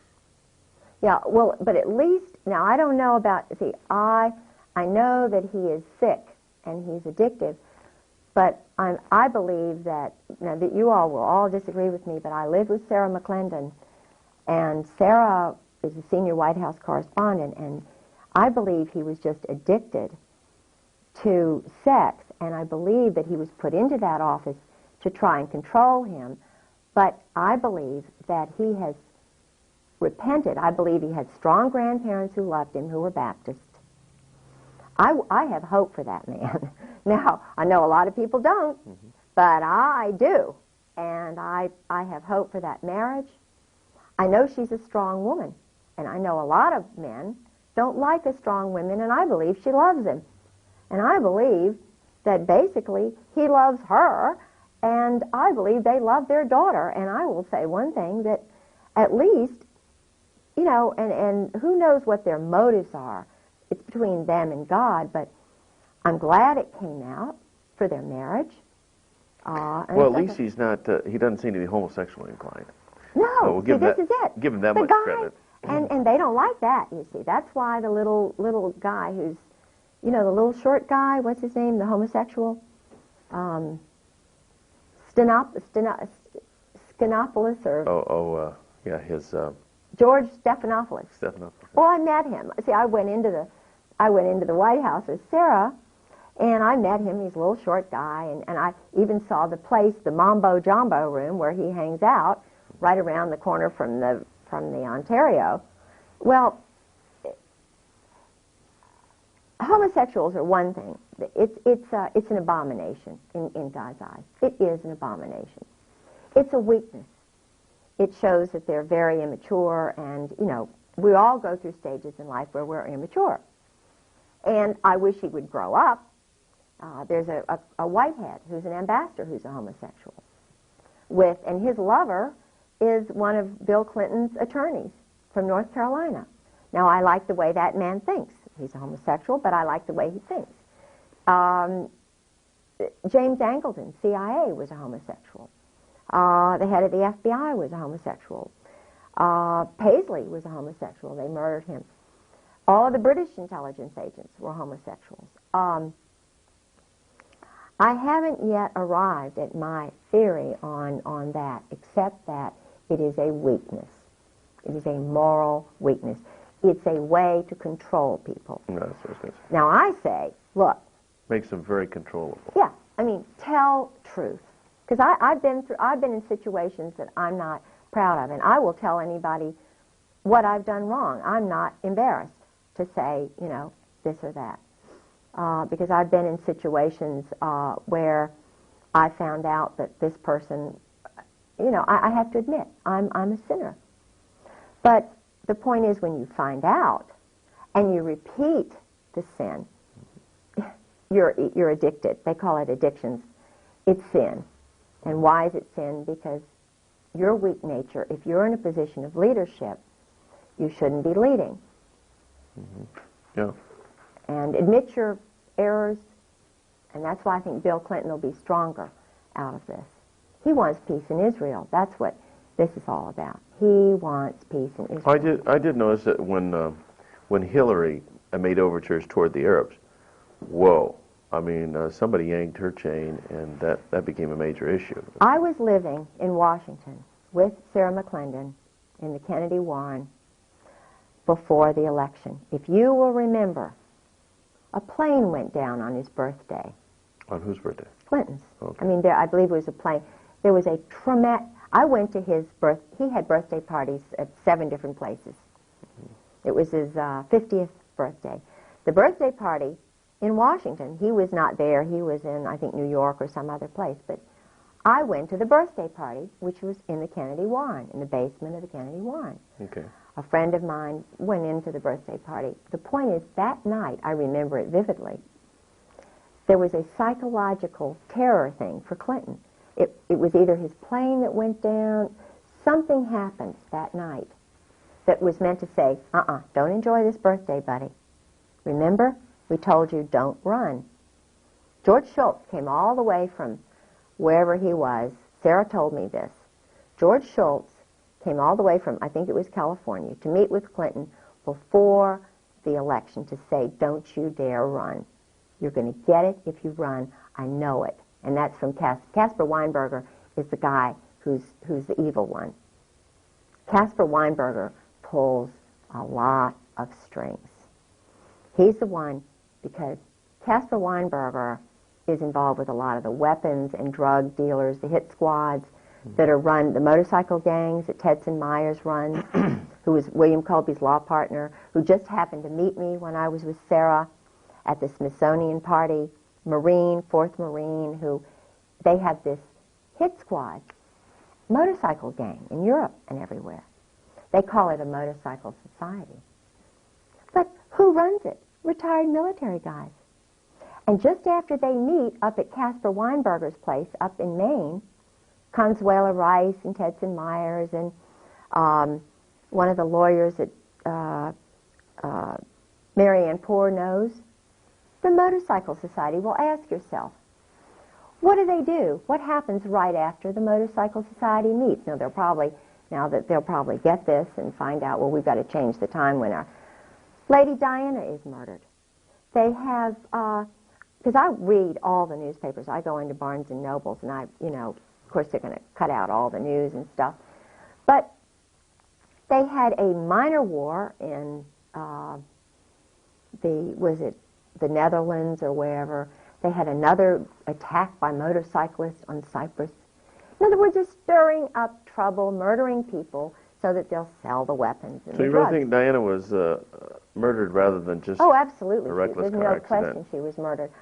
I knew and sort of went out with a guy named Richard Ord. Okay. I later found out he was married. It was when I was single. He This was is a Prince bit- Charles's this is bodyguard. before you married your husband? He was Prince Charles's bodyguard. It's like I also went out with a guy who was divorced, a Marine who was MacArthur's wife's bodyguard, Okay. who turns out to be an assassin, a Marine assassin, who's living in Virginia Beach, I think, now. But I didn't see the connection with Marines and information. Do you know what I'm saying? It's kind of I didn't know how organized it all was. Okay, well, you gained that knowledge after you married your husband. Yeah. And then during his drunken stupors, he just blabbed and Yeah, told everything yeah. he knew. Yeah. Actually, his alcoholism opened up the door for you to find out all this stuff. Absolutely. If he hadn't been an alcoholic, That's course, why I praise most of them God in are. a way. I don't praise God that his mind is destroyed and that he's a brutal, he hates women kind of, but I think, yeah, I praise God for everything I've gone through because every I know by his stripes we are healed because I walk in his shoes. I have to as a follower of Jesus Christ. When you're punished, when you go through hell on earth, he is giving you strength. And it's not a funny sort of way. It's a very special way. I know I'm going to die. I don't know how I'm going to die, well, we're going to pray that you stay alive. but I love him. And he's just given me all the strength. I'm a weak human being, but he is the truth and the light. And when you walk in the light, you walk with him. And it's not bad, it's great. It's marvelous. Tell you what, why don't we take our first break here? Yeah, And so you might need to use the restroom. And, yeah. You're angels. You're angels. My hands are wet because I got water. Okay. I All right. put some water down my face. Okay, all right. Bye-bye. Bye. okay, clip on your Oh, thanks. Get that clipped on there. Is that? Here we go. Good. All right. Oh, just Oh, I know a lot about John Warner and Loretta Tate and stuff that is really kind of spooky because nobody's ever told this out loud. He married Elizabeth Taylor, Warner. Yeah. and he was Go ahead and sit back so we can get you right into the okay, frame here. Yeah, all right. And There were murders around him. He was having an affair with Loretta Tate, which everybody sort of knows, who was married to a dentist, Randy Tate, Okay. who is his secretary or his main person. hang on, so I'm going to have to make an adjustment. Randy mysteriously died. Hold a second, I got to make an adjustment. Randy died mysteriously. What happens is when the guys find out about the mob and that their wives are involved with it, the husbands take off. They go to the Eastern Shore, or the closest they can to get away from Virginia Beach. Mm-hmm. But they die. There's a homosexual clique on Virginia Beach that I know about very well, which has to do with the Coast Guard, and it's a long story. But the point is, I don't know whether they're the ones who murdered Randy, but I suspect that Randy Tate was murdered. George Heilig is another one I suspect who was murdered, who was a delegate, very powerful guy, honest. He died, very young. And Dick Obenshain, who was an honest candidate for governor. And Dick Obenshain, Dick Obenshain was running for governor.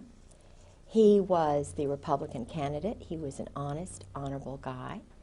Mysterious plane crash. Mm-hmm. And what happens after Dick Obenshain's plane crashes? Well, they have a little convention. It's conveniently right before the convention. He's the titular guy. Well, Elizabeth Taylor comes into the picture. And never before, they just go right over Robert's rules and everything else. Elizabeth Taylor goes around, movie star goes around and says, I think you ought to nominate my husband. Well, he hasn't even been involved in the process. Dick Obenshain, who's honest, conveniently dies. John Warner comes right in there. They did not want Dick Obenshain in there because he was not controllable. Warner was. Same thing with Paul Tribble, who's a cousin of mine.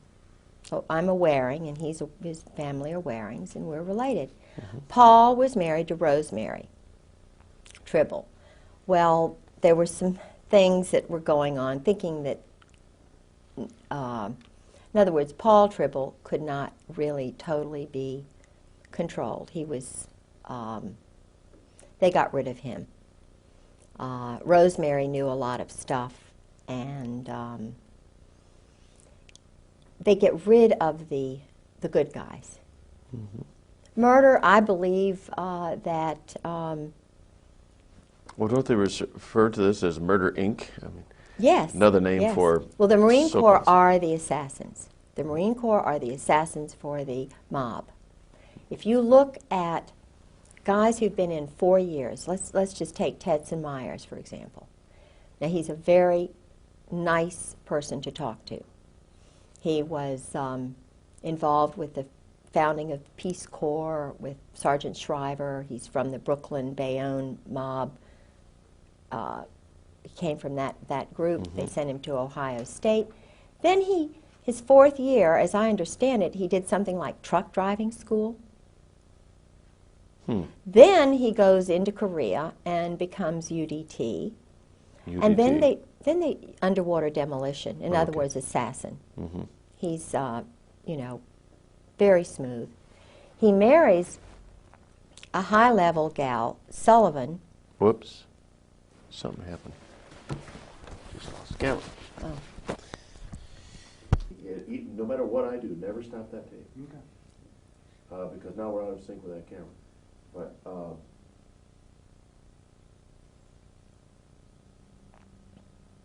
that means is that we'll just have to sync it again. So I mean, it's not a big problem. But evidently, when I turn that camera on, I didn't hit. See, at a glance, That's if you ever glance up there, see that red light's not on. We'll have a picture here and we'll have a picture there, but it will kick out on us eventually. So we're back on. Okay, Okay. 5, 4, 3, 2, 1. We're back. But just pick up where you left off. Yeah, the mob in Virginia, Virginia Beach, is very, very strong, very well organized and connected with the military. Yeah, well, you indicated for that there's a connection everywhere between the mob and military. Absolutely. The Whether it's New military York or is San run by the Diego or- mob. The military is the mob. The Marine Corps are run, they're the assassins for the mob. They may only be in, as Tedson Myers was, for 4 years, but the individuals then go on to truck driving, truck loading school. They're always loading things and, moving things around. But then they send him to Harvard Law School.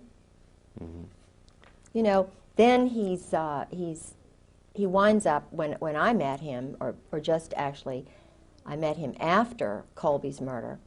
But I find it rather unusual that I had spoken with William Colby, the head of the CIA, who knew my husband well, who told me on the phone all of this stuff about the Phoenix program and Israel, and all of that stuff was coming out, and that he was going to be doing it.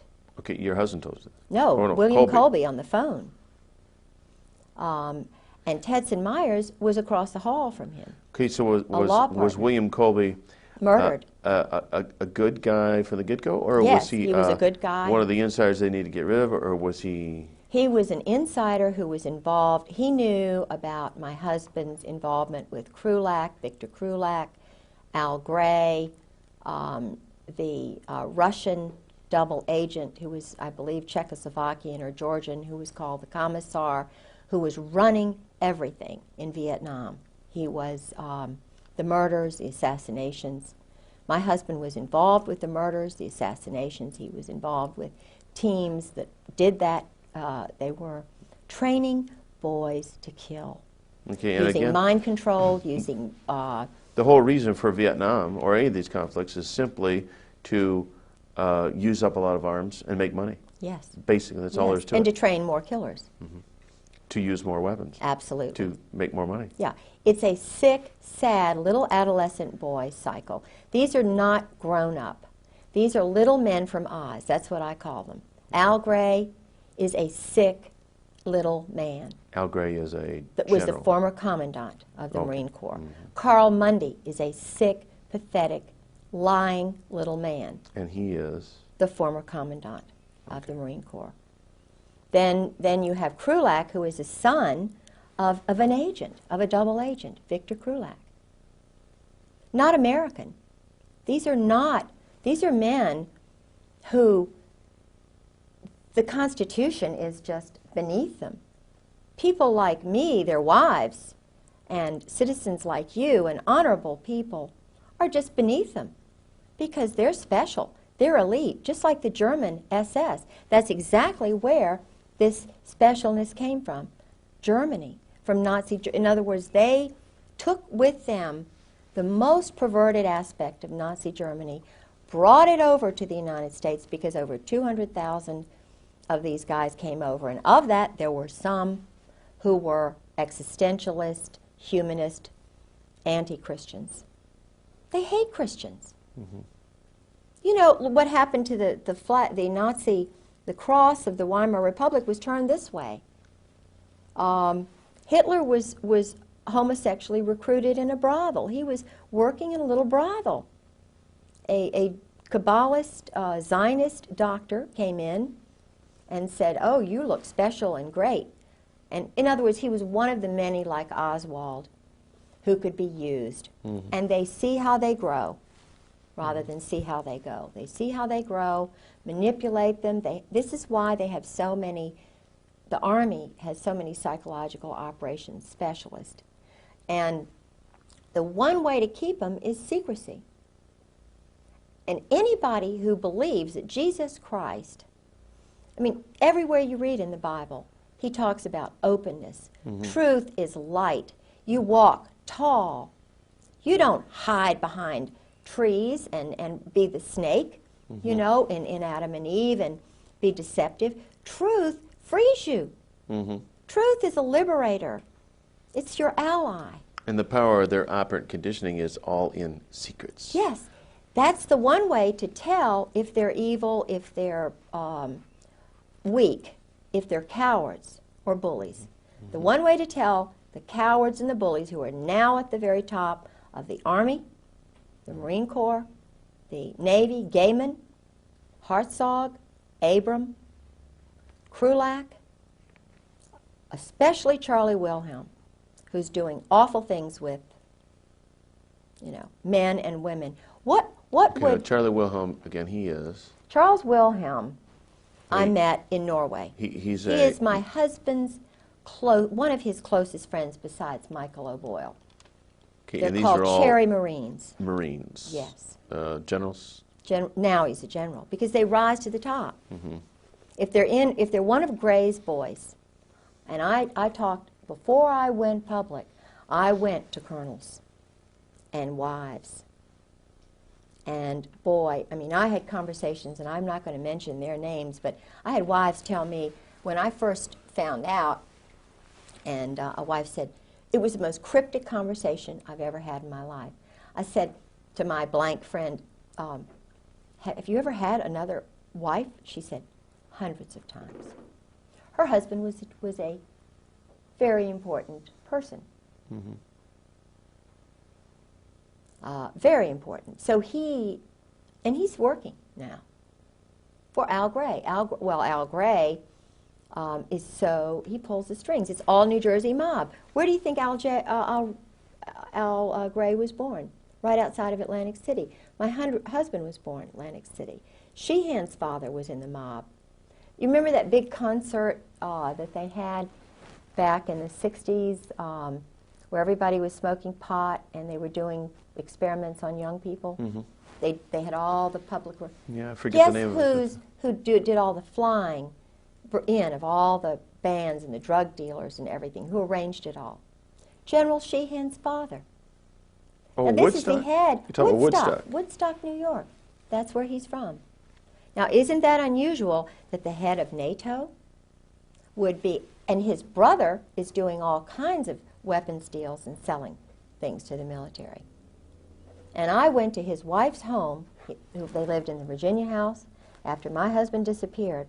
Well, was Woodstock a kind of Of course, a testing ground for experiment. drugs. Okay. Of course, it was just an experiment, like the Jim Jones thing down there in. Guyana?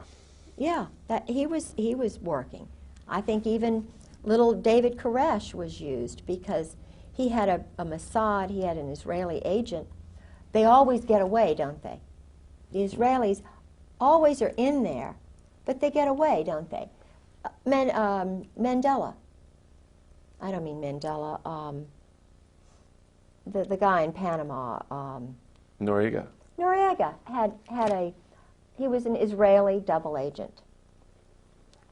Anybody who is Jewish is automatically a member of the army, the Israeli army. Mm-hmm. Right. They have a joint relationship. How can they be loyal to America if they will shoot ships like the Liberty, mm-hmm. and it's covered up? Mm-hmm. I dated Lawrence Geis's son when I was a teenager, about the time I went out with the governor here and John Engler. John Engler. I'm sure if he was in the ROTC class, I dated him, and I got letters from him. Seemed like a really nice guy. But my love at that time was Tom Williamson. Mm-hmm. And Tom Williamson was a Yalie. His real father was killed in World War II. His mother, who was a Ballantyne, Admiral Ballantyne's daughter, a wonderful person, married Lawrence Geis, who was a captain, and then he became an admiral. And I went to the change of command to the Forrestal. I really did like that family very much. And being a Norfolk girl, old Norfolk, grandfather was in naval intelligence. He retired a captain in the reserves, military doctor, very prominent family, and I lived next door to my grandparents. I was sort of the good to date this girl, she's a lot of fun and stuff. So I dated Tom, and I went to Yale to visit him and so forth, with Bob Tate and some of the guys up there. Well, Admiral Geis took over the command of the Forrestal. He was the head of the whole everything for the military when the Liberty was bombarded by the Israelis. Right. And one of my best friends, Josie Toth Lennon, you talk about a wonderful, she's been through a lot, woman. I've learned a lot of information from her. Josie's brother was on that ship. Did he survive? Of course, no, he was murdered. He was a rising star, brilliant young boy. I think about 30-some guys died on the SS Liberty, didn't Yes, he was one of them. It's now being run by a group that's holding it down. You know, they don't want it. Why don't you? Those Israelis, and yet every Jewish person who's in the military is a member of that army, whatever it is. Now, something is very strange here when you have the whole State Department, not one Christian, not one Protestant in the Near East section, not one Muslim. Why not? They have Jews there. We have Muslims in the Navy. Why are there no Muslims in the Near East section of the State Department? Why are there no born-again Christians or real honest people who are not under some chain of command? Why don't we have anybody who can decide right and wrong, who has to be interpreted, you know? Something is strange when you have a State Department that is run by Israel. There's something really strange. It's no wonder there's no peace. Do they want peace? No. They want to control all those little countries around there. And there was an interesting luncheon, it was a dinner that I had over at Carolyn Millis's house with the Marine wives and some of the, well, I don't know what they really are, but I thought they were wonderful until this night. And I was really caught into this. I was getting into this cult. You know, shh, don't talk. Don't talk about the go-go dancers because your husband's career, you know, even though, shh, don't tell this, don't tell that, quiet, you'll get, you know. We were sitting around the table, and we always would do prayers before dinner. And there was a woman there, and she was from Pat Robertson's place. She was married to a Jewish guy. And I'm not saying that he was bad. I think I met him once. They were at Carolyn's Christmas party. But it was right after, was it Begin who was killed, or who was shot? The prime minister, the president of Israel. You know, my mind's blank. But I know, it's either Begin or no, whatever. Anyway, it was right after that. And it's the furthest thing from my mind. You know, I was thinking, oh, great dinner, you know, this is great. So this woman said, and we were in the middle of the prayer, and she said, oh, just thank you, Jesus. I thank you, God, that you killed Begin. We just praise you for that. You know, this is an evil man. We just praise you, God, that you killed so-and-so. Yeah. And I'm sitting there. You know, I've traveled, been 20 times to, you know, England and Scotland and known all these NATO people and so forth, and I'm thinking, what did I just hear? Thank you, God, Jesus killed the head, you know, because he wants peace. This is the guy who got the Nobel Peace Prize with Arafat. And I'm going, what? So what do? This is one of these moments, these crossroads moments where you have to take my culture, which is Southern Protestant. I have to say something. I'm over 50 now. I'm not shy anymore. You know, I've got 6 grandchildren, so forth. I said, just in my nice little way, I said, what? What did you just say? And then Carolyn Millis says, well, we just, you know, he's really, you know. I said, wait a minute. Didn't he just sign the peace? It was like they knew something I didn't know. Right. And I was trying to say, what? Wait a minute. And I looked around at everybody, and it was like, I'm an outsider. I said, hang on a second. I'm going to adjust this mic. all right, too loud. Nope. Nope, but just every now and then this sleeve makes contact with it. Oh, and when it does that, it'll go. Okay. So I said, wait a minute. I said, wait a minute. I had to get him to, like that go-go dancing thing. Yeah. I had to interpret Jesus for them. Because these are supposedly followers of Jesus Christ. I said, do you all, I want to get this straight, do you all mean to tell me that you all are for the murder of a man who wants peace in the Middle East? Just, you know. And Carolyn Millis, always the one, you know. Well, you know, of course, so-and-so and so, you know, well, you know. And I said, well, wait a minute. I think you're wrong. Because Jesus Christ would have been behind peace in the Middle East and so forth. Well, I was just, you can't trust her anymore. I wasn't going along with the program of whatever Israel wants to do, if they want to kill Palestinians, if they want to sabotage, because George told me that that's what they do. They do a lot of sabotage. They train, they take men who are Jordanians, Iranians, Iraqis, sons of leaders, and they bring them over here, wine them and dine them, and then rev them all up to hate their parents, and they give them weapons. What they do is they feed their ego. This is intentionally done, according to my husband, by the Marine Corps. I mean, they train them, they take them. Well, this is an interesting point. Things that your husband has told you specifically about the training techniques. This is, right from his mouth, this is what is done. Oh, absolutely. Absolutely. Intentionally, because the objective is to get the goal, whatever it is they want, Machiavellian or, Clausewitz.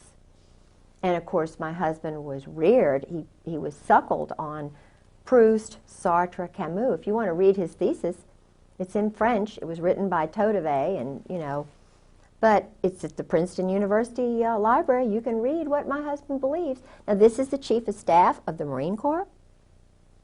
This is a guy who writes with a purple pen, which means homosexual, arrogantly so, writing with a purple pen. Al Gray, he's working under Al Gray, called Gray's Boys. This is what they call them, Gray's Boys, all homosexuals, Cherry Marines. There are books on Cherry Marines that I've got. Everybody knows about Cherry Marines. Now, if you have to be a Cherry Marine to get to the top, and then you read about Krupp and the German High Command, and you know that they're using the same word, special. You know that they changed the eagle to be the colonel and the captain. You have to get an eagle. And that started when all of these people started coming over to change the America to be generic, no more of a Christian nation. And that started, the head of the Marine Corps, who was a Kabbalist, Zionist, in the 1860s, 1850s. You can do your research. When did they change the Marine Corps emblem from being, I think it was a bugle, to having an eagle on top of the world?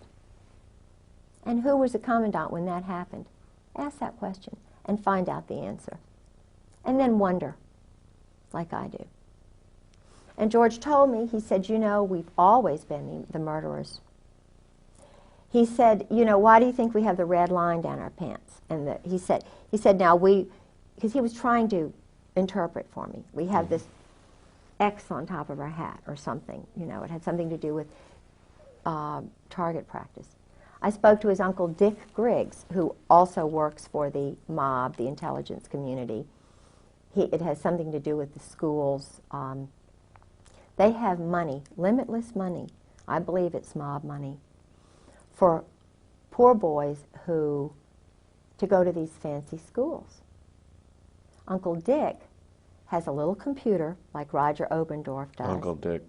George's uncle, Richard Griggs, who became his father because they were trying to get him away from his father. He was away from his parents for 8 years.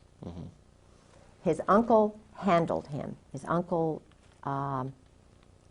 is getting money from this group. He used to be just a school teacher in Princeton.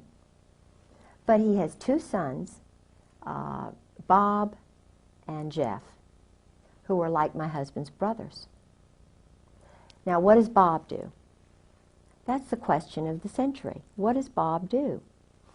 Bob handles an account for my husband. And I started asking questions about, well, where is this? Bob moved from Princeton, then he moved down to Oklahoma City. He was near that Augusta Golf Club, and now he's in Colorado, and he's handling this account that George has money in. And I see papers of my husband's after Beirut. In other words, he'd done a job. And it was a civilian job. Now, here's a colonel in the Marine Corps doing a civilian job TAD. TAD. It's where they go off and do a job sort of Okay. undercover. They get a Right. new, George says he's had so many different passports with different names. I'm getting mail from an Engelhard. He's got accounts now for an Engelhard. I get mail from Princeton private account, from Merrill Lynch is involved with the mob. They have rogues in there who launder cash money. They have people who launder cash money in Norfolk. I know some of the people who handle the cash. No, your husband. Drug money's in cash. Your husband is Jewish. No. Oh, okay. Oh, no. He's a German. He's the son of a German family. But his father was in Atlantic City doing very shaky things. In fact, his father's father, not his father, take that back. His father, Ray, was a weak, precious little man, and I liked him. Nobody listened to Ray. You know, the mother ran everything. The mother was strong, domineering, bossy, and I must say she was not attractive, but Ray was handsome. They married. They had 3 boys. I know she had to get married, the older brother, but in those days it was very embarrassing, you know. Well, Ray didn't have anybody. Ray was essentially an orphan as such, although he had lots of brothers. But let me tell you what Ray told me. I was in California with his mother, George's mother and father, staying at his brother Don's. Mm-hmm. And everybody, you know, the world revolved around Mother. But Ray had a lot of wisdom there, and I was anxious to know what really went on in New Jersey, why they left New Jersey, why they left Atlantic City, what happened in Lawrenceville, why George was put in this school and not seen for 8 years. What did happen? All right. It had to do with the fact that they were poor and desperate, that the sister, Rhoda's sister, George's mother's sister, married someone high up in the intelligence community who was he went to the Presbyterian school or something like that. But Ray had been in prison. George's father had been very shortly in prison in New York. And this is, you don't talk about that. Mm-hmm. Ray had seen his mother run over by his father with the girlfriend in the car who wound up being the stepmother. Mm-hmm. You don't talk about that. All right. There were 7 boys, I believe. Ray was right in the middle. All of these pictures have disappeared from my house. Supposedly my husband has never come in to the house. All of this, you know, the pictures of assassins like Rockland Williams and, you know, you can't believe the things that are slowly being taken out of my house. Why? Well, obviously, so that your credibility can be attacked if you ever tell anybody about this. Yeah. I mean, it's a miracle you got up here with the pictures that you did. Yeah. That we're including in this video. Absolutely. That you know, support your credibility. It's just a shame that this video wasn't made a year ago I know. or I 18 know. months ago. Yes. Because pretty soon they'd have me not even married to George Griggs. Now, If they could destroy all the records, of course, and it's possible to do that. of course. Because I think it was Orwell said that he who controls the past controls the future, and he who controls the present controls the past.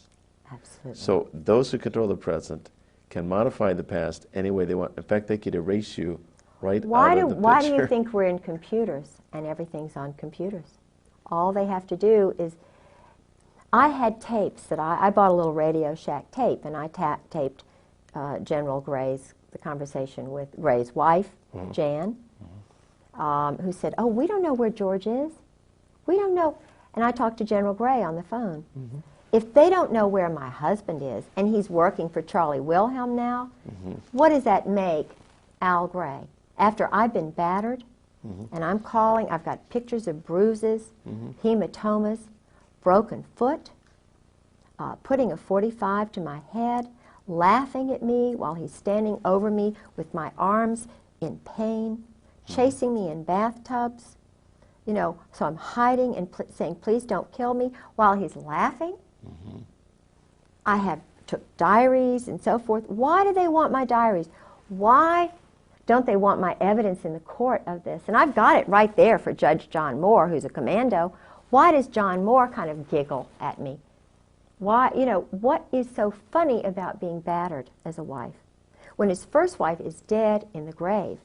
When Well, what's funny to them is that it doesn't matter what your claims are, they're in control. That's it. The chickens can do anything they want as long as the foxes are all in cahoots. That's it. That's it.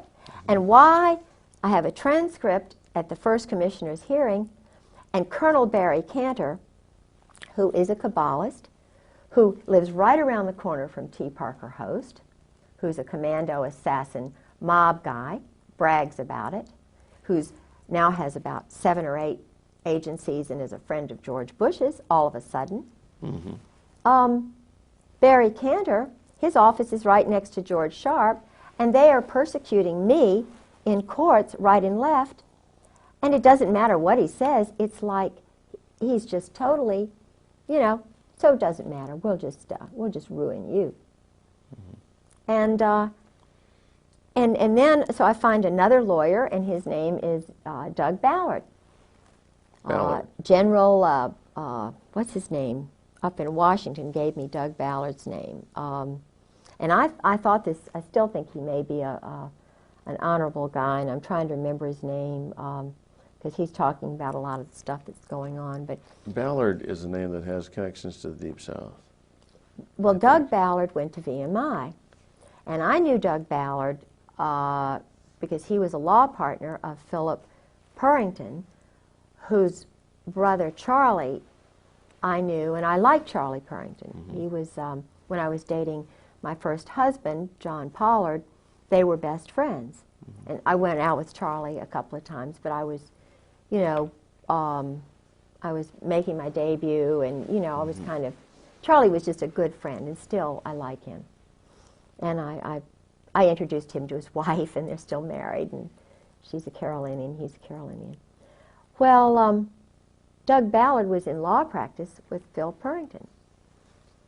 Well, so I went to Doug Ballard, and I heard he was a Christian. And I got the information from Paula Ballard about Obenshain's murder from Paula Ballard.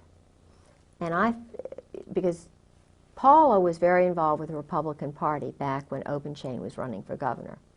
They were insiders. He was an Army intelligence person who was doing business with the Saudis. He was up in Washington with Oliver North and that whole crowd. Doug Ballard was doing business, illegal business, money laundering. But I was attracted to him because General Ben Parton said, maybe this guy will help you. Benton Parton. General Ben Parton gave me Doug Ballard's name. Do you think Ben Parton is a good guy or a bad guy? Well, I don't know, because what I was set up, or maybe he didn't set me up, but I went to Doug Ballard, and, you know, he's a shyster. This guy is crooked as they come, or either very weak, and I think that goes along together. I told him about the things that had happened to me, and keep in mind, he's Army. He's Army Colonel. Ballard is. VMI, but I didn't know what I now know. And VMI again is? Army. Kabbalah. You know, it's But VMI stands for something. Virginia Military Institute. Oh, okay. And because Benton Parton is very well known in certain circles now for Parton. challenging the Oklahoma City bombing. Okay, well then I believe in him. I think he just didn't know what I know about Doug Ballard. Because I think he heard Doug Ballard went to this born-again church, and his wife is all this born-again, which is great, and because I'm born again, but let me tell you what happened. I mean, and they may have been persecuted. They did go through some persecution, but what happened was, and maybe they know too much, but what happened to me was this. because he is part of the brotherhood. Doug Ballard is. I trusted him with my file. See, Barry Cantor, my husband's lawyer, is an Army colonel. Ballard isn't colonel. The judge, John Moore, is a colonel. The commissioner, 2 of the first commissioners were colonels. Andrew Aggie, who is mixed up with Crooks in Virginia Beach, he's a commissioner in Virginia Beach. Then there is the first one we were going to get. No, Aggie was the first one we were going to get, Army Colonel Reserves. Then there is the former Commonwealth Attorney, Andrew Evans. He's in the Masons, and I just talked with his wife not long ago, and she was shaking her head like, yeah, I know all this stuff, I know all this stuff. Well, there's a brotherhood. And Andy Aggie and Andrew just Evans, who was Commonwealth's attorney, they're part of this brotherhood. Now, they were going to judge the case for me. Then we get the third guy, who was in the House of Delegates, Ned Caton. He is a Coast Guard JAG intelligence guy. So finally, we choose Ned Caton to go because he had done work for us, and I don't think that's really right. But the point that I'm trying to make is that every single one of these men who were judging a battered wife, almost killed, first wife dead, do something with the husband, bring up the battering. It's handled. We go into his quiet, secret office. I think I have a lawyer giving him $1,500, and he's one of these society lawyers. And he doesn't want to mention anything about the abuse for some reason. And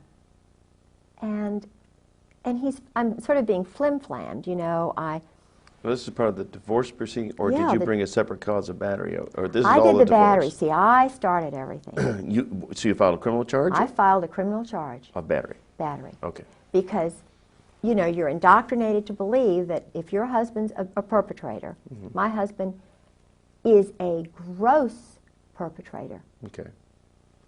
And So you were seeking civil damages against him? no, all I did was take out a warrant to have him brought back. I see.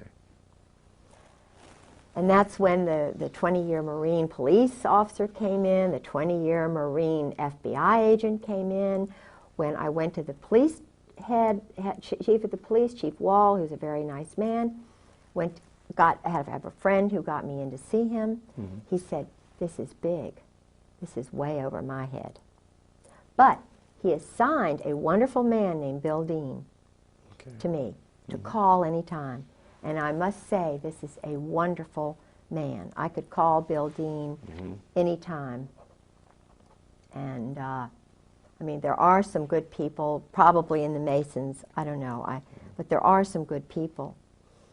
But the problem was, he can't control it. Now, why, if you're a Mason, why can't you control battering of military wives? That's a question I ask myself.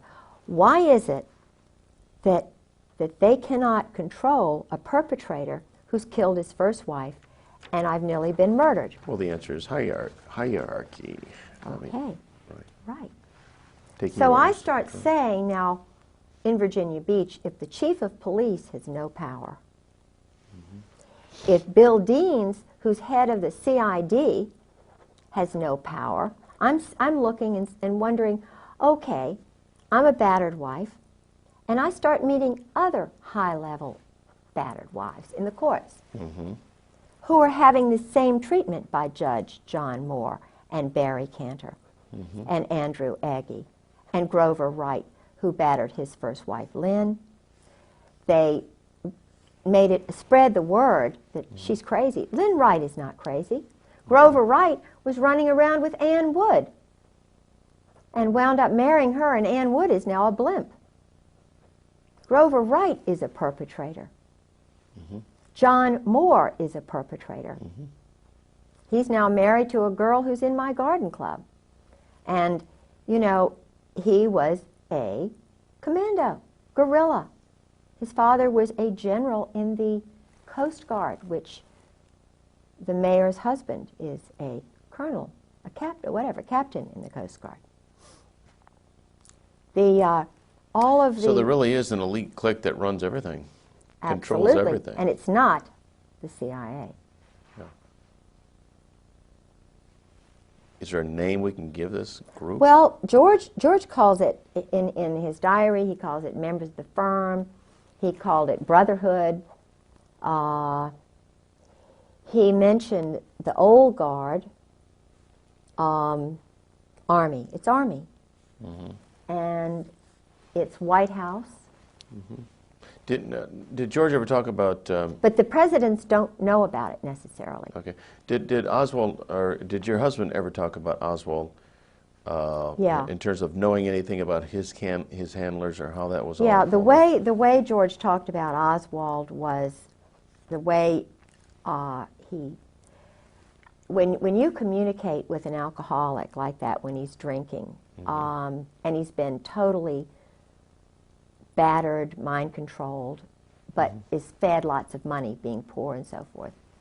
A woman, 55% of what people say is verbal. And then you learn to read the nonverbal. George was diarrhea of the mouth, verbal. But when I mentioned, it's like when I mentioned the word General Jim Joy, I knew it was General Jim Joy who had authorized the terrorism of my life. I know it is General Jim Joy, General Carl Steiner, General Hartzog, General Abram, General Gaiman, and Sheehan. I know. And Krulak. These men are the ones who are perpetrators. They bugged my phone, downloaded my caller ID. They have authorized and given money to people like Tedson, well, not Tedson Myers, but certainly Alexander Robinson, Ern Reynolds, 4th Marine, JAG, worked for the Justice Department. The Justice Department is involved. There are rogues in the Justice Department who think they are handling people by using cruelty, tricks, psychological games. This is not the way you handle a nation. Women know this. Right, but mothers know this. Like you mentioned New Orleans as Yes. kind of a center of mob and mind control. mind control. Illegal criminal activity. Did your husband ever mention any of the people there in? Yes, he did. In fact, he went down there. Okay. He went down there with General Gray, with Michael O'Boyle. During the time of '63? Oh, he was always going down there. And Michael O'Boyle was going down there. Well, your husband was a young man at that time, maybe. Okay, everything is rolling? Different recording? Yep, the red light's on. Okay, let's say a word of prayer. Lord Jesus, we're thankful for this day and opportunity to do your service. Lord, you said you should know the truth, and the truth shall make you free. And that's what we're interested in accomplishing here today, in Jesus' name. All right, now one more little technical thing, and it's weird, but it goes like this. 10, 9, 8, 7, 6, 5, 4, 3, 2, 1. All right, Kate, now I'll tell you. What I just did is simply to synchronize the cameras. It's not anything magical. Okay. And it doesn't mean, oh my God, the countdown is here. What we're going to do, we're just going to record a bunch of stuff here, and we can do some more tomorrow. If we forget something today, it doesn't matter. We can put it in. If you think of something in 20 minutes that should have been said right up front, it doesn't matter. Great. We are simply wanting to reduce this down to tape so that it doesn't get lost. Yeah, Okay? yeah. And the big job lays ahead. That's the editing. Okay? So I want you to completely relax. There is nothing that can't be done, redone. If we sneeze, if we cough, if, anything can be That's fixed. reassuring. If the ceiling caves in, all we do is clean up the mess and keep going. Okay. So everything here is real laid back. You've got a lot of information, and we want to get this down into a storyline, because I think what you've got here is something that is extremely important for people to know about. Yeah, it is. All right. Let's talk a little bit about you, and see now where'd you start out your life? You were born and raised in the country, Yeah, the city? I was raised on a farm. In fact, I live in the same neighborhood in which I grew up. It was my grandfather's farm. Part of it was divided into thirds. But in 1939, my grandfather was an obstetrician in Norfolk. He was also in the Naval Reserves. He was in charge of military intelligence in Norfolk, which is the largest military naval complex in the world. So I was born in the Naval Hospital, which was the NATO headquarters, and brought home to my grandparents' farm. My father was in the South China Seas on a naval vessel. My uncle was in the Navy. So I come from a long line of military civilian folks. They were not full time military individuals. They had jobs, and they would go into the war. They would be in reserves, and as my grandfather was, he stayed in and retired a Navy captain. But I live in a house that was in part of my grandfather's field. And, is that right? Yeah. That's very interesting. But I'm being strangled financially by this Army intelligence group, JAG group, that my husband. Now, JAG, is that JAG? JAG, Judge Advocate General. I think American citizens do not realize how many JAGs are in our court system, and they take orders. They are in the chain of command, they're active reserve, and they are in our court system everywhere you look. Not just federal, state and local? Everywhere, yeah. And they're going to meetings once a month, and if there is a case like many of the military intelligence wives like myself, and we have information that would come out in a divorce hearing or whatever, they totally control it. It is Judge John Moore in my case in Virginia Beach is an Army Ranger. He is active reserve. He's a VMI Army colonel. He's a graduate of VMI. In Virginia Beach, in the courts, there are at least 6 judges, and I'm including commissioners in that, because in Virginia we have a system where the commissioners do a lot of the decisions, and all of these in Virginia Beach who take care of military wives are military judges. No, you mentioned the term VMI. What is that? Well, VMI is Virginia Military Institute, and it's where General Marshall, the Marshall Plan, went to school. It's a little West Point. There's a lot of tradition there, but it's based on the Greek sort of Spartan military concept. And my father went to Washington and Lee, which is also in Lexington. And I know that there is some sort of, I won't say cult, but there probably is some sort of club? Secret society. Okay. And so it's very, very tight clique. But what I was trying to say is that the judges are military men, and they're not independent. They take orders. They take orders. There's a chain of command, and in my particular case and the other 11 military wives that whom I have met so far. There are many, many more, but they've all been handled the same way. Mm-hmm. That's not a normal divorce at all.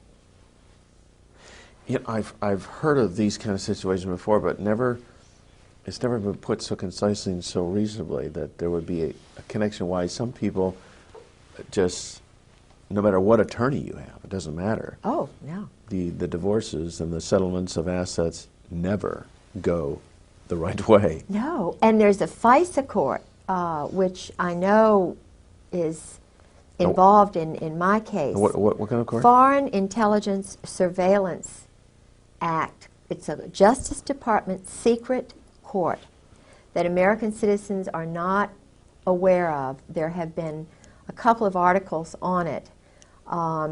It's a small group of men, and I think there's a woman on it. I believe there's 7 justices. And in reality, the article that I read, which was given to me by Mike Fuller, and I know he would not mind me using his name, he's a government assassin. He was like my husband, a government assassin who did... When you say assassin, you're talking like character assassination or kill people? No, killing people. Okay. He's a mercenary, government mercenary. Okay. He was in Afghanistan and in Rhodesia, South Africa. And I met him and his wife through Sarah McClendon. He's a real wonderful patriot who is speaking out about what the NATO community and the Army and Marine Corps are doing. And Sarah McClendon, she's an old warhorse, isn't she? Sarah saved my life, literally. Really? Yeah. I had been having break-ins starting the night of March the 4th, after I was calling everywhere to see if I could find my husband. He would, disappear at times. And I found my husband's diary, which I have here, which they have been not anxious to have get out. Uh-huh. No, they meaning? General Sheehan, General Krulak, Marine Corps colonels, generals, Al Gray, Cook, and especially General Joy. Joy. General Jim Joy Uh-huh. and General Carl Steiner they're evil men. And they are in this diary meeting with my husband almost every day in Beirut. They trained the men in black who killed those people in Waco. It was General Joy and General Steiner. Steiner's army, dirty tricks, special operations. And this is what my husband does for a living, is train mercenaries, young boys from countries like Romania, Cuba, Dominican Republic, Haiti, all these countries. They're training them to be murderers, and the taxpayers' dollars are paying for this. Okay, now they train them just through the normal channels of the military. These kids join the Army or the Marine Corps, and then they select these kids based on some criteria to train them? They psychologically profile them. The profile, which is similar to my husband's and Lee Harvey Oswald's and McVeigh's and some of the others who were all part of this program. Jeffrey Dahmer was profiled and hidden. What most Americans do not know is that all of these men were Jeffrey Army. Dahmer, he has a military background? Of course. They're all Army. Oh, okay. They were all picked out because they're perverted or twisted. Oh. Yeah. Sexually perverted. Sexually perverted and therefore,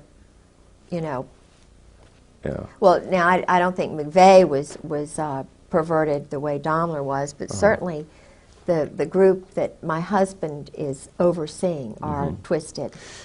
So part of the criteria, they look for people who have got something in their history that gives them a weird bend. Yeah. Like they were molested when they were a child, Yeah. or they come from dysfunctional families, abuse, whatever. Strong mother, weak father, no father, poor. Because these guys are looking for security, so they will stay in the military and do anything for that security. This was my husband's scenario. My husband and Oswald are just two peas in a pod.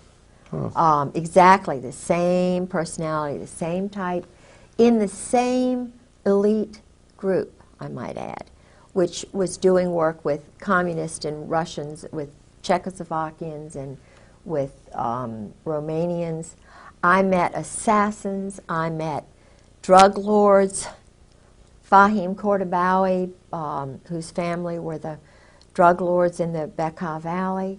I mean, he knows the elite of the elite of the elite, and that's why I was warned twice not to talk. And you were warned. I was told that I would be killed. I was told that Your husband warned you about this, or? Oh, my husband warned me early on in it, but he knew that he loved me in the beginning. I'm sure he really did. But he's a robot, my husband, except when he's drinking. And I think that's why he drank, because the first 3 years of marriage, he was telling me everything. And I come from a very strong Protestant Southern culture, which, you know, when you're talking about shooting people like ducks, the only thing I can relate it to is my brothers going duck hunting, and that's what George would tell me it was like. Killing is just, you know, it's nothing. There's no emotion involved. You just get rid of somebody. And he said he was an existentialist and that these murders were necessary, and, you know, very matter of fact. And I'd sort of go, yep, and we'd be eating dinner, and I was trying to get him to know Christ, you know, to sort of understand a little bit about my background and America's background. But his group they are not Christians. They're what he calls existentialist, and they study German Clausewitz and Nietzsche, Sartre, Camus, Montesquieu. And his thesis at Princeton, which was written for him by a very good friend of his named Todevay, who was a French count, and his thesis was on this. And it was, supposedly it was in French, but my French is better than his. So he could not have written that by himself. I know that. I know it was written for him. But in the intelligence world, and in the communist world, in the world that my husband was in, one had to know French, because all of the terrorist trainers and the guys who were funding all the guerrillas and everything were in Paris and New Orleans. They would go back and forth. Still, the 4th Marines is out of New Orleans. And that's been going on a long time, ever since Disraeli, even before, I think. But they had hit squads and, you know, undercover groups in New Orleans. And George would go to New Orleans, all the Marines. I mean, this is where they train, do terrorist training, Lake Pontchartrain and places like that. Okay, and then this would be during the 1980s? Yeah, 1980s. Okay. From the I think New Orleans has been a school for a place where debauchery and murder and cults and flourished. Yeah. Well, there's a New Orleans connection with the JF Kennedy assassination. Well, you see, Oswald, my husband and Oswald were in the same club. General Jim Joy is in that club. General Louis Buell, who was my husband's benefactor, or whatever you want to call it, is in that club. There is a, in fact, I've got the name of, there are Russians in that club. Yeah, feel free to grab any reference materials. Yeah, You've got our- what I want to tell you about General Al Gray, my husband was the chief of staff for General Al Gray, who was the commandant of the Marine Corps. And I probably shouldn't say this on the tape, and you all can get rid of it, but he's a homosexual. Gray. Gray. Okay. He's what they call a cherry Marine. Now, I'm not anti, I'm trying to find my, I hope I've got it. Yeah, here it is. The Now, this Vietnam term cherry Marine, Cherry is that Marine. that's a common phrase in the military? See, the thing is, they're guys and they're girls, and I just came from such a real prudish culture. Yeah. You know. That's fine. You came from a normal culture. And I'm not judging them, but they, the Vietnam War, I know a lot about that, about the MACSOG program and the Phoenix program, because George was involved with a very important part of that. Not important really, but he and Al Gray and Louis Buell and Michael O'Boyle and Ollie Whipple were. Do you remember the Manguez and the Pueblo? Was it the the seizure of that little ship? Yes. Yeah. This was. It's run by the mob. Then it was a mob military partnership, joint. It was a joint operation in Korea and in Vietnam. The highest levels of the Marine Corps and the Army in those special operations levels, the individuals are actually in the mob. New Jersey. You're talking about the mafia type mob? I'm talking about the Brooklyn, New Jersey mob. My husband, Al Gray, Sheehan, they're all Brooklyn. Cap Weinberger. Now, Heinz Kissinger, there's the Boston mob, which was shipping weapons back and forth to Northern Ireland. And I don't want to get too deeply involved in that, but it goes, Israel, some of the Zionists who came over from Germany, according to my husband, were, see, he works with those people. They do a lot of money laundering in the banks, cash transactions for the drugs that they're bringing over through Latin America, the Southern Mafia, the Dixie Mafia, which is now my husband's involved with in Miami. The military are all involved once they retire. They're, they go into this drug and secondary weapons sales. And before I forget, I want to find the name of this Russian who worked with Al Gray, who was my husband's boss, and trying to see where I wrote it. I may have to look and find that another. It's no trouble at all. How are we doing over there, guys? Sound good? How much time is rolled on the clock? On your clock? You can speak. So 20 minutes. 20? Okay, good. I can't find it right now. I'll find it. Right. The Vietnam was really important because a lot of experiments were done on boys who went over there. Mm-hmm. I had, since my husband disappeared and since they have been psychologically trying to destroy me, financially trying to destroy me, because I'm telling the truth. His first wife, I know, was murdered.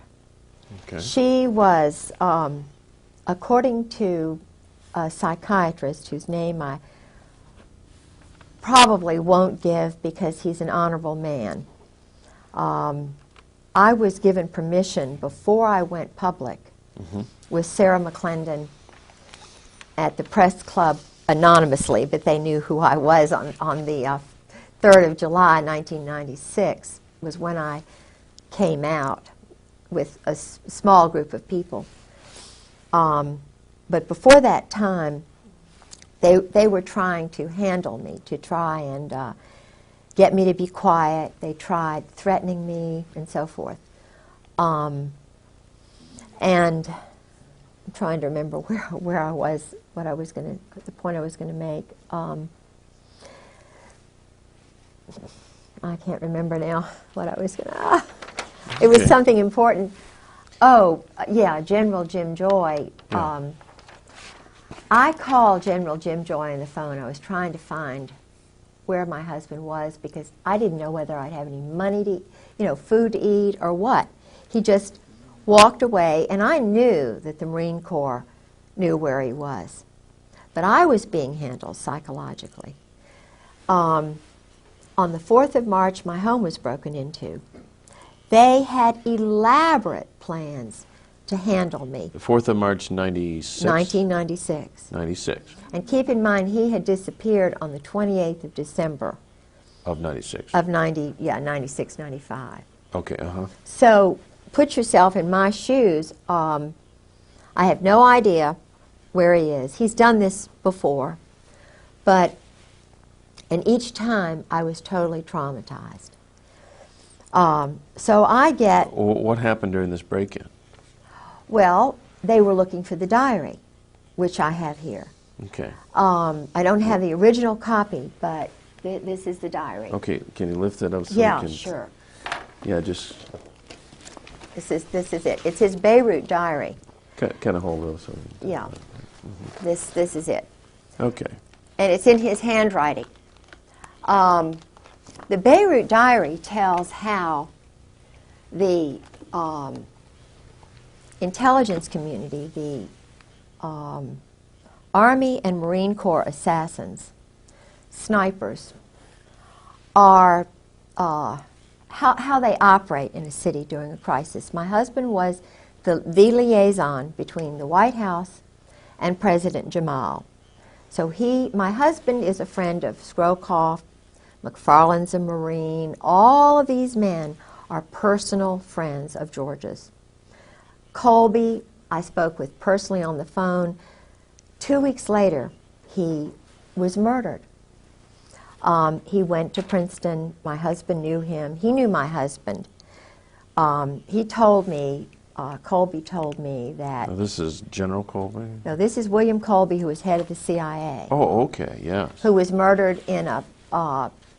so-called boating accident. I know exactly how that happened because, you see, the SEAL teams 6, 4, 6, and 8 are on the East Coast, and then the odd numbers are on the West Coast. And some of the people who are affiliated with the SEALs,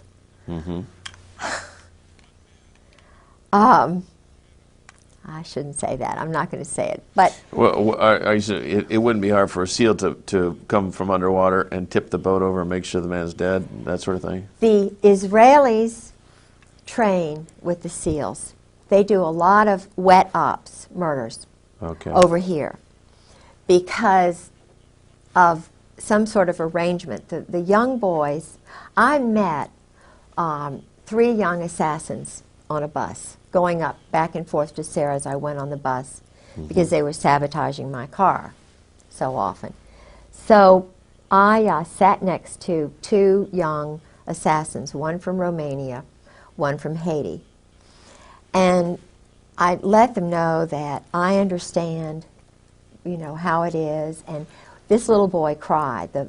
I won't mention which one it was because it may get back to him. But he told me it was the same scenario. His mother, he lives on $850 a month.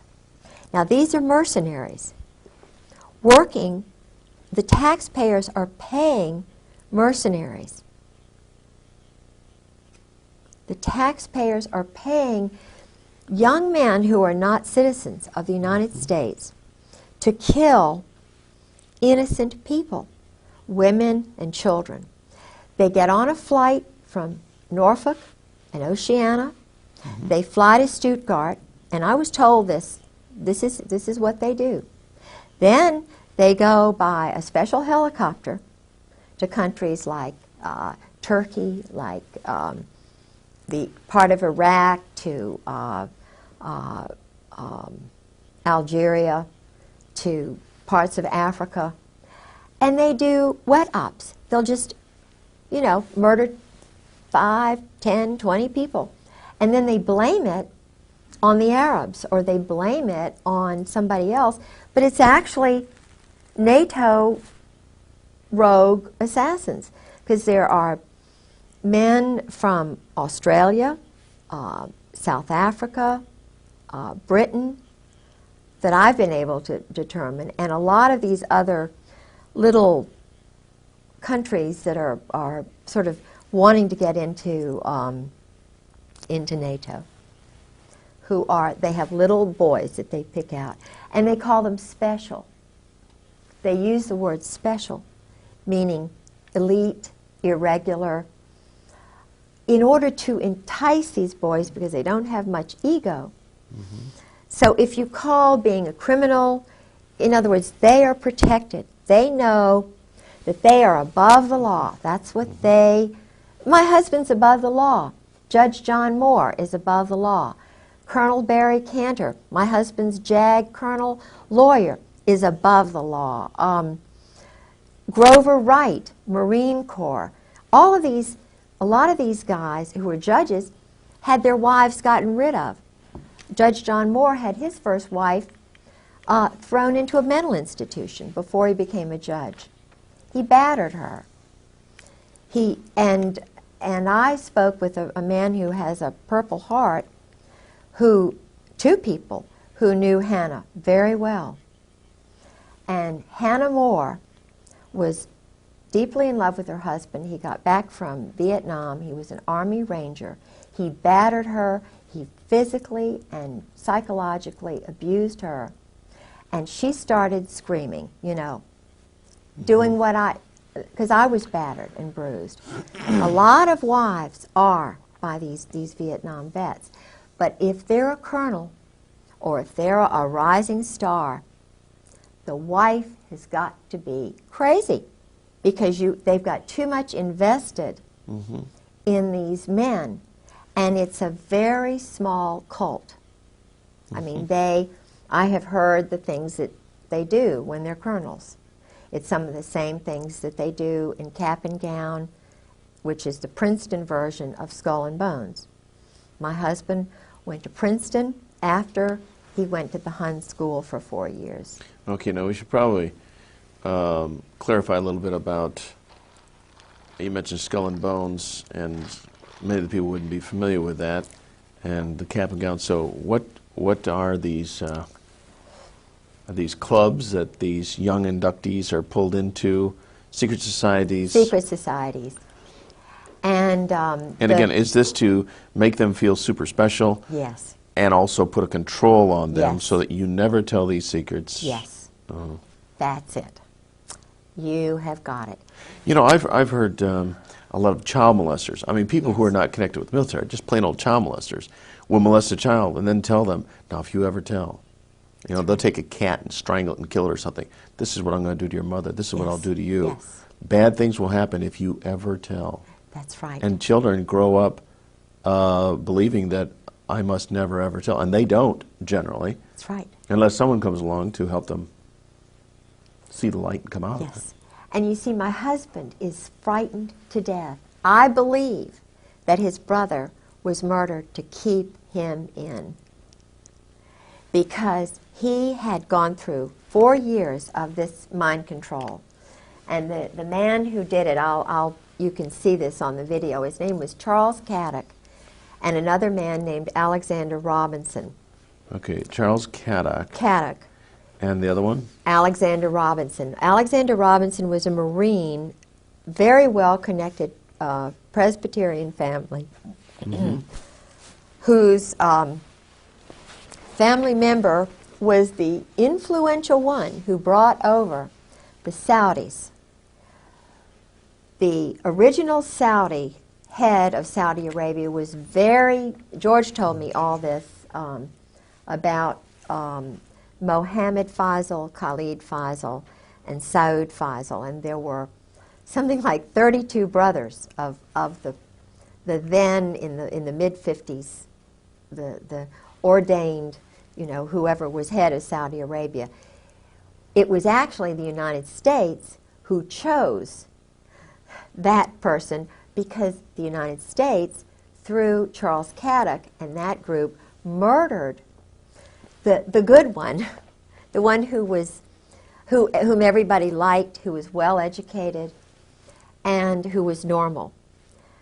In, I believe it was 1952, 1953, 1954, in Paris, the universal Saudi, the well-educated Saudi, was poisoned. And what would his name Charles be? Caddock.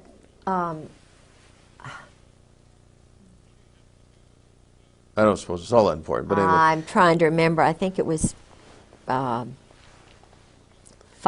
or he died in Paris. And so his brother, his half-brother or whatever, was the father of all these 32 boys, and the three oldest now were snuck into the United States.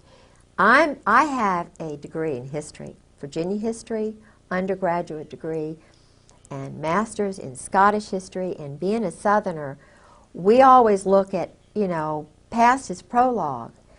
And I jumped into the Saudi Arabian books to try and find out something about the Hun School, which is in Princeton, started by a physicist connected with Einstein in that group. So I was looking for the Hun School because I knew they went there. And they're in all the brochures. They're very proud to say, we have the Saudi royals went here. President Cheeseborough brags about going over there and being wined and dined, and So I only found one reference, but it was a reference that said something like they went to a prep school in the United States. That's all they said. Well, it was the Hun School, and my husband was one of the playmates. Charles Caddock was the bodyguard, quote-unquote teacher for these guys. So they would go out and play in the woods, and they were doing homosexual things with them. There was a lot of money. They bought a big house. Yeah. And so. Okay, now, I was momentarily distracted. Okay. Explain to me a little bit about this, the homosexual event here. Well, George, for the first 3 years of our marriage, was drinking entirely too much. And he was trying to let me know about his world. And I'm not judging him. He's a bisexual. Okay, and he believe. needed help. He needed help, he needed Still love, does. he needed cry. He Yeah. still does. He really needs help. And the handlers knew that I was changing him. I was taking him away from this crazy cult Right. that he'd been in all these years. And we were going to church. He even walked down the aisle one time when Tony Evans preached at Scope. He was overwhelmed.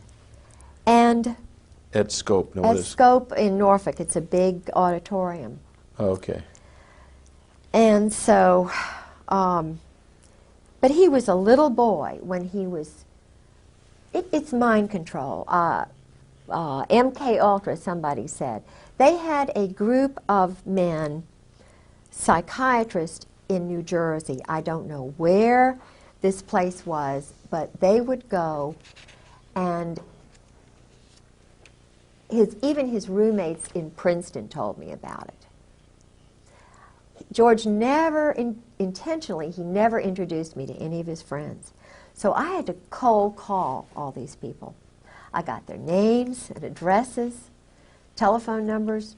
I called all these roommates at the Hun School and at Princeton. Mm-hmm. They told me things about George and, holding hands with, with Caddick and other people, about being a cheerleader and going off and so forth. Now, a cheerleader, this is a kind of a trade name, right? No, he was a cheerleader for the At Princeton? At Princeton. Oh, and he okay. traveled with the football team. Okay. And here is a guy like that. They put him in the Marine Corps. I don't think that was very nice.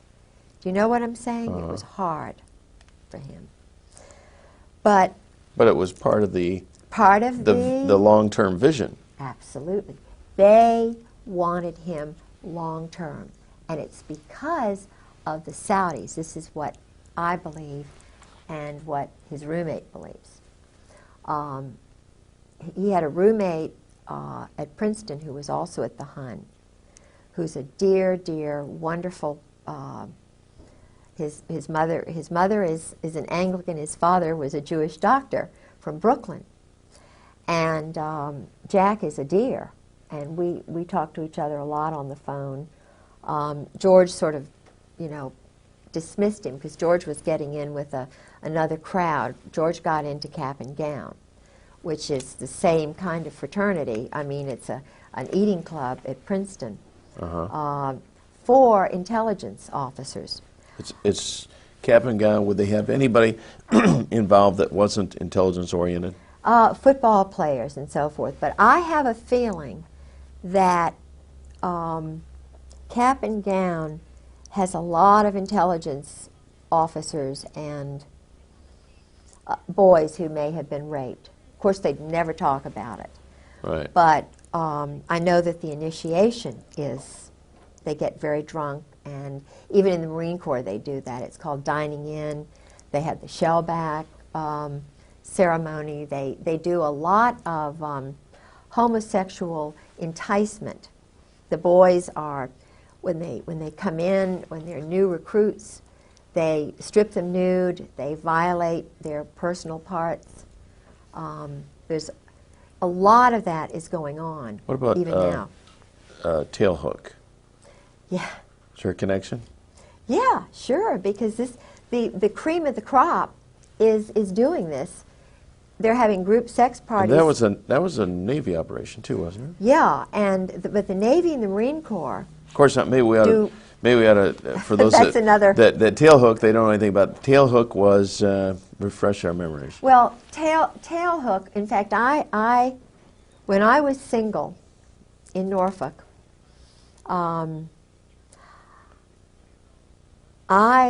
know one of the people who was deeply involved with Tailhook, who was the captain of the Saratoga, was very much involved with this kind of behavior. I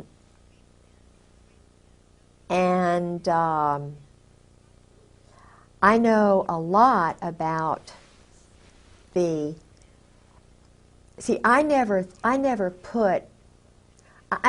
thought about group sex. This is so awful for me to contemplate that these orgies are going on all over the Mediterranean, that the captains, lieutenants, the men who rise to the top are the ones who are picked to play the games, the pool parties, the nude pool parties.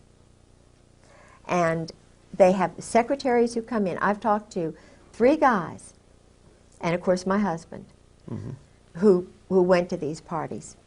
But what they do is, and this is General Al Gray, who was the main prime mover, they would go to a place like Aix-les-Rosés, where Charles Caddick, this teacher who got my husband into it, he retired in one of these all-male party houses on the Mediterranean. I mean, that's where and my husband kept up with him all through the years. But these sex parties and orgies, they're all homosexual in nature, or Well, is they there some start heterosexual? they start off with the wild secretaries. It's kind of, my husband did those in Indonesia. He did them at a place in Northern Virginia with his first wife. I did not know any of this. I knew absolutely none of this when I married him. He told me he was loyal to his wife. He wanted me to think he was just apple pie, because I'm just a one-man woman. Right. When I took that oath to marry him, love, honor, and obey, that's me. But he, when he was married to his first wife, was just an addict. He was a sexual addict, an alcoholic addict. He loves, terror, and his whole little soul was just being sucked away from him desperately. And he needs Christ. He needed me day in and day out. He did not need to be. What he's doing now is running more of these operations. As you describe this, I can't help but think of Bill Clinton. Well, of course he was. He was one of those profile boys. But the difference between Bill Clinton, and I'm not saying Bill Clinton's better, but Bill Clinton did not he didn't know anything about the assassinations. Bill Clinton, when I was living with Sarah McClendon, the senior White House correspondent who saved my life, because she said, Mrs. Griggs, you get up here to Washington right now or you're dead. You're going to be dead. And I still feel as though I probably will be. I'll certainly be financially ruined. They are still doing psychological operations in my home, sabotaging my car, messing with my telephone, my radio. You cannot believe what I've been through in the last 2 years. It is horrible. And it's being done to other women and other wives and other men who don't go along with the program. They are murdering Marines, they're murdering sailors. Of course, one of the best ways for you to stay alive is to do what you're doing. Really? Reduce this, absolutely. Reduce this to video, get this scattered all over the country. They won't touch you, because if you're dead, that validates everything you're saying, see. So, well, they poison people. Publicity is the best thing you can do. Yeah, one of the things that was happening to me after, I must tell you about General Joy. I found his name all through the diary. And what was really strange was that George had mentioned him early on in the marriage, but then after a certain incident at Camp Lejeune, which I think is very interesting, relating to tailhook and something that I did there. I'll tell you about that if I can remember. I called, it took a lot for me to get General Joy's phone number, because the Marine colonels were not going to tell me, because they knew I was investigating. So nobody would tell me about General Joy. I called a person in George's address book who was a general, pretending that, I was updating my Christmas card list. Yeah. And I just wanted to find Jim Joy's telephone number. He said, he's up there. He's running morale, welfare, recreation for the world, a payoff job with the mob. And he's living outside of Quantico, and here's his phone number. So I call him up, and keep in mind, my husband is infamous, Princeton graduate, chief of staff for Al Gray, who runs all the dirty tricks for the Army. Linda Tripp worked for Carl Steiner, who was a partner of, Jim Joy and Carl Steiner and my husband were the triumvirate in Beirut. Okay. And Linda Tripp worked for Carl Steiner down there. This would be approximately? In the 80s. She and her husband were both Delta Force duos. They send them, but then they divorced, so that broke up that. But she's a dirty tricks person, Linda. Anyway, so I call General Joy and I say, General Joy, this is Kay Griggs, and I'm George Griggs' wife, you know, Chief of Staff under Al Gray, head of half the world, dirty tricks, special operations, wet ops. And he goes, no, I don't believe I know your husband. Exactly his words. And I'm taping it, by the way, because they took my tape. They started coming in and putting sticky stuff and running my, you know, just mind jagging me. Putting sticky stuff On the tapes, and they would put the tapes on different, you know, they would go to a lot of trouble. They would take things that I said on one tape and put it on another, and I mean, they were having fun with me psychologically. But I taped this conversation with General Joy, and I said, well, that's really strange, General Joy, that you don't know my husband, because I'm sitting here on my bed, and I'm looking at my husband's diary that he kept the whole time he was in Beirut. And you're in there almost on every page, you know, you're in there a lot. And you're going over to Cyprus and Rome, and you're, you know, getting money for weapons, and, you know, and then they're going to Tel Aviv, and they're doing this and that. And you know, I said, you mean you don't know my husband, George Griggs? And you're a Marine, and he's a colonel? He went, oh, that George Griggs. Because he knew I had the diary. I see. Then he said, oh, Miss Griggs, let me call you back. Let me call you back. So he had to confer with General Sheehan, General Joy, General Gaiman, General Hartzog, and his little cabal, particularly General Gray and General Krulak. So he called me back, and he was just like a little puppy dog. He said, oh, Miss Griggs, I'm going to be in Norfolk on the, let's see, the night of the 5th, 6th, and 7th. I'll be at a Morale, Welfare, Recreation meeting at the Marriott Hotel, and I would like to meet with you when I get there. You know, I'll be getting in around 5 o'clock, and I could we could go to dinner, or you could come and have breakfast the next morning. We could eat, you know, blah, blah, blah. Or 11 o'clock, you know, now I have to speak at this luncheon engagement. You're welcome to come to that. Or we can meet at, he went through every hour of the whole time. He could not have been more insistent about meeting me if he'd been my father, you know, my birthday or something. And so you did meet. I did. But I was afraid of him because I knew This he is was General an assassin. Joy. General Jim Joy, the one who got Noriega out of Panama. He and Sheehan, the one who was behind the whole operation in Panama. This is a powerful guy. He and Carl Steiner. Mutt and Jeff. Waco, they trained all the guys in Waco who went and did what they did to David Koresh.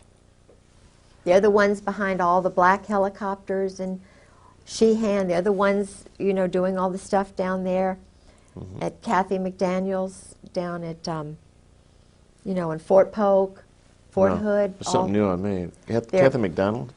Kathy McDaniels had a little talk show. She's a wife of the daughter of the mayor down there at Fort Polk. Okay. The little town outside of Fort Polk. And there were a lot of unusual things happening. And because she was talking about it, excuse me, they took her radio show off the air. And they tried to, it's a long story, but anyway, so General Joy, I got in contact with the NCIS. That's Fort Polk in Louisiana. Yeah. But I met with the NCIS guy, and and a Marine that I just met cold call, because I was kind of worried about what would happen to me, you know, meeting him. So may I go to the ladies' room? Certainly, matter of fact, Steve suggested I've that we had to break. sort of go to the late. That's why I've been sort of antsy. Steve suggests we break at 5 after, and I think it's a good idea. Let's break and we'll pick up right where we're. Right.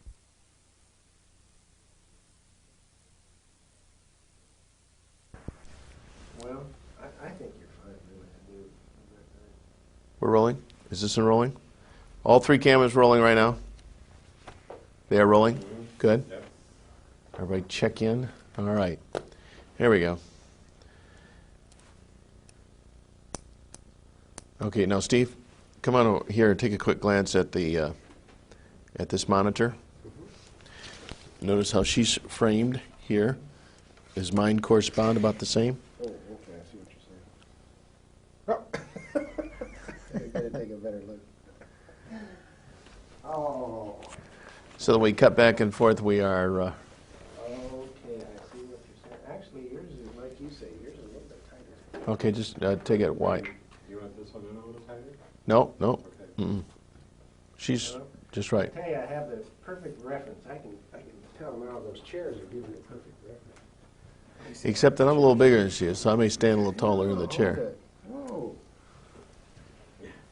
Whoa, whoa, whoa, yeah. Oh, the distance, maybe.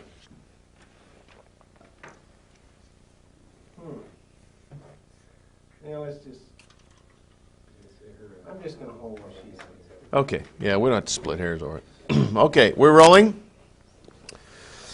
10, 9, 8, 7, 6, 5, 4, 3, 2, 1. Ignition. We have liftoff. We're rolling. This is part number 2 of this interview. All right. Now, we have discussed just a little bit of a recap here. All right, a little bit about your background, about the psychological profile that these guys look for. Let's see, we've discussed the diary. We've discussed Kaddock and Alexander Robinson. Robinson. Couldn't read my writing, thank you. And I have a picture of Kaddock. yes, I noted that. We're going to inject that. We'll inject. In fact, we should have a little session here where we just go through pictures at the tail end of this. Yeah. Picture. We discussed tail hook and. You Sarah. know what tail hook means, don't you? Now, what is tail hook? Uh-oh. I got a feeling. Yeah. Is it a homosexual reference? Yeah, sure. Really? Sure. Did you know that, Sure. Steve? Isn't it something? Yeah. And the average person on the street has no idea. No. You know, it's like Watergate. Well, the Watergate Hotel, that makes sense. And tail hook probably is some reference to, you know what I honestly thought it was? When you refuel a jet or something. It is. But you look, see, the planes look like this. Because, see, I was told this by Jerry Unruh. And Jerry Unruh was a captain when I met him. We were just partying. You know, I had a group of gals, and we were all school friends. And everybody hung around this place called Poppy's in Virginia Beach. It was the place in the mid-'80s when I was at the Virginia Center for World Trade. Well, Jerry was in there. He's an intelligence operative with Scrowcroft, Crow, you know, this whole McFarlane, Ed Wilson, who's a really good friend of my husband's, who's a really bad guy. Anyway, they're all some of them are doing this Rush River Lodge thing, you know, which Angleton was doing, where Woodward would go to these big orgy parties. And George went to a few of those. But this, you see, is the plane, and it kind of looks like that. Okay. And yeah. it refuels. Uh-huh. See, that's what the hook is for. That's called a refueling. tail hook. Yes. Uh-huh. But it has a double meaning. A double entendre, sure. Because and I went to the preceding show 2 weeks ago and they had the tailhook booth, and I have some stuff, I don't think I have it with me, but tailhook souvenirs, because they are really trying to promote that, you know, the charitable function of that organization. Yes, of course. Now, the fact that that cover got blown on those tailhook things, that Paula was a Coggin. major snafu, right? She had to try very hard to get that out. That was at Camp Lejeune? No, I think it was in Las Vegas. Okay.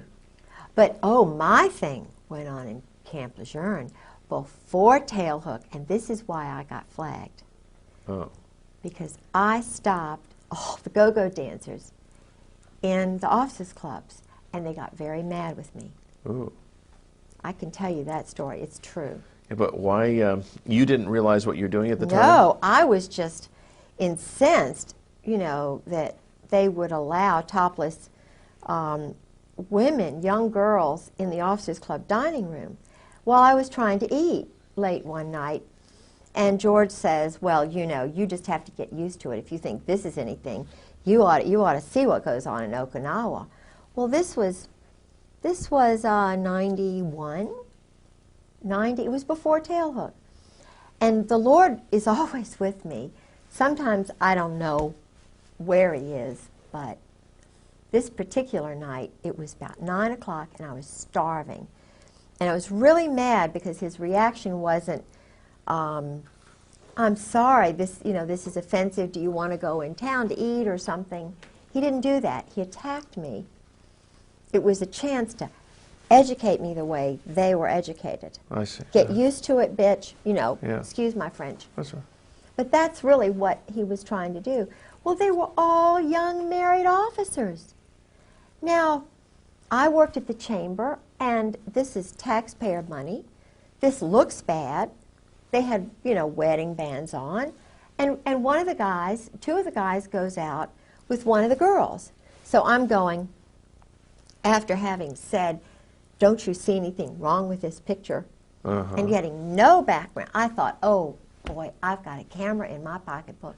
I am going to see Marty and Oogie, my old roommate from St. Mary's, little Episcopal Junior College in Raleigh, North Carolina. And I said, whoa, little Lucille Ball comes out. And I just kind of grabbed that little camera with the flash, and I get me 3 little flashes of scattering people. So Just light. because the camera's going off? Yes. So that said to me, it proved to him, God, truth is light, light is truth. You know, hey, this isn't. I mean, God proved it. I didn't do it. I didn't argue. I just took pictures. They scattered. Then what happened? What happened to the pictures? Well, he tried to grab my camera, He, my husband. right. But there were still some men in there, you see, and 2 of the girls. And they were looking at me like, the girls were probably thinking, oh, you know, but the guys, they saw older colonel, chief of staff here, wife. It was bad from the perspective of me being a wife, witnessing this, being ordered to shut up. So I took the camera when he wanted to grab it from me, and I went like this. I mean, it was real battle time, major. My brother was a championship wrestler, you know, and I don't know anything about holds, but I knew this was self-preservation time. And I just said, well, I'm going to the ladies' room, huh? Yeah. So I went to the ladies' room, and I hid the darn thing. And he wanted to know where it was. We had a major battle. But the end thing that happened was I wrote a nice letter, found out the name of the manager of the club, because I knew protocol. I knew you can't go and just really mess everybody up. And I sent a letter saying, is this normal to have it, to the club manager. But I sent copies of the pictures and the letter to the wife of the general commander of the base and the wife of the commandant. Oh, man. You wanted to get in trouble. With the pictures. No, I mean, Or you thought you were going to... helping the wives. Yeah. The wives, at this point, no doubt, are privy to all this stuff, right? Yeah. See, I thought, in the real world, this is what you do. Somebody... But what happened was I went home, and the wives were meeting there, and I told them what I had done, and Carol and Millis said, "Oh, no, you didn't do that, did you? George won't get promoted." You know, he was trying to make general. But Louis Buell had already died. He wouldn't have made general anyway because of Sue. I already found out about that. But I didn't know that at the time. So, but Charlotte Moore, whose family are better educated, and she's kind of the leader of the pack because she's more rational than the rest of the wives. She said, "Kay, thank you very much. We appreciate what you did for us." And then all the rest of them kind of, you know, they're like little puppets too. But then I found out from Brooks West that I was flagged. That General Gray had me marked as a troublemaker. Gotcha. So after that, no more stories while he's drinking. You know, it was a very, he was having to balance them and me. You know, he was, I think he was challenged by me because he, you know, he knew that I was a free spirit. He didn't understand Christ. He didn't understand what my boundaries are, but because he was a little bit intimidated by my sense of freedom and my, you know, openness, which comes from a complete understanding of where Christ is in my life, you know, and I follow in his footsteps, but I'm a free spirit because I'm created independently, as we all are, and my husband never had that ability to be free from the time he was a teenager. Because early on he was made captive to these other matters, the homosexual encounters and the shame that brings and the control. So he was a bent twig early on. Yeah, and he had the Saudis were beginning to pile into Russell House at the Hun School in Princeton, which is the school that my husband was in for 4 years on scholarship. He never saw his parents in 8 years. Now think about this. His parents were shipped to California, I believe strategically so that they could control his mind. Okay. He was too poor to fly out there. I think he did go one time when he was ROTC on a flight that took him forever and a day to get out there. But he had an uncle later on who bought a house in Princeton when he was in college. So he had a little bit of nurturing. And this uncle became his father. Okay. And this uncle's 2 sons and the next door neighbor became his wife.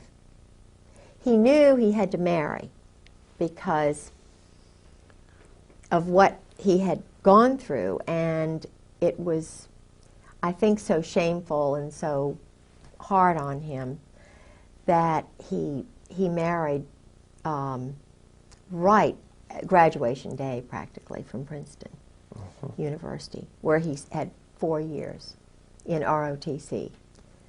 And he was in the Cap and Gown Club, which, as I mentioned before, is an intelligence sort of football kind of scholarship club. But what's interesting is my uncle, who was in intelligence, Ben Delaney, went through exactly the same hoops. I was thinking, you know, when I met my husband, this is, and it probably was God in many ways, but I thought, isn't it amazing that Uncle Ben, who was the football quarterback star for Princeton, the one year they won the whole national thing, he was, he went to the Hun School. His father and mother were both killed or something happened to them. And I think they were a fairly well-to-do, prominent family. He was handsome, wonderful, just a neat man. So he went on scholarship to the Hun. And then and he went in with crew and all these other things. He was in cap and gown.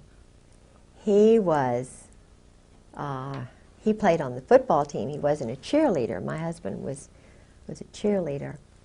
But they were in exactly the same pattern. ROTC scholarship.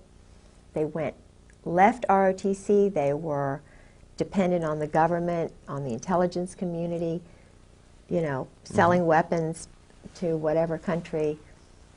I know the country, but in other words, they were doing work for the joint under the table all these years. Okay, and directly under whose instructions to sell these weapons?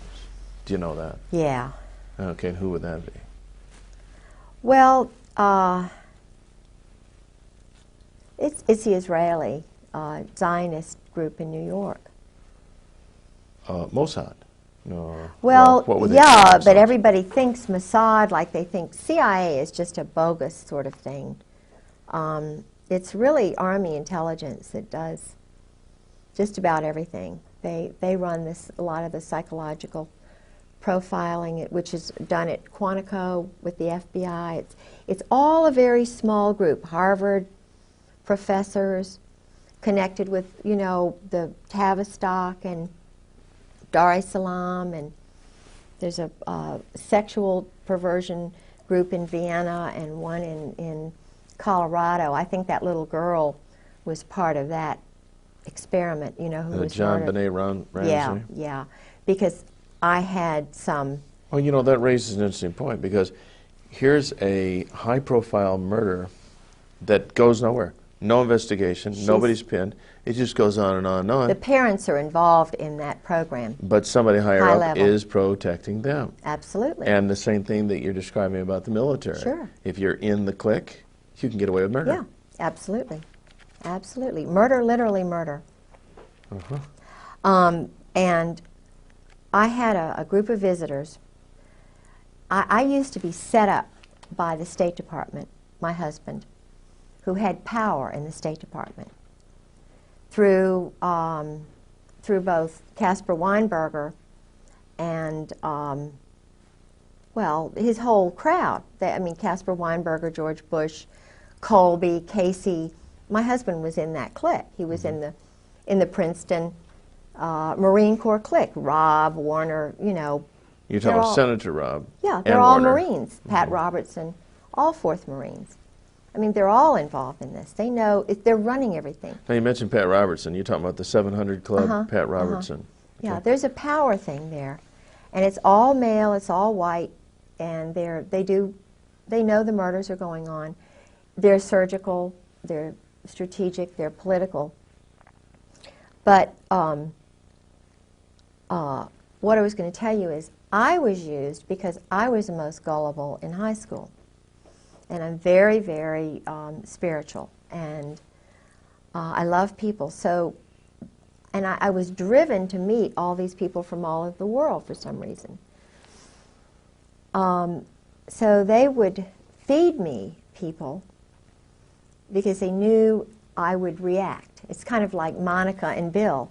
I think they put Monica in there to have something on Bill. That's my own feeling. Sarah McClendon feels the same way. Because... And Linda Tripp was there to guide the situation. Absolutely. Of course. Linda Tripp was Delta Force. Linda Tripp was trained by Carl Steiner, who's in the diary with my husband. Carl Steiner is called a snake. And he tried to trip up Schwarzkopf. I mean, he was trying to take the whole Iraqi thing over because they had been baiting, you know, using the Israeli rogues in Turkey. They were having little zigzag wars. It's all to sell weapons. It's all about weapon sales. It's all about drugs. It's all about funny money. Making money. Of course. And the head, Krulak, who is the Commandant of the Marine Corps, his father, Victor Krulak, worked with this Russian, Czechoslovakian double agent who was worked with Al Gray, who was enlisted at that time, rose right up to the top because they were involved with Butcher and this whole crowd that was trying to pick fights. And they were not, they were Army and Navy together, joint. And George kept saying, George calls them the members of the firm. He calls them the members of the firm. I've heard the brotherhood. They're very close. And it's a small group, and it's very hierarchical. I had Caspar Weinberger's bodyguard farm me when I was at Sarah McClendon's. Now, farm you. Yeah, that's Means a term that they use. Where they cultivate? They well, not cultivate, but just want to find out kind of, they're doing profiling on me. Women are hard to profile because we're very easy. We're very easy if you understand women. And I think they need more women in human intelligence because we'd solve a lot of these problems like overpopulation or whatever it is very quickly. Because we're the ones who teach the men how to talk, how to communicate. We think on 20 levels at once. You know, we're very spiritual, we're very practical, all at the same time. And they make mistakes by pegging women as crazy when really they're very anxious to solve problems. They're just very frustrated to see a lot of wacko things going on that don't need to be going on, but the guys don't see it. So with my husband and so forth, I was used. They profiled me. They knew I loved international people because I'd already demonstrated that. And there was a group of sexual psychiatrists from Vienna who came over. I have pictures of them. I was their escort. George was already gone, and I was intrigued that they were still sending me people. Okay, now you referred to them as sexual psychologists? Yeah, there's a whole range of psychiatrists who study perversion, sexual perversion. Harvard, Yale, Johns Hopkins, and this Colorado group. Dar es Salaam, where they train the black African terrorists. They train them in interrogation. They train the JAGs in interrogation methods and so forth. And a lot of these guys got their experience in Vietnam. Intentionally, they took these little boys. That's what they're doing in Bosnia right now. They're training future leaders in perversion. They have a school. The British have a school that George was working with in Indonesia for a year. My husband was setting up there was already a program on East Timor, a little place there in the mountains, that had been set up by the Australians during World War II. It was involved, I think, with Burma and, you know, some of the killings that were going on in China and so forth. That Parker Host, T. Parker Host, this man who now controls my husband with Bob Edwards. T. Parker Host, this is how they got together. T. Parker Host, I knew when I was the assistant director of the Virginia Center for World Trade. I was the first woman on the board of the Foreign Commerce Club. I was very involved politically, and I was having a ball. And I met T. Parker Host through someone else. I was the chairman of a board of all these international shippers and brokers. I was just a, sort of a glorified secretary, public relations person. Now, T. Parker Host was the Finnish consul and at one time he'd been the Norwegian consul, the Icelandic consul. I thought he was a really nice guy because he was outgoing, he seemed Virginian. I didn't know that much about him. But it turns out he has one shipping agency, when I meet him in '85. He knows my husband's profession instantly because he brags about being with the mobs. The mob runs the port of Norfolk. I mean, it's terrible to say, the bankers, and then they have this is not, I can't say that. You can't say what? No. The ports are run by, it's a homosexual hierarchy. Okay, it makes, that's not objectionable. Well, okay. And in Norfolk, it's Walter Chrysler, Phil Hornthal, they have the rich ones, and then they get the little ones in by introducing him to the big guys. It's like George met Einstein. Einstein was in that little ring that the Saudis were in. It was a very elite. No, Camus, you're saying Einstein? Albert Einstein Okay. was in that little Princeton ring before he died. And Okay. George, they partied together. Anyway, so the Norfolk crowd runs the port. It's very organized and so forth. And I knew the person who was running the Maritime Association shipping agency, very nice man who was that way. But I didn't know it, I went out with him. I like him very much. I mean, he's a very nice person. But And completely homosexual. Completely. But he liked me, and I thought he was wonderful. Many homosexuals are very he's engaging a very, people. very nice guy. Well, his best friend was T. Parker Host. He lived with him for a while. Well, I didn't think anything about Parker because, he'd been married and had a couple of sons, and I thought, well, this is just a guy who's moved away from Newport News for some reason and settled in Norfolk. I thought it was unusual. He didn't have any friends. I didn't know.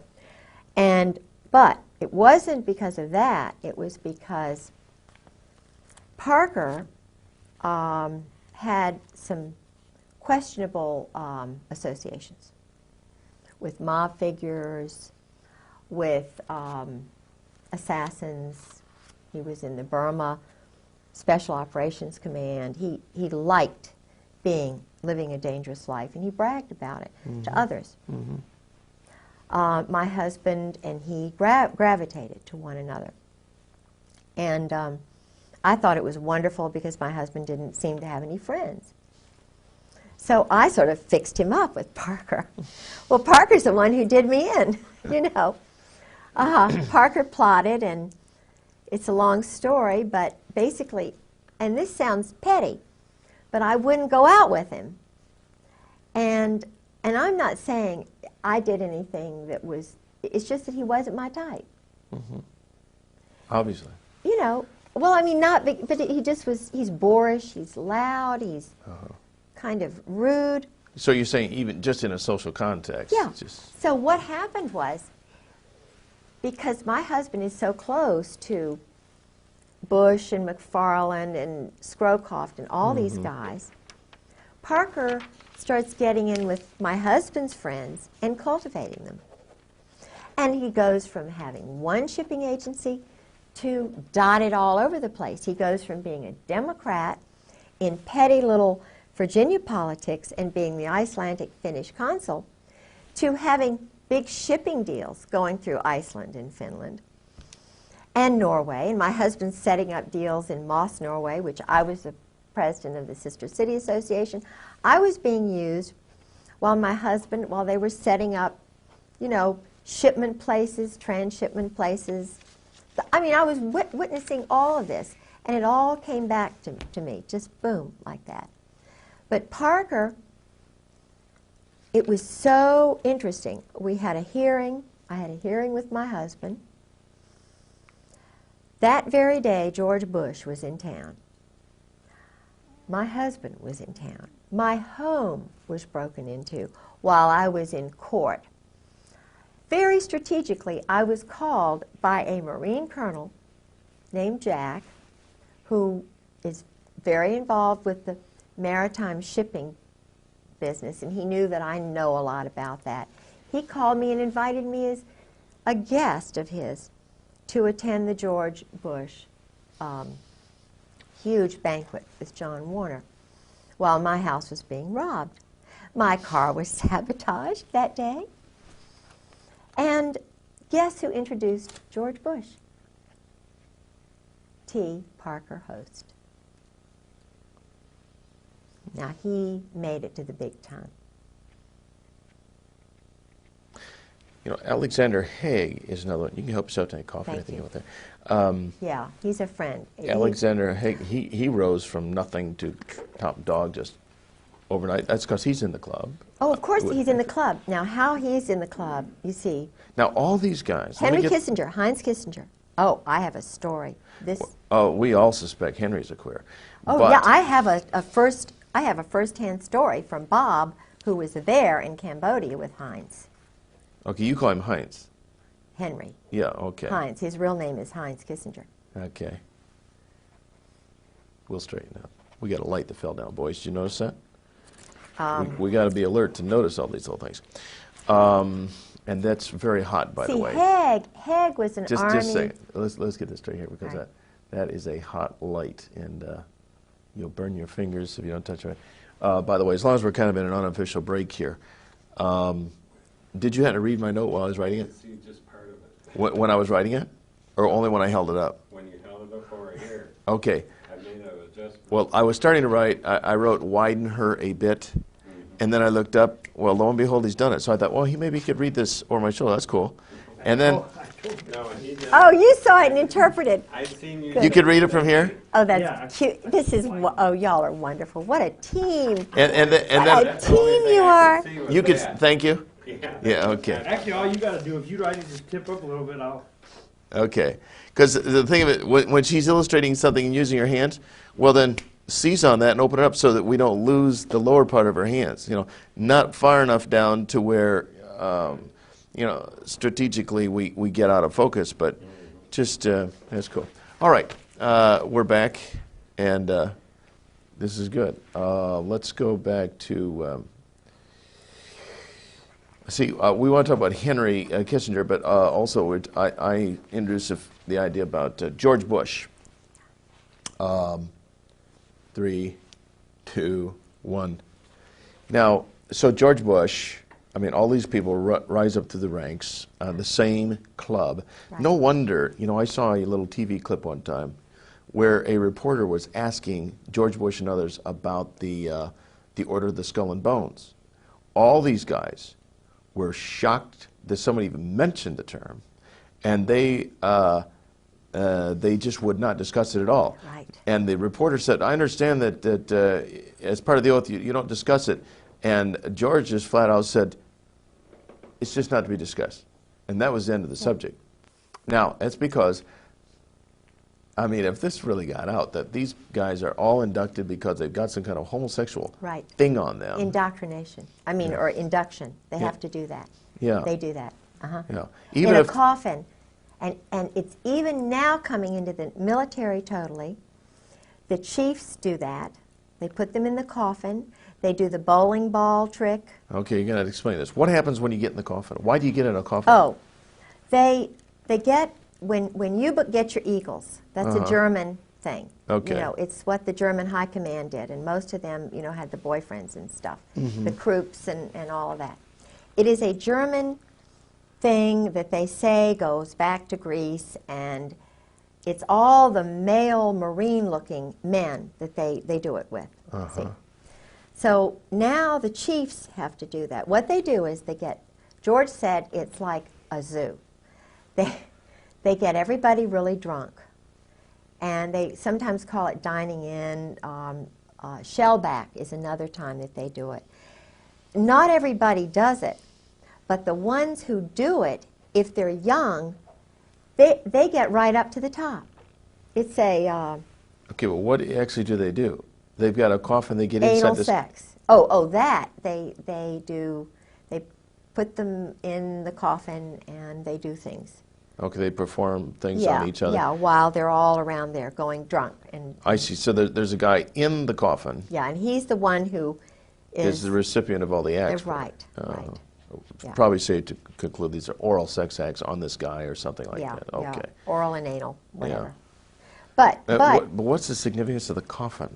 I don't know. It's the mystique But- about the skull But and bones what's and death. interesting is now the young SEALs, Delta Force, the ones who go from Army to BUDS, the BUDS training SEALs, Buds BUDS is the emerging SEAL group, Oh, I see. They're budding SEALs. budding SEALs. I see. And they have to break into houses. Their training exercise is to break into civilians' houses For practice. for practice. They broke into my house.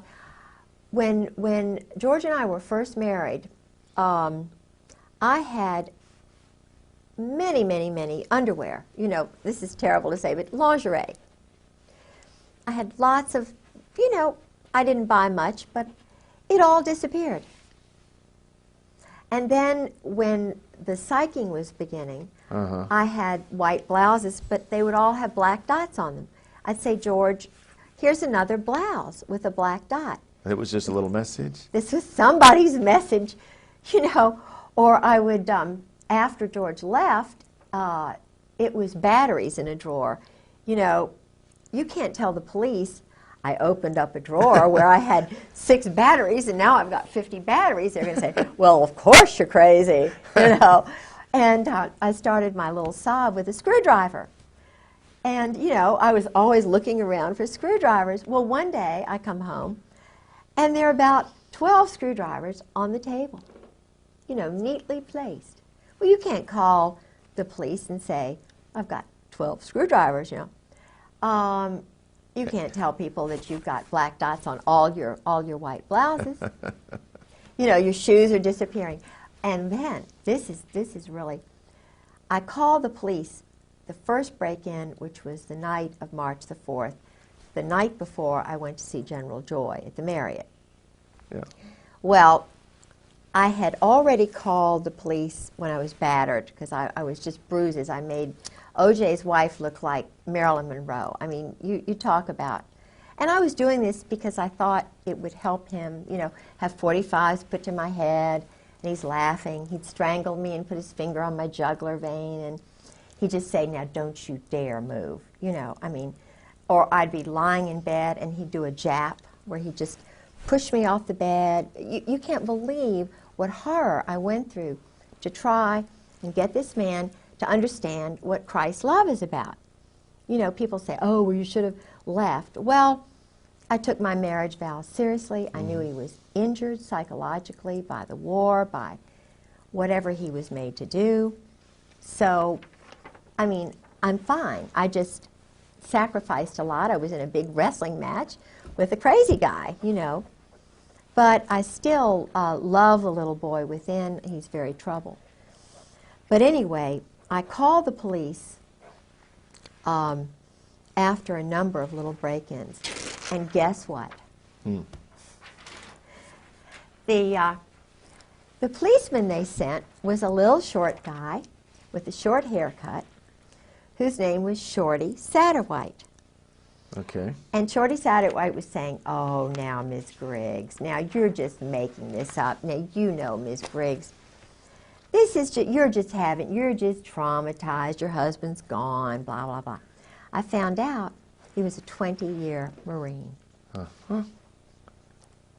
Okay. And not only that, but there's another part of his life. But that's okay. He's a nice guy. But he was a Marine. And he takes orders. Of course he does. He's still reserve. So I think, okay, I'll call the FBI. I'll let them know what's going on. I heard about the FISA court and that they, because I'm talking about William Colby, maybe they think I'm a threat because I know all these international people. So I'm just going to call them and tell them what's going on. So I call Torrance, who's the head of the FBI, and he's too busy, too busy. So he sends this guy, Dan McNally, out. And Dan McNally is a very nice guy, and he has this girl interview me, and I type out something about George's history and what I know. Guess who else is a 20-year Marine? Dan McNally. And it just so happens that Dan McNally's best friend, and he's not married either, but that's all right, his best friend, who is from North Carolina and never married, is a best friend of Fred Hentz, who's the one who took me to this place, Mahi Maz, where I had the 2 death threats, who was graduated from college in flat 59. He was intelligence. His father was a German high, part of the Kaiser's elite group. He was NATO colonel, which I thought was pretty neat, and that's why they knew the profile. Kay likes NATO people because she's going to learn a little bit about another culture, you know. And I'm not saying that because his family were high command, but he was also an existentialist. And Okay, and again, for our viewers that may not know the term existentialist, you mean? An existentialist, according to my husband, which he is one, Fred Hentz, all of these people are existentialists. They believe in doing whatever it takes. It doesn't matter what the law says. They will do anything necessary to get what they want politically, and economically, and whatever. In other words, killing a leader, killing 5 people, killing 20 people, according to George, is a lot better than war. This is the way they rationalize it. You didn't used to kill women and children in war when the British Army, when they were pure kind of, you didn't go out and kill. I think Dresden, they did do some of that, but that was Walt Whitman Rostow and his crowd. And he's a very dangerous man, because Walt Whitman Rostow is a communist. Okay, and in what capacity is he? Oh, he was one of the wise men in Kennedy's administration. I think he was probably responsible for the movement that got Kennedy murdered. I believe it was an Israeli group which did it with some of these rogues. Okay, now when you mentioned wise men, is this an insider term? Wise men, yeah. Kennedy's wise men were guys like, the Harvard crowd. And he was trying to bring them in to change things around a lot. Walt Whitman Rostow was the one who got us into the Vietnam War because he wanted to sell the weapons and stuff. He and Victor Krulak, who is the present commandant's father, Krulak was his lackey. Walt Whitman Rostow's lackey. Walt Whitman Rostow went with Taylor, General Taylor, and wrote the report that got us into the Vietnam War. And all the time that the Pentagon was saying, no, no, no, no, he was a cheerleader for the weapons sales. He and Henry Kissinger, Heinz. He and Henry. Walt Whitman Rostow, Eugene Debs Rostow, these were communists, named for communists. Eugene Debs Rostow and it's either his son or his other brother, runs the big Boston mob, the port there. His name is Nicholas Rostow. With the Weld, with William Weld, they've done all that drug business in Mexico for years. They had that Russian, the one who was murdered by the assassin, Ramon. He was a competitor, Stalin's competitor, and he escaped. Very famous Tolstoy. Okay. Tolstoy became a Christian at the end, and you can't become a Christian. That's a death warrant. So they killed Tolstoy because he was becoming too, I think, now I don't know the whole story. There's probably a lot more to it, and maybe I see completely the wrong picture there. But But Tolstoy was murdered by this same Parisian, Spanish, Czechoslovakian, Georgian, Russian group, Okay. which are all part of the former Abwehr. All right. We've got to stop. Tolstoy is not the correct name. I know who you're talking about, but I can't think of it. Tolstoy is a writer. A what? He's a writer. He's a Russian writer. But the guy you're thinking of was murdered in Mexico. Yeah. It's not Tolstoy. Okay. What was his name? Nice little Jewish boy. Good. It's a good point to bring this up because if we can correct that name, and don't go that wide. When I'm talking about going wide, I'm not talking about going anywhere near that wide because we got all this junk over here we don't want in the picture. Are you sure it That wasn't is Tolstoy? I think plenty it for- was. He's a writer. That's just plain for. I know he's a writer. Sorry about that. This It's guy- okay. I know. This It's guy okay. was- You're was learning. the right-hand man of Lenin, and he defected and went to Mexico. Right. He went to Mexico and murdered him. I think it was Tolstoy. It could be two Tolstoys. No, Tolstoys. Tolstoy is a very famous author. You're not thinking of Trotsky. Oh, yes, you're right. A, A. Oh, got it. Let's correct that. Oh, thank you. Bravo. We're getting close. Bravo. You were doing Close. so well, and I thought we can't use this because it's the wrong name, and it's going to discredit Good, the whole story. good. And I'm You're sorry good, about Okay. that. Good. All right. Trotsky. Well, let's back up. Okay.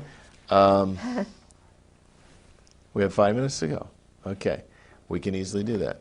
That is on this tape. I'll tell you what, We have more time than this, but on this The tape. next tape, and in the next 5 minutes, tell us what Max Sog means, because you mentioned it earlier. Okay.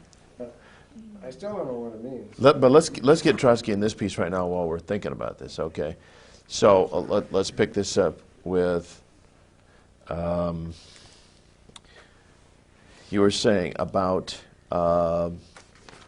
We were talking about the wise men. We were talking about the Rostos and. William Weld in Mexico and the involvement of the Mexican government. And it's not Tolstoy, it's Trotsky. Okay, hold on a second. It won't even be necessary to mention that because that will be completely clipped and edited. So just go ahead and tell the whole story, but use the name Trotsky. All right. Okay, so Yeah. go ahead. The, Here we go. This group, which was run out of Paris, is still being run out of Paris, this revolutionary terrorist group, which is controlling these Marines and Army Steiner's group. They all operate together. The man who started all of this program during Vietnam used communists who were in the Spanish communist movement. They actually promoted communists in the OSS, which was started by this William, Donovan. Okay. So they were promoting and using communists who were actually wanting to get rid of our form of government as a stepping stone to world domination. So this group now in the Army and in the Marine Corps has communists at the very top who are really, existentialist, which means they don't believe in God, they don't believe in Christ, they live for the moment, they believe in sort of one world which has no religions in it. Right. They're the ones who put Napoleon in power, they're the ones who put Oliver Cromwell in power, they're the ones probably who actually were behind the Roman Empire and maybe the Egyptian Empire. They put puppet people in power and they actually run it from behind the scenes. Now, Trotsky, as I understand it, was escaped from Russia. He had become a Christian, I understand, and was working with agents in the United States, Israel, and he was considered a threat. So he had to be silenced, killed.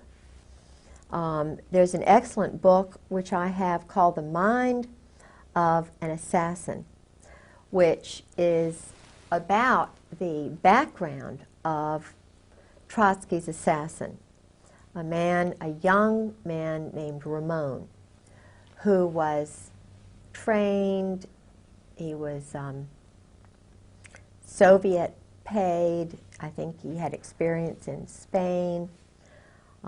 They organized it in Paris, I believe. And, of course, up to the present time, there have been assassins operating out of Rome, Milan in particular, Naples, and Paris. And these are all anarchists, all mob related. They use mob funding. And of course, drug money to pay for the weapons, which are brand new weapons. The Bosnia Bazaar, this is the reason we had the war in Bosnia. The war in Bosnia is simply a stage to train assassins, to be a market for brand new weapons, to be a marketplace so that the drug money can be used. And the Army runs the whole show. It's totally run by the Army. The CIA is a bogus thing. You know, it's Training and Doctrine Command. It's NATO. It's SHAPE. Supreme Headquarters Allied Powers Europe, started by Eisenhower. It's a totally independent corporation. Its main function is to sell weapons and launder money. You're talking about CIA? No, No, I'm talking no. about SHAPE. SHAPE. Okay. CIA is kind of bogus. I mean, That's it's just there. a trade name for the media Oh, it's to use. confuse us. It's just to get us off the track. It's all being done by Army people who are now joint, because the word joint comes from the group that brought over a lot, and a lot of good people came over, but they came over illegally to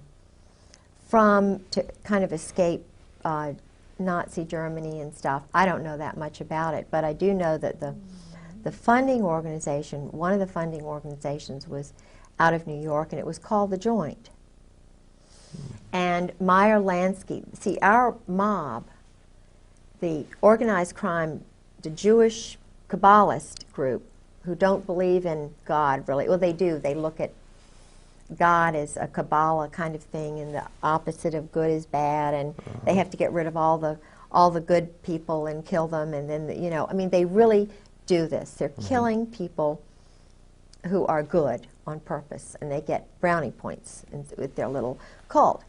But this funding group in New York, they would pay for passports which were illegal, and they. In fact, my grandfather was involved with that. That's how I know so much about it, because my grandfather was told to keep silent and not to tell anybody, but of course he told my grandmother, and my grandmother told me, and I've told my children. Everybody knows they brought in probably more than 200,000 Nazi soldiers and SS and, you know, wacko scientists and psychologists, and all of them, most of them, had the German disease, you know, because it was their culture. The German disease? Yeah, the German disease is what the Pink Triangle boys were. Colonel Ron Ray writes about this. He's a Marine colonel who's a Christian who's writing about the Cherry Marines, the homosexuality in the group sex orgies and so forth, which brought down the German government, because Naples, which is where all of the Navy is doing their playing. I mean, today in Naples, these orgies are going on. It was where Krupp, the weapons manufacturer, used to take the German high command, and they would go into the Isle of Capri, into the Blue Grotto. And they would have big orchestras, and they'd bring in little boys, little Italian boys, who would be raped. They'd give them trinkets. And, of course, the mothers gradually found out, and just like me, it was one thing when there was just one of me. Now there are a lot more of us wives who are talking and telling truth. And it took those Italian women went to newspapers in Italy. They wouldn't listen. But when they went to the wives of these guys in Germany, it brought it all out. It brought the German government down because they were duplicitous in it, you know. But what they were doing was pedophilia. They were raping, bringing in little boys. They involved the Catholic priests, you know, who were bringing in all. Anyway, so, but what happened was this whole group came over to the United States. And they, it's an old culture, but it is the reason there are a lot of things going on with children these days. Mm-hmm. And it explains why it's all being covered up, because if you've got police officers who are playing these games and they're going in the woods like to, what is this place where, I mean, even Eisenhower played these games. Even Mike Kemp out in, it's called the Hermitage. The Hermitage. In California, where they all run, they get drunk and they run around nude in the woods and stuff. Bohemian Grove kind of That's thing. it, Bohemian Grove. Okay. Rather than Hermitage, it's the Bohemian, Bohemian Grove. Grove, that's the name of it. Uh-huh. My brain's tired. That's okay. And the one in, there was a big one in Washington called Rush River Lodge, where they used to all go, and there are lots of places now. But the problem, as I see it, is that I think they're trying to destroy America and the basic Protestant Christian culture, because where you have a militaristic society, which is where the rules are only for those people, and keep in mind that Meyer Lansky and Luciano, Lucky Luciano, and the other man, they chose to go to Italy. Luciano went to Milan. He wasn't banished to Naples and Milan. The two top mob families went there because of the weapons industry. They're selling weapons. I mean, that's what the military is doing. It's totally controlled by the mob. Look at this. Weinberger was General Douglas MacArthur's. He spied on MacArthur in Korea. Who was MacArthur's nemesis? Albatross. It was none other than little old intelligence. I'm going to tell every move you make. Weinberger. Young, but he did it. He brought down MacArthur. Every move MacArthur was going to make, he broadcast it through the chaplain, his little intelligence network.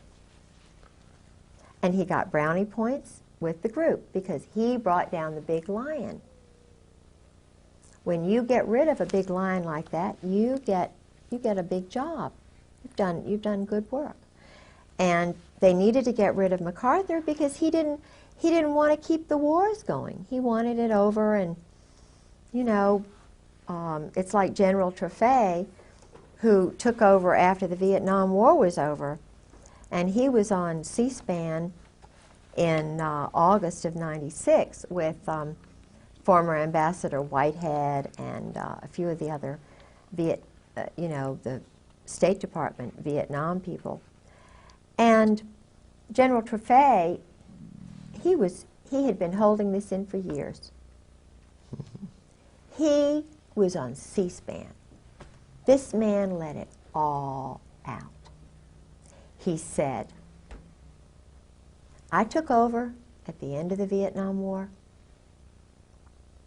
I was in control, right? Big general charge. So I say, cut off the shipment of weapons. So I tell the Pentagon, cut off the shipment of weapons.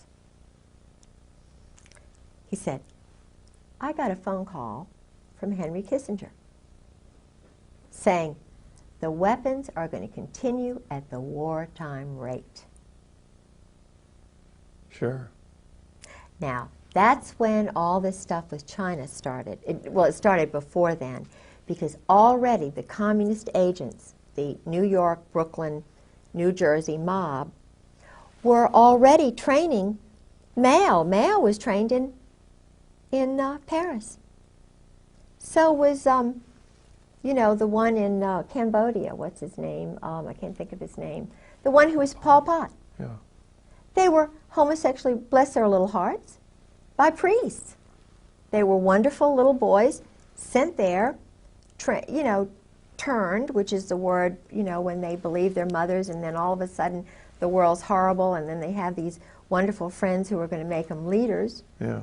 They're turned psychologically, and it's a pattern. And so this is why it's so important to know what they are doing to innocent little boys in the Army and the Marine Corps today.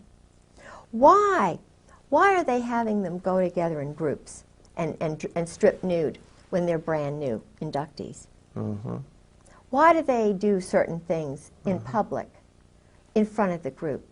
And Well, they even do that during the pre-induction physical? Yes. I mean, And they also have the doctor. that's why I didn't want to go in the Army. I knew there was something. Yeah. But they also turn around the other way after doing that. The other way, and they're upside down. And they do this anally. Uh-huh. Now, why do they do that in public? Why are the urinals all out in public, you know, without separate stalls? Yeah. If they're not promoting this. And then why is it that the ones who are this way rise up faster than the ones who don't? Because there's someone there noticing Yeah, sure. those Sure. who are Vulnerable. vulnerable. I was going to say rising, but that wouldn't be quite They're appropriate. called rising stars. Rising stars. Rising, that's the word the State Department uses for those who are controlled. And when I was volunteering with the State Department as an escort in Virginia, I had this group called, I thought it up myself, VIVA, Virginia International Visitors Association. And I tried so hard to get to be a part of the State Department family. But you know, I'm a Christian, see, I'm a Protestant Christian, and they don't want Christians in there. My goodness. You know, I would have guests and I would let them know I was a Christian and that I love them and Virginia's a wonderful place. And Yeah. But I couldn't be a part of that. No. They sent me people, but you know, I never was a part of it, even though I had lots and lots of dignitaries. Did you Are we ever have running any, out? did you ever have any contact with Madeline Albright? No, I lived with Sarah McClendon for about 6 months. Mm-hmm. And Sarah is a Democrat. See, I was a Republican all these years. I was married for 21 years to a Democratic governor's grandson. It was an arranged marriage, and so I knew a lot of the high-level Democrats who were really sort of conservative. It's hard, you know, in Virginia, they're very conservative. So when I stayed with Sarah McClendon, I had become a Republican, you know. And Sarah told me a lot of the things that were going on in the White House from her insider perspective, which totally challenged my perspective on everything. You know, Ron Brown was murdered, for example. Sure. Vince Foster was murdered. Forstall was murdered. Tell you what, we're gonna break right here Okay. because we're just about out of tape, I think, on this in here. This would be a good place to pick up, though. Ron Brown, Vince Foster. I think Foster had a Marine Corps background. Is that possible? I think so. He may have. I bet he did. That would fit right in. Yeah. Oh, yes. Oh, yes, that would fit right in. Because Nussbaum's office was right across the hall. Okay, we can pop these tapes out, actually. Okay. And we're fresh with brand new tapes, the number 2 ones. Let's take a nice little break. All right.